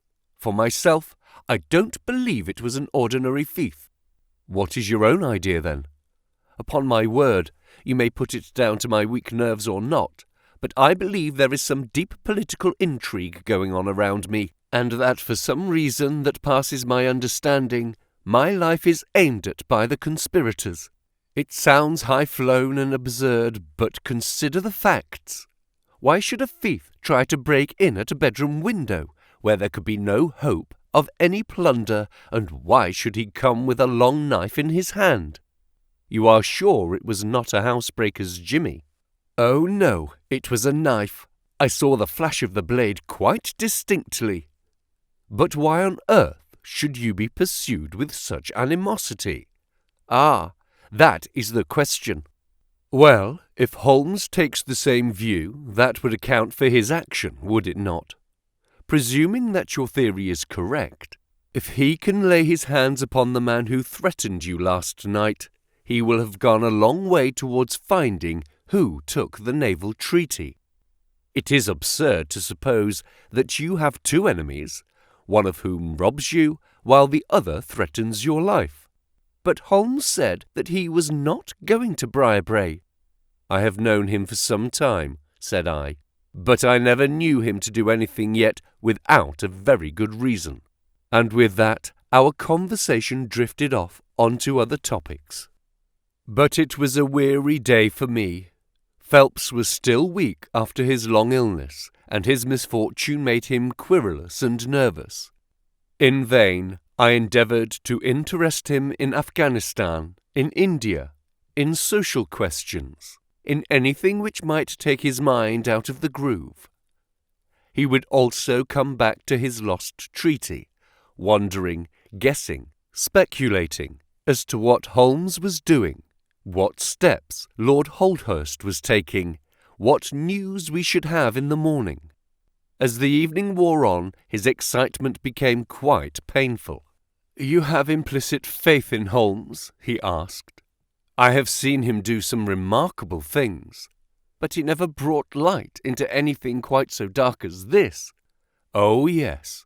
I have known him solve questions which presented fewer clues than yours, but not where such large interests are at stake." "I don't know that. To my certain knowledge, he has acted on behalf of 3 of the reigning houses of Europe in very vital matters. But you know him well, Watson. He is such an inscrutable fellow that I never quite know what to make of him. Do you think he is hopeful? Do you think he expects to make a success of it?" "He has said nothing. That is a bad sign. On the contrary, I have noticed that when he is off the trail, he generally says so. It is when he is on a scent and is not quite absolutely sure yet that it is the right one that he is most taciturn. Now, my dear fellow, we can't help matters by making ourselves nervous about them. So let me implore you to go to bed and so be fresh for whatever may await us tomorrow." I was able at last to persuade my companion to take my advice, though I knew from his excited manner that there was not much hope of sleep for him. Indeed, his mood was infectious, for I lay tossing half the night myself, brooding over this strange problem and inventing 100 theories, each of which was more impossible than the last. Why had Holmes remained at Woking? Why had he asked Miss Harrison to remain in the sick-room all day? Why had he been so careful not to inform the people at Briarbrae that he intended to remain near them? I cudgelled my brains until I fell asleep in the endeavour to find some explanation which would cover all these facts. It was 7 o'clock when I awoke, and I set off at once for Phelps's room, to find him haggard and spent after a sleepless night. His first question was whether Holmes had arrived yet. "He'll be here when he promised," said I, "and not an instant sooner or later." And my words were true, for shortly after 8 a hansom dashed up to the door and our friend got out of it. Standing in the window, we saw that his left hand was swathed in a bandage, and that his face was very grim and pale. He entered the house, but it was some little time before he came upstairs. "He looks like a beaten man," cried Phelps. I was forced to confess that he was right. "After all," said I, "the clue of the matter lies probably here in town." Phelps gave a groan. "I don't know how it is," said he, "but I had hoped for so much from his return. But surely his hand was not tied up like that yesterday? What can be the matter?" "You are not wounded, Holmes?" I asked as my friend entered the room. "Tut, it is only a scratch through my own clumsiness," he answered, nodding his good mornings to us.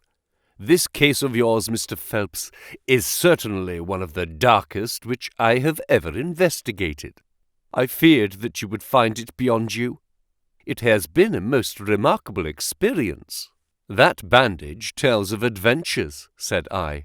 "Won't you tell us what has happened?" "After breakfast, my dear Watson. Remember that I have breathed 30 miles of Surrey air this morning.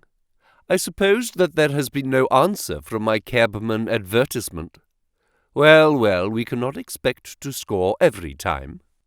The table was all laid, and just as I was about to ring, Mrs. Hudson entered with the tea and coffee. A few minutes later she brought in 3 covers, and we all drew up to the table, Holmes ravenous, I curious, and Phelps in the gloomiest state of depression.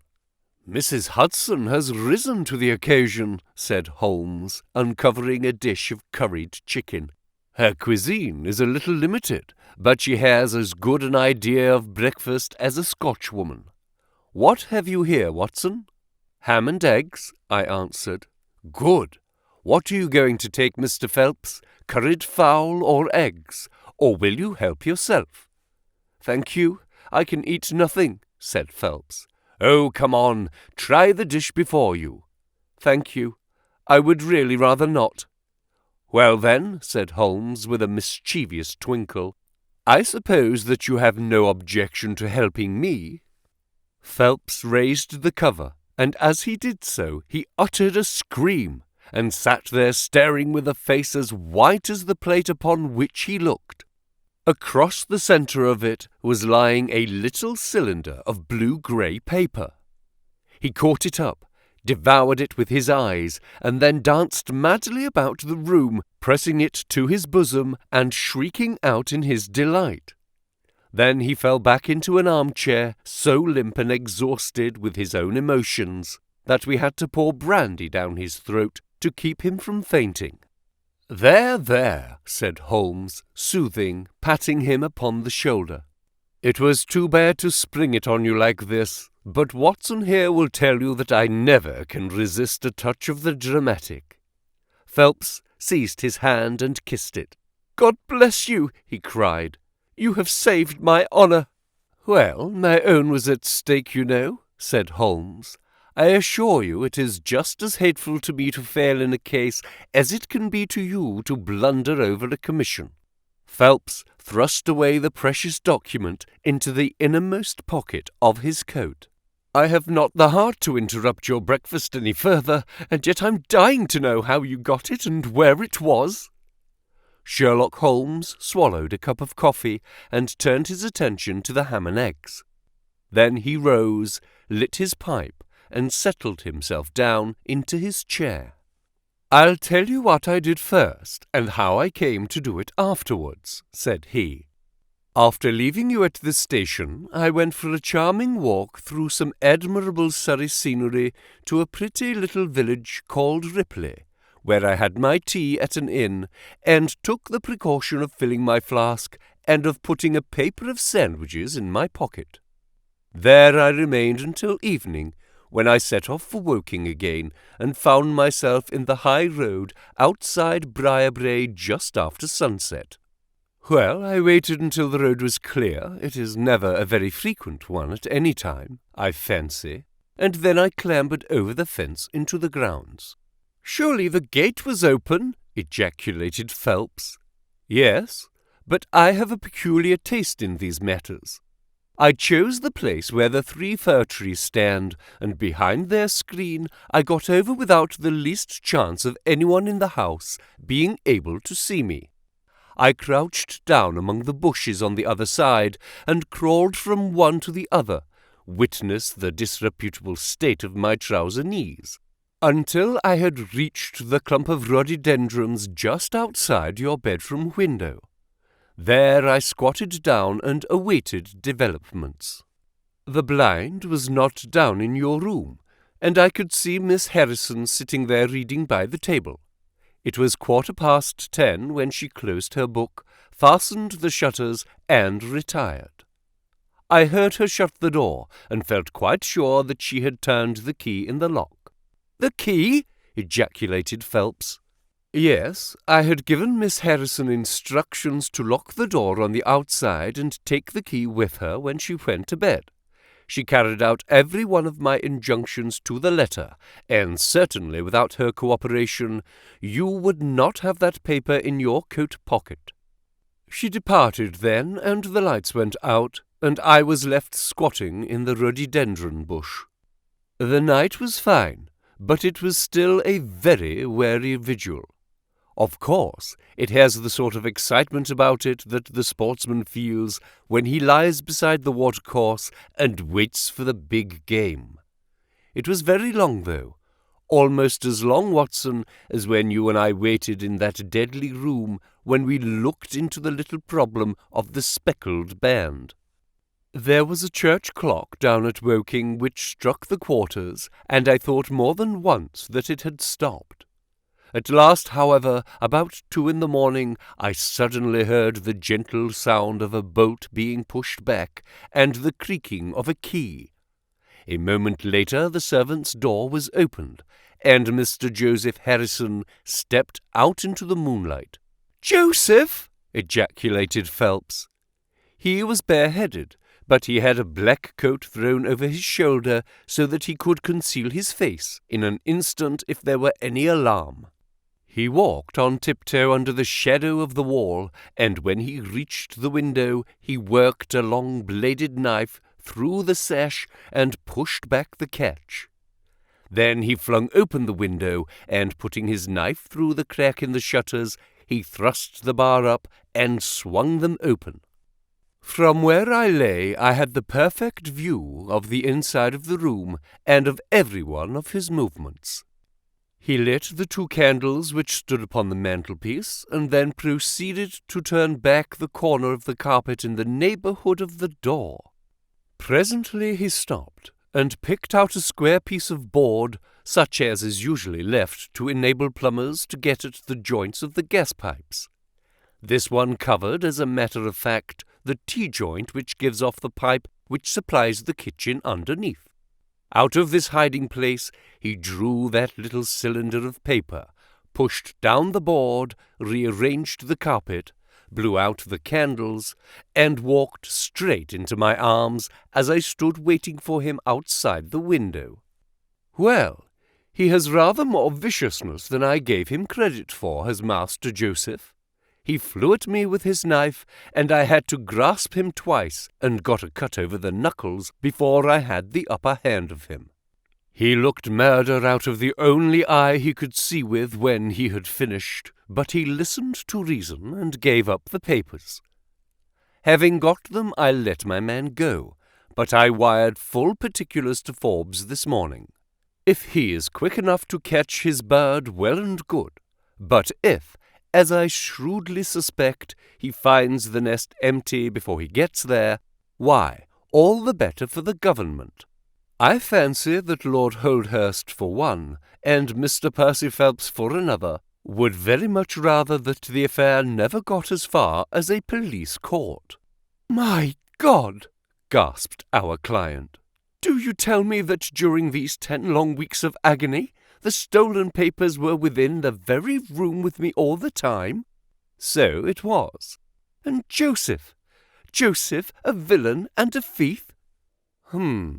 I'm afraid Joseph's character is a rather deeper and more dangerous one than one might judge from his appearance.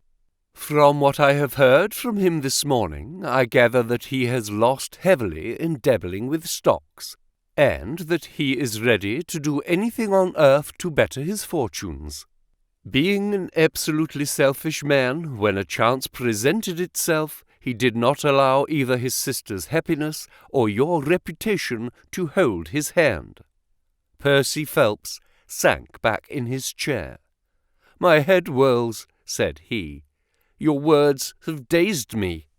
"The principal difficulty in your case," remarked Holmes, in his didactic fashion, "lay in the fact of there being too much evidence. What was vital was overlaid and hidden by what was irrelevant.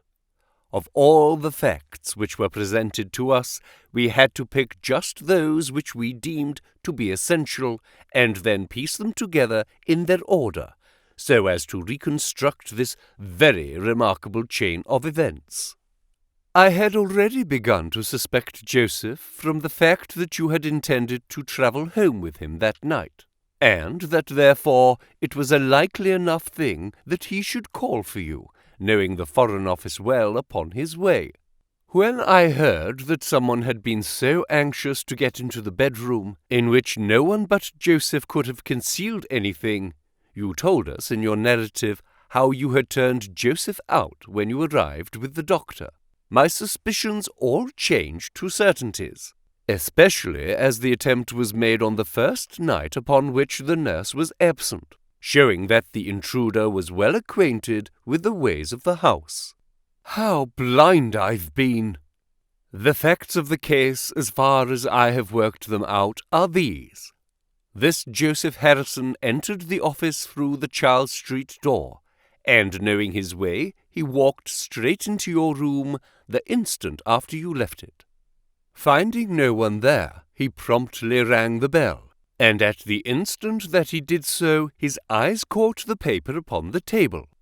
A glance showed him that chance had put in his way a state document of immense value, and in an instant he had thrust it into his pocket and was gone. A few minutes elapsed, as you remember, before the sleepy commissionaire drew your attention to the bell, and those were just enough to give the thief time to make his escape. He made his way to Woking by the first train, and having examined his booty and assured himself that it really was of immense value, he had concealed it in what he thought was a very safe place, with the intention of taking it out again in a day or two and carrying it to the French embassy, or wherever he thought that a long price was to be had. Then came your sudden return.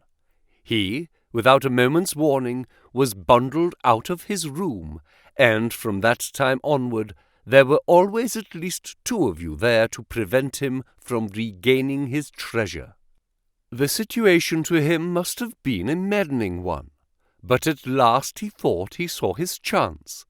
He tried to steal in, but was baffled by your wakefulness. You remember that you did not take your usual draught that night. I remember. I fancy that he had taken steps to make that draught efficacious, and that he quite relied upon your being unconscious. Of course, I understood that he would repeat the attempt whenever it could be done with safety. Your leaving the room gave him the chance he wanted. I kept Miss Harrison in it all day so that he might not anticipate us. Then, having given him the idea that the coast was clear, I kept guard as I have described. I already knew that the papers were probably in the room, but I had no desire to rip up all the planking and skirting in search of them. I let him take them, therefore, from the hiding-place, and so saved myself an infinity of trouble. Is there any other point which I can make clear? Why did he try the window on the first occasion, I asked, when he might have entered by the door? In reaching the door, he would have to pass 7 bedrooms. On the other hand, he could get out onto the lawn with ease. Anything else? You do not think, asked Phelps, that he had any murderous intention? The knife was only meant as a tool. It may be so, answered Holmes, shrugging his shoulders. I can only say for certain that Mr. Joseph Harrison is a gentleman to whose mercy I would be extremely unwilling to trust. The final problem.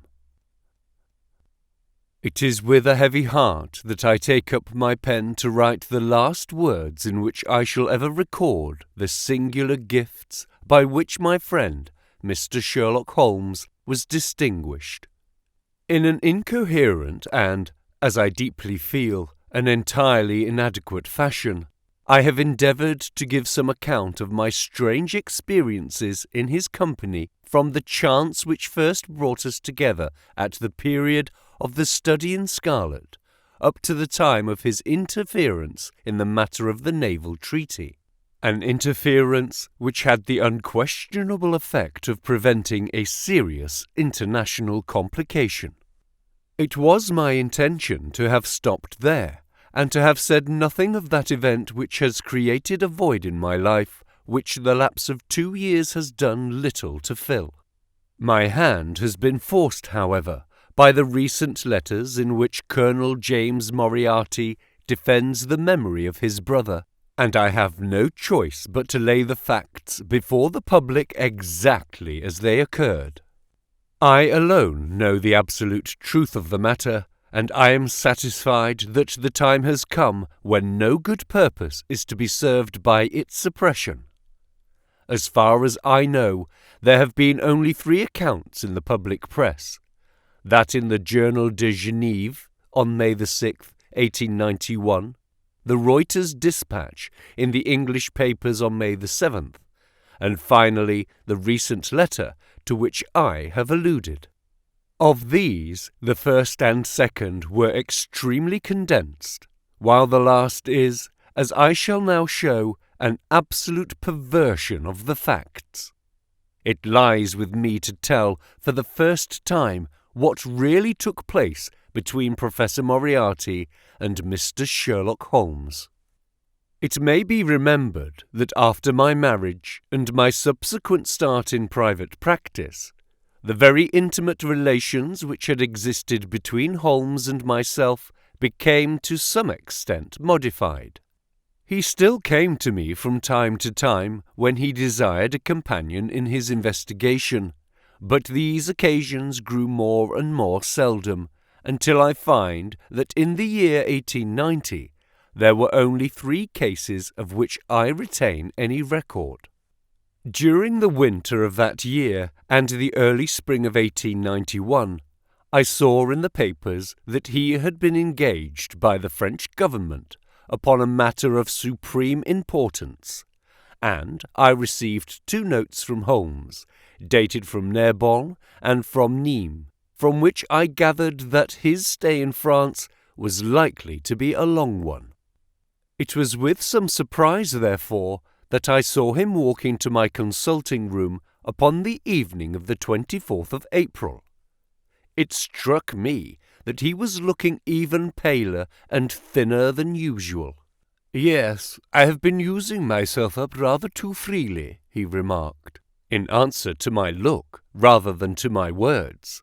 "I have been a little pressed of late. Have you any objection to my closing your shutters?" The only light in the room came from the lamp upon the table at which I had been reading. Holmes edged his way round the wall, and flinging the shutters together, he bolted them securely. "You are afraid of something?" I asked. "Well, I am." "Of what?" "Of air guns." "My dear Holmes, what do you mean?" "I think that you know me well enough, Watson, to understand that I am by no means a nervous man. At the same time, it is stupidity rather than courage to refuse to recognize danger when it is close upon you. Might I trouble you for a match?" He drew in the smoke of his cigarette as if the soothing influence was grateful to him.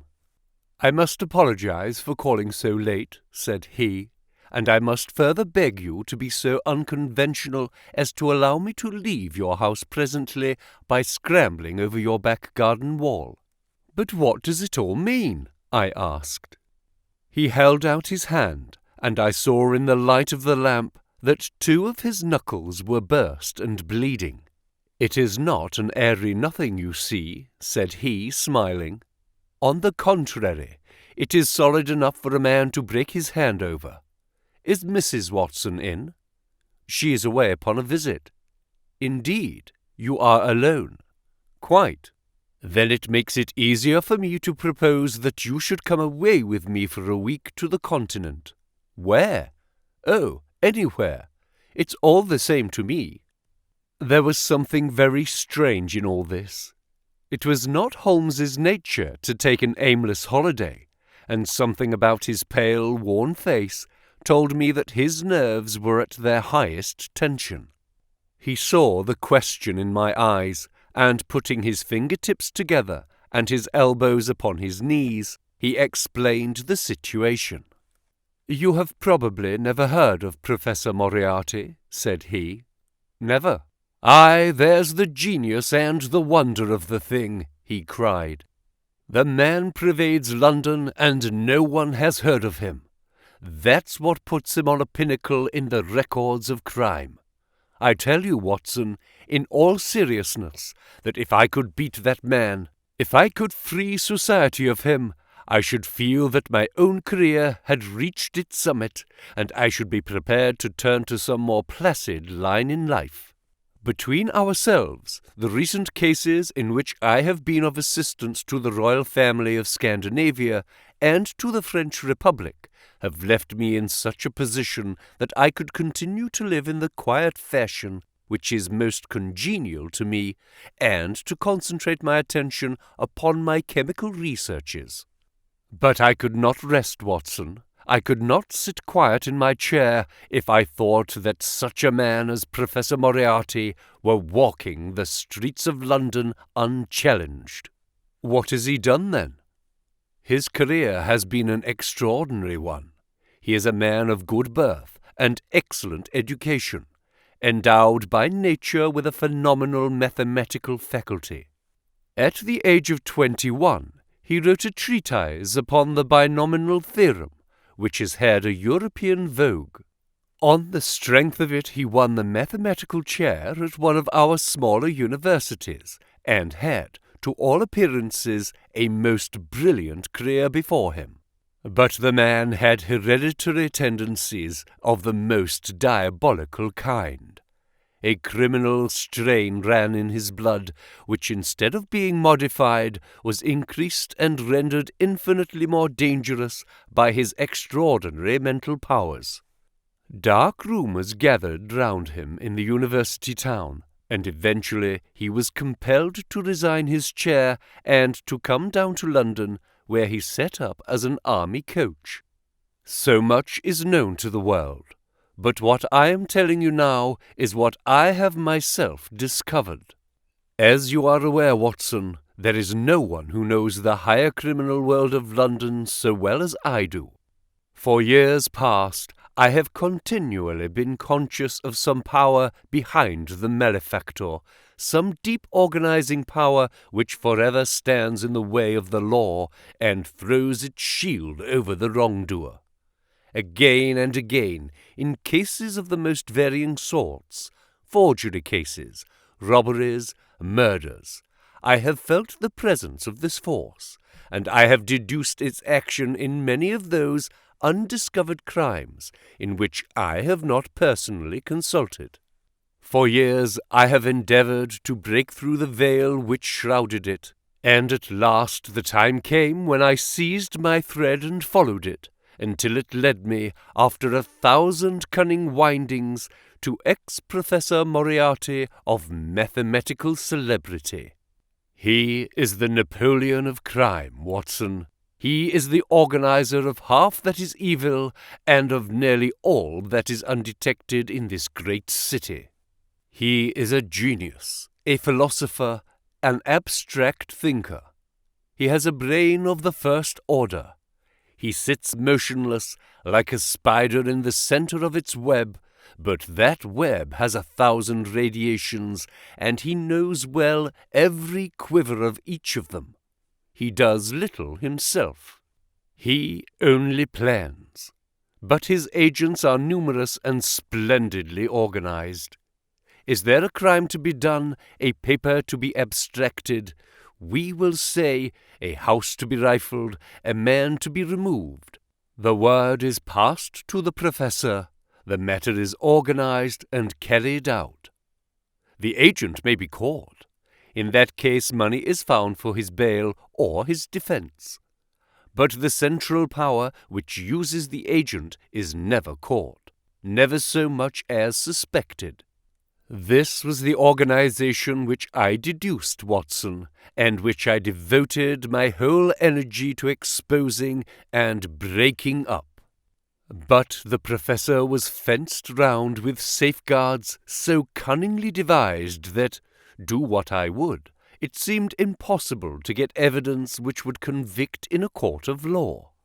You know my powers, my dear Watson, and yet at the end of 3 months I was forced to confess that I had at last met an antagonist who was my intellectual equal. My horror at his crimes was lost in my admiration at his skill. But at last he made a trip, only a little trip, but it was more than he could afford when I was so close upon him. I had my chance, and, starting from that point, I have woven my net round him until now it is all ready to close. In 3 days, that is to say on Monday next, matters will be ripe, and the professor, with all the principal members of his gang, will be in the hands of the police. Then will come the greatest criminal trial of the century, the clearing up of over 40 mysteries, and the rope for all of them. But if we move at all prematurely, you understand, they may slip out of our hands even at the last moment. Now, if I could have done this without the knowledge of Professor Moriarty, all would have been well. But he was too wily for that. He saw every step which I took to draw my toils round him. Again and again he strove to break away, but I as often headed him off. I tell you, my friend, that if a detailed account of the silent contest could be written, it would take its place as the most brilliant bit of thrust and parry work in the history of detection. Never have I risen to such a height, and never have I been so hard pressed by an opponent. He cut deep, and yet I just undercut him. This morning the last steps were taken, and 3 days only were wanted to complete the business. I was sitting in my room thinking the matter over, when the door opened and Professor Moriarty stood before me. My nerves are fairly proof, Watson, but I must confess to a start when I saw the very man who had been so much in my thoughts standing there on my threshold. His appearance was quite familiar to me. He is extremely tall and thin. His forehead domes out in a wide curve, and his 2 eyes are deeply sunken in his head. He is clean-shaven, pale, and ascetic-looking, retaining something of the professor in his features. His shoulders are rounded from much study, and his face protrudes forward, and is forever slowly oscillating from side to side in a curiously reptilian fashion. He peered at me with great curiosity in his puckered eyes. "You have less frontal development than I should have expected," said he at last. "It is a dangerous habit to finger-load firearms in the pocket of one's dressing gown." The fact is that upon his entrance I had instantly recognized the extreme personal danger in which I lay. The only conceivable escape for him lay in silencing my tongue. In an instant I had slipped the revolver from the drawer into my pocket and was covering him through the cloth. At his remark I drew the weapon out and laid it cocked upon the table. He still smiled and blinked, but there was something about his eyes which made me feel very glad that I had it there. "You evidently don't know me," said he. "On the contrary," I answered, "I think it is fairly evident that I do. Pray, take a chair. I can spare you 5 minutes if you have anything to say." "All that I have to say has already crossed your mind," said he.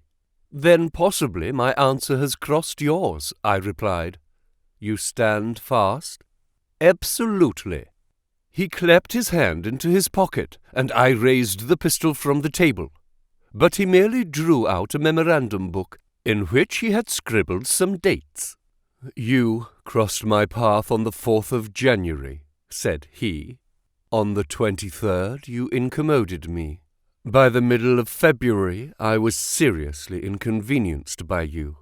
At the end of March I was absolutely hampered in my plans, and now, at the close of April, I find myself placed in such a position through your continual persecution that I am in positive danger of losing my liberty. The situation is becoming an impossible one. Have you any suggestion to make?" I asked. "You must drop it, Mr. Holmes," said he, swaying his face about. "You really must, you know." "After Monday," said I. "Tut, tut," said he. "I am quite sure that a man of your intelligence will see that there can be but one outcome to this affair. It is necessary that you should withdraw. You have worked things in such a fashion that we have only one resource left. It has been an intellectual treat to me to see the way in which you have grappled with this affair, and I say, unaffectedly, that it would be a grief to me to be forced to take any extreme measure. You smile, sir, but I assure you that it really would. Danger is part of my trade, I remarked. That is not danger, said he. It is inevitable destruction. You stand in the way not merely of an individual, but of a mighty organization, the full extent of which you, with all your cleverness, have been unable to realize. You must stand clear, Mr. Holmes, or be trodden underfoot. I am afraid, said I, rising, that in the pleasure of this conversation I am neglecting business of importance which awaits me elsewhere. He rose also and looked at me in silence, shaking his head sadly. Well, well, said he at last, it seems a pity, but I have done what I could. I know every move of your game. You can do nothing before Monday. It has been a duel between you and me, Mr. Holmes. You hope to place me in the dock. I tell you that I will never stand in the dock. You hope to beat me. I tell you that you will never beat me. If you are clever enough to bring destruction upon me, rest assured that I shall do as much to you. You have paid me several compliments, Mr. Moriarty, said I. Let me pay you one in return, when I say that if I were assured of the former eventuality, I would, in the interests of the public, cheerfully accept the letter.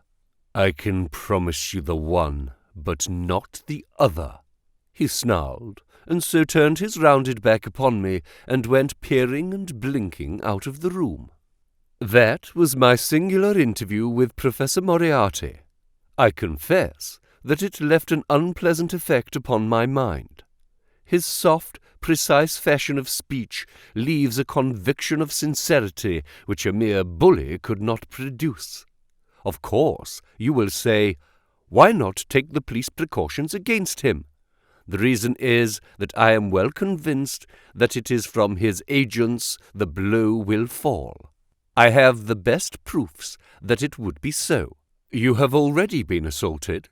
My dear Watson, Professor Moriarty is not a man who lets the grass grow under his feet. I went out about midday to transact some business in Oxford Street. As I passed the corner which leads from Bentinck Street onto the Welbeck Street crossing, a two-horse van, furiously driven, whizzed round and was on me like a flash. I sprang for the footpath and saved myself by the fraction of a second. The van dashed round by Marylebone Lane and was gone in an instant. I kept to the pavement after that, Watson, but as I walked down Vere Street, a brick came down from the roof of one of the houses and was shattered to fragments at my feet. I called the police and had the place examined. There were slates and bricks piled up on the roof preparatory to some repairs, and they would have me believe that the wind had toppled over one of these. Of course, I knew better, but I could prove nothing. I took a cab after that and reached my brother's rooms in Pall Mall, where I spent the day. Now I have come round to you, and on my way I was attacked by a rough with a bludgeon. I knocked him down, and the police have him in custody. But I can tell you, with the most absolute confidence, that no possible connection will ever be traced between the gentleman upon whose front teeth I have barked my knuckles and the retiring mathematical coach, who is, I dare say, working out problems upon a blackboard 10 miles away. You will not wonder, Watson, that my first act on entering your rooms was to close your shutters, and that I have been compelled to ask your permission to leave the house by some less conspicuous exit than the front door. I had often admired my friend's courage, but never more than now. as he sat quietly checking off a series of incidents which must have combined to make up a day of horror. "You will spend the night here," I said. "No, my friend, you might find me a dangerous guest. I have my plans laid, and all will be well. Matters have gone so far now that they can move without my help as far as the arrest goes, though my presence is necessary for a conviction. It is obvious, therefore, that I cannot do better than get away for the few days which remain before the police are at liberty to act. It would be a great pleasure to me, therefore, if you could come on to the continent with me." "The practice is quiet," said I, "and I have an accommodating neighbour. I should be glad to come, and to start tomorrow morning, if necessary." "Oh, yes, it is most necessary." "Then these are your instructions, and I beg, my dear Watson, that you will obey them to the letter, for you are now playing a double-handed game with me against the cleverest rogue and the most powerful syndicate of criminals in Europe. Now listen. You will dispatch whatever luggage you intend to take by a trusty messenger unaddressed to Victoria tonight. In the morning you will send for a hansom, desiring your man to take neither the first nor the second which may present itself. Into this hansom you will jump, and you will drive to the Strand end of the Lowther Arcade, handing the address to the cabman upon a slip of paper, with a request that he will not throw it away. Have your fare ready, and the instant that your cab stops, dash through the arcade, timing yourself to reach the other side at 9:15. You will find a small brougham waiting close to the curb, driven by a fellow with a heavy black cloak tipped at the collar with red. Into this you will step, and you will reach Victoria in time for the Continental Express. Where shall I meet you? At the station.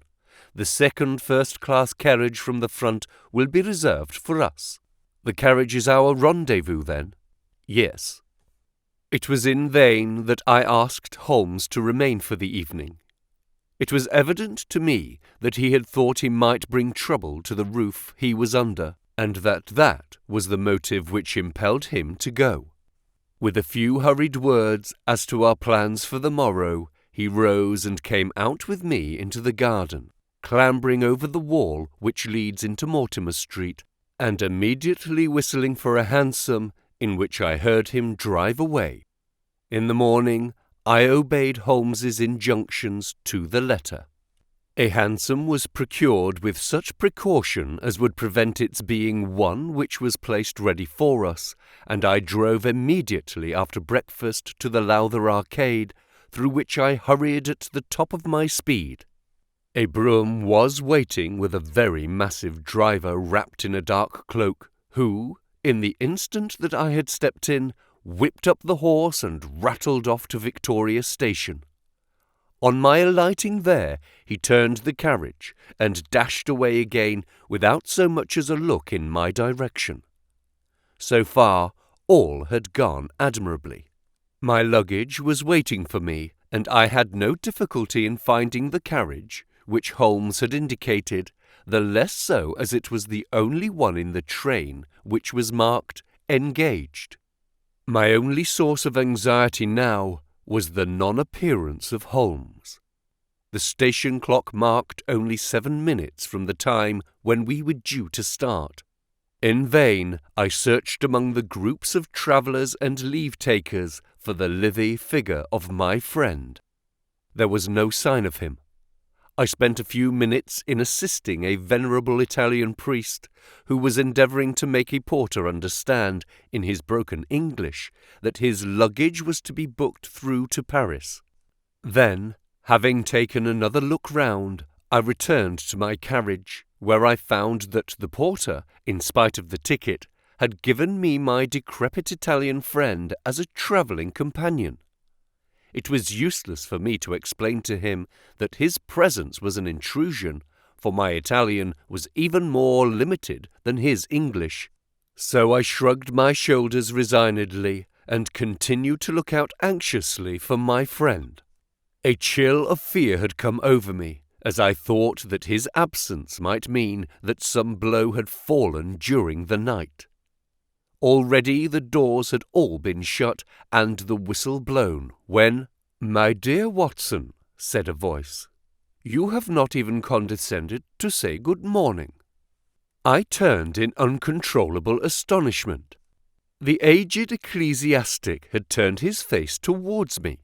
For an instant the wrinkles were smoothed away, the nose drew away from the chin, the lower lip ceased to protrude and the mouth to mumble, the dull eyes regained their fire, the drooping figure expanded. Then next the whole frame collapsed again, and Holmes had gone as quickly as he had come. "Good heavens!" I cried. "How you startled me!" "Every precaution is still necessary," he whispered. "I have reason to think that they are hot upon our trail. Ah, there is Moriarty himself." The train had already begun to move as Holmes spoke. Glancing back, I saw a tall man pushing his way furiously through the crowd and waving his hand as if he desired to have the train stopped. It was too late, however, for we were rapidly gathering momentum and an instant later had shot clear of the station. "With all our precautions, you see that we have cut it rather fine," said Holmes, laughing. He rose, and throwing off the black cassock and hat which had formed his disguise, he packed them away in a handbag. "Have you seen the morning paper, Watson?" "No." "You haven't seen about Baker Street, then?" "Baker Street? They set fire to our rooms last night. No great harm was done." "Good heavens, Holmes! This is intolerable." "They must have lost my track completely after their bludgeoning man was arrested. Otherwise they could not have imagined that I had returned to my rooms. They have evidently taken the precaution of watching you, however, and that is what has brought Moriarty to Victoria. You could not have made any slip in coming. I did exactly what you advised. Did you find your brougham?" "Yes, it was waiting." "Did you recognize your coachman?" "No. It was my brother Mycroft." "It is an advantage to get about in such a case without taking a mercenary into your confidence. But we must plan what we are to do about Moriarty now. As this is an express, and as the boat runs in connection with it, I should think we have shaken him off very effectively. My dear Watson, you evidently did not recognize my meaning when I said that this man may be taken as being quite on the same intellectual plane as myself. You do not imagine that if I were the pursuer I should allow myself to be baffled by so slight an obstacle? Why then should you think so meanly of him? What will he do? What I should do? What would you do then? Engage a special. But it must be late. By no means. This train stops at Canterbury, and there is always at least a quarter of an hour's delay at the boat. He will catch us there. One would think that we were the criminals. Let us have him arrested on his arrival. It would be to ruin the work of 3 months. We should get the big fish, but the smaller would dart right and left out of the net. On Monday we should have them all. No, an arrest is inadmissible. What then? We shall get out at Canterbury. And then? Well, then we must make a cross-country journey to Newhaven, and so over to Dieppe. Moriarty will again do what I should do. He will get on to Paris, mark down our luggage, and wait for 2 days at the depot.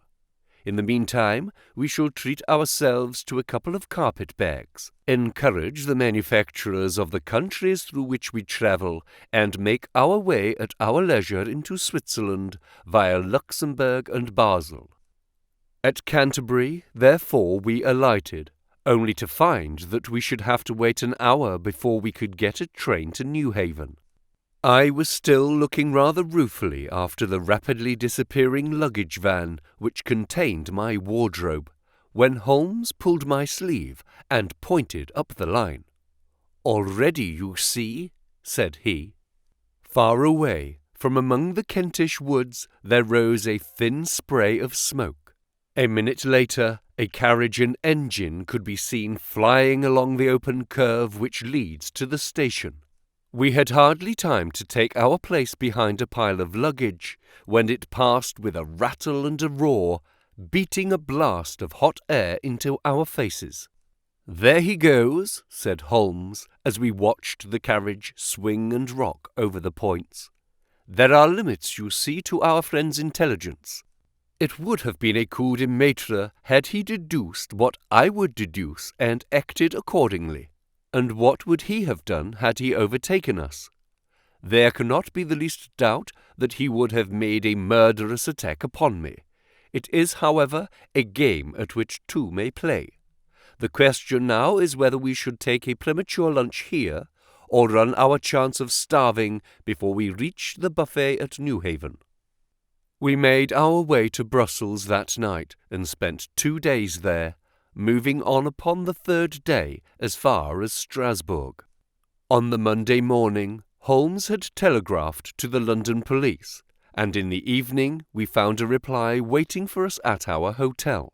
Holmes tore it open, and then, with a bitter curse, hurled it into the grate. "I might have known it," he groaned. "He has escaped." "Moriarty? They have secured the whole gang with the exception of him. He has given them the slip. Of course, when I had left the country, there was no one to cope with him. But I did think that I had put the game in their hands.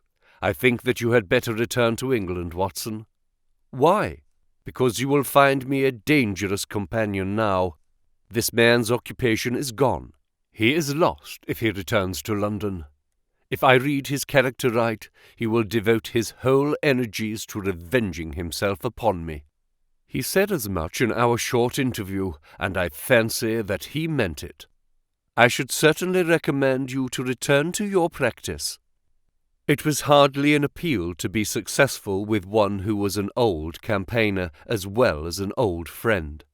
We sat in the Strasbourg salle à manger, arguing the question for half an hour, but the same night we had resumed our journey and were well on our way to Geneva. For a charming week we wandered up the valley of the Rhone, and then, branching off at Leuc, we made our way over the Gemmi Pass, still deep in snow, and so by the way of Interlaken to Meiringen. It was a lovely trip, the dainty green of the spring below, the virgin white of the winter above. But it was clear to me that never for one instant did Holmes forget the shadow which lay across him. In the homely alpine villages or in the lonely mountain passes, I could tell by his quick glancing eyes and his sharp scrutiny of every face that passed us that he was well convinced that, walk where we would, we could not walk ourselves clear of the danger which was dogging our footsteps. Once, I remember, as we passed over the Gemmi and walked along the border of the melancholy Dorbansee, a large rock, which had been dislodged from the ridge upon our right, clattered down and roared into the lake behind us. In an instant, Holmes had raced up onto the ridge and, standing upon a lofty pinnacle, craned his neck in every direction. It was in vain that our guide assured him that a fall of stones was a common chance in the springtime at that spot. He said nothing, but he smiled at me with an air of a man who sees the fulfilment of that which he had expected. And yet, for all his watchfulness, he was never depressed. On the contrary, I can never recollect having seen him in such exuberant spirits. Again and again he recurred to the fact that if he could be assured that society was freed from Professor Moriarty, he would cheerfully bring his own career to a conclusion. "I think that I may go so far as to say, Watson, that I have not lived wholly in vain," he remarked. "If my record were closed tonight, I could still survey it with equanimity. The air of London is sweeter for my presence. In over 1,000 cases, I am not aware that I have ever used my powers upon the wrong side. Of late, I have been tempted to look into the problems furnished by nature rather than those more superficial ones for which our artificial state of society is responsible. Your memoirs will draw to an end, Watson, upon the day that I crown my career by the capture or extinction of the most dangerous and capable criminal in Europe. I shall be brief and yet exact in the little which remains for me to tell. It is not a subject on which I would willingly dwell, and yet I am conscious that a duty devolves upon me to omit no detail. It was on the 3rd of May that we reached the little village of Meiringen, where we put up at the Englischer Hof, then kept by Peter Steiler the elder. Our landlord was an intelligent man and spoke excellent English, having served for 3 years as waiter at the Grosvenor Hotel in London. At his advice, on the afternoon of the 4th, we set off together with the intention of crossing the hills and spending the night at the hamlet of Roussenlei. We had strict injunctions, however, on no account to pass the falls of Reichenbach, which are about halfway up the hill, without making a small detour to see them.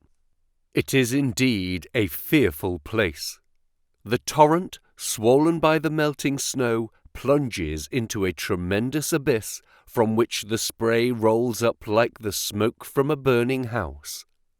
The shaft into which the river hurls itself is an immense chasm, lined by glistening coal-black rock and narrowing into a creaming, boiling pit of incalculable depth, which brims over and shoots the stream onward over its jagged lip. The long sweep of green water roaring forever down, and the thick, flickering curtain of spray hissing forever upward, turn a man giddy with their constant whirl and clamour.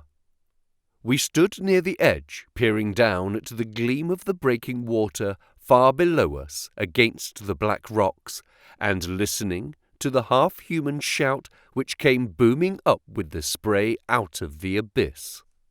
The path has been cut half-way round the fall to afford a complete view, but it ends abruptly, and the traveller has to return as he came. We had turned to do so, when we saw a Swiss lad come running along it with a letter in his hand. It bore the mark of the hotel which we had just left, and was addressed to me by the landlord. It appeared that within a very few minutes of our leaving, an English lady had arrived who was in the last stage of consumption. She had wintered at Davos Platz, and was journeying now to join her friends at Lucerne, when a sudden hemorrhage had overtaken her. It was thought that she could hardly live a few hours, but it would be a great consolation to her to see an English doctor, and, if I would only return, etc. The good Steiler assured me in a postscript that he would himself look upon my compliance as a very great favour, since the lady absolutely refused to see a Swiss physician, and he could not but feel that he was incurring a great responsibility. The appeal was one which could not be ignored. It was impossible to refuse the request of a fellow countrywoman dying in a strange land. Yet I had my scruples about leaving Holmes. It was finally agreed, however, that he should retain the young Swiss messenger with him as guide and companion while I returned to Meiringen. My friend would stay some little time at the fall, he said, and would then walk slowly over the hill to Roussenlei, where I was to rejoin him in the evening. As I turned away, I saw Holmes, with his back against a rock and his arms folded, gazing down at the rush of the waters. It was the last that I ever destined to see of him in this world. When I was near the bottom of the descent, I looked back. It was impossible from that position to see the fall, but I could see the curving path which winds over the shoulder of the hill and leads to it. Along this a man was, I remember, walking very rapidly. I could see his black figure clearly outlined against the green behind him. I noted him, and the energy with which he walked, but he passed from my mind again as I hurried upon my errand. It may have been a little over an hour before I reached Meiringen. Old Styler was standing at the porch of his hotel. "Well," said I, as I came hurrying up, "I trust that she is no worse." A look of surprise passed over his face, and at the first quiver of his eyebrows, my heart turned to lead in my breast. "You did not write this," I said, pulling the letter from my pocket. "There is no sick Englishwoman in the hotel." "Certainly not," he cried. "But it has the hotel mark upon it.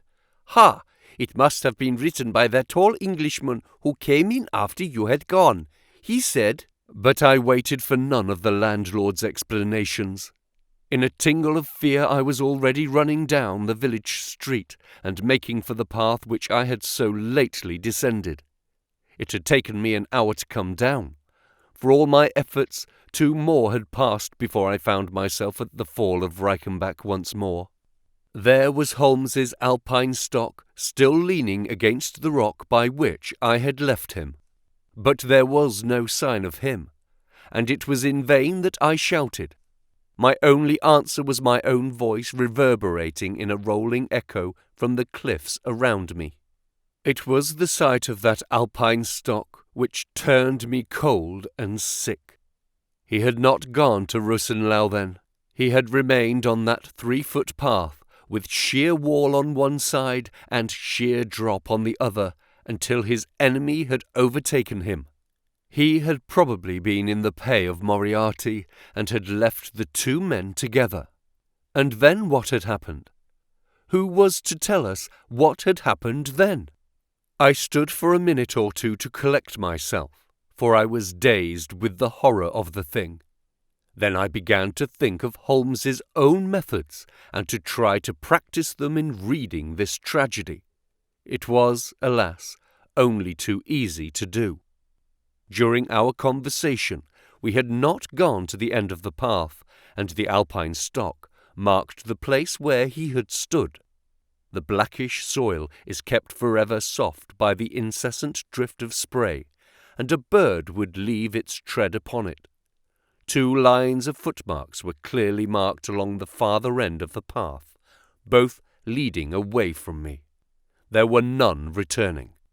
A few yards from the end, the soil was all ploughed up into a patch of mud, and the branches and ferns which fringed the chasm were torn and bedraggled. I lay upon my face and peered over, with the spray spouting up all around me. It had darkened since I'd left, and now I could only see here and there the glistening of moisture upon the black walls, and far away down at the end of the shaft the gleam of the broken water. I shouted, but only the same half-human cry of the fall was borne back to my ears. But it was destined that I should after all have the last word of greeting from my friend and comrade. I have said that his Alpine stock had been left leaning against a rock which jutted on to the path. From the top of this boulder the gleam of something bright caught my eye, and, raising my hand, I found that it came from the silver cigarette case which he used to carry.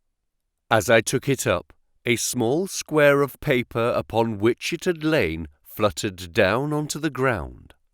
Unfolding it, I found that it consisted of 3 pages torn from his notebook and addressed to me. It was characteristic of the man that the direction was a precise, and the writing as firm and clear as though it had been written in his study. "My dear Watson," he said, "I write these few lines through the courtesy of Mr. Moriarty, who awaits my convenience for the final discussion of those questions which lie between us. He has been giving me a sketch of the methods by which he avoided the English police and kept himself informed of our movements. They certainly confirm the very high opinion which I had formed of his abilities. I am pleased to think that I shall be able to free society from any further effects of his presence, though I fear that it is at a cost which will give pain to my friends, and especially, my dear Watson, to you. I have already explained to you, however, that my career had in any case reached its crisis, and that no possible conclusion to it could be more congenial to me than this. Indeed, if I may make a full confession to you, I was quite convinced that the letter from Meiringen was a hoax, and I allowed you to depart on that errand under the persuasion that some development of this sort would follow. Tell Inspector Patterson that the papers which he needs to convict the gang are in Pigeonhole M, done up in a blue envelope and inscribed Moriarty. I made every disposition of my property before leaving England, and handed it to my brother Mycroft. Pray give my greetings to Mrs. Watson, and believe me to be, my dear fellow, very sincerely yours, Sherlock Holmes. A few words may suffice to tell the little that remains. An examination by experts leaves little doubt that a personal contest between the two men ended, as it could hardly fail to end in such a situation, in their reeling over, locked in each other's arms. Any attempt at recovering the bodies was absolutely hopeless, and there, deep down in that dreadful cauldron of swirling water and seething foam, will lie for all time the most dangerous criminal and the foremost champion of the law of their generation. The Swiss youth was never found again, and there can be no doubt that he was one of the numerous agents whom Moriarty kept in his employ. As to the gang, it will be within the memory of the public how completely the evidence which Holmes had accumulated exposed their organization, and how heavily the hand of the dead man weighed upon them.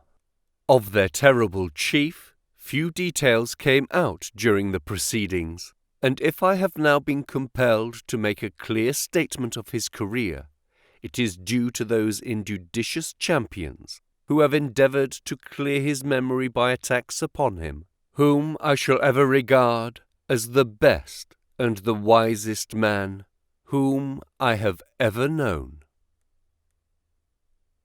The End.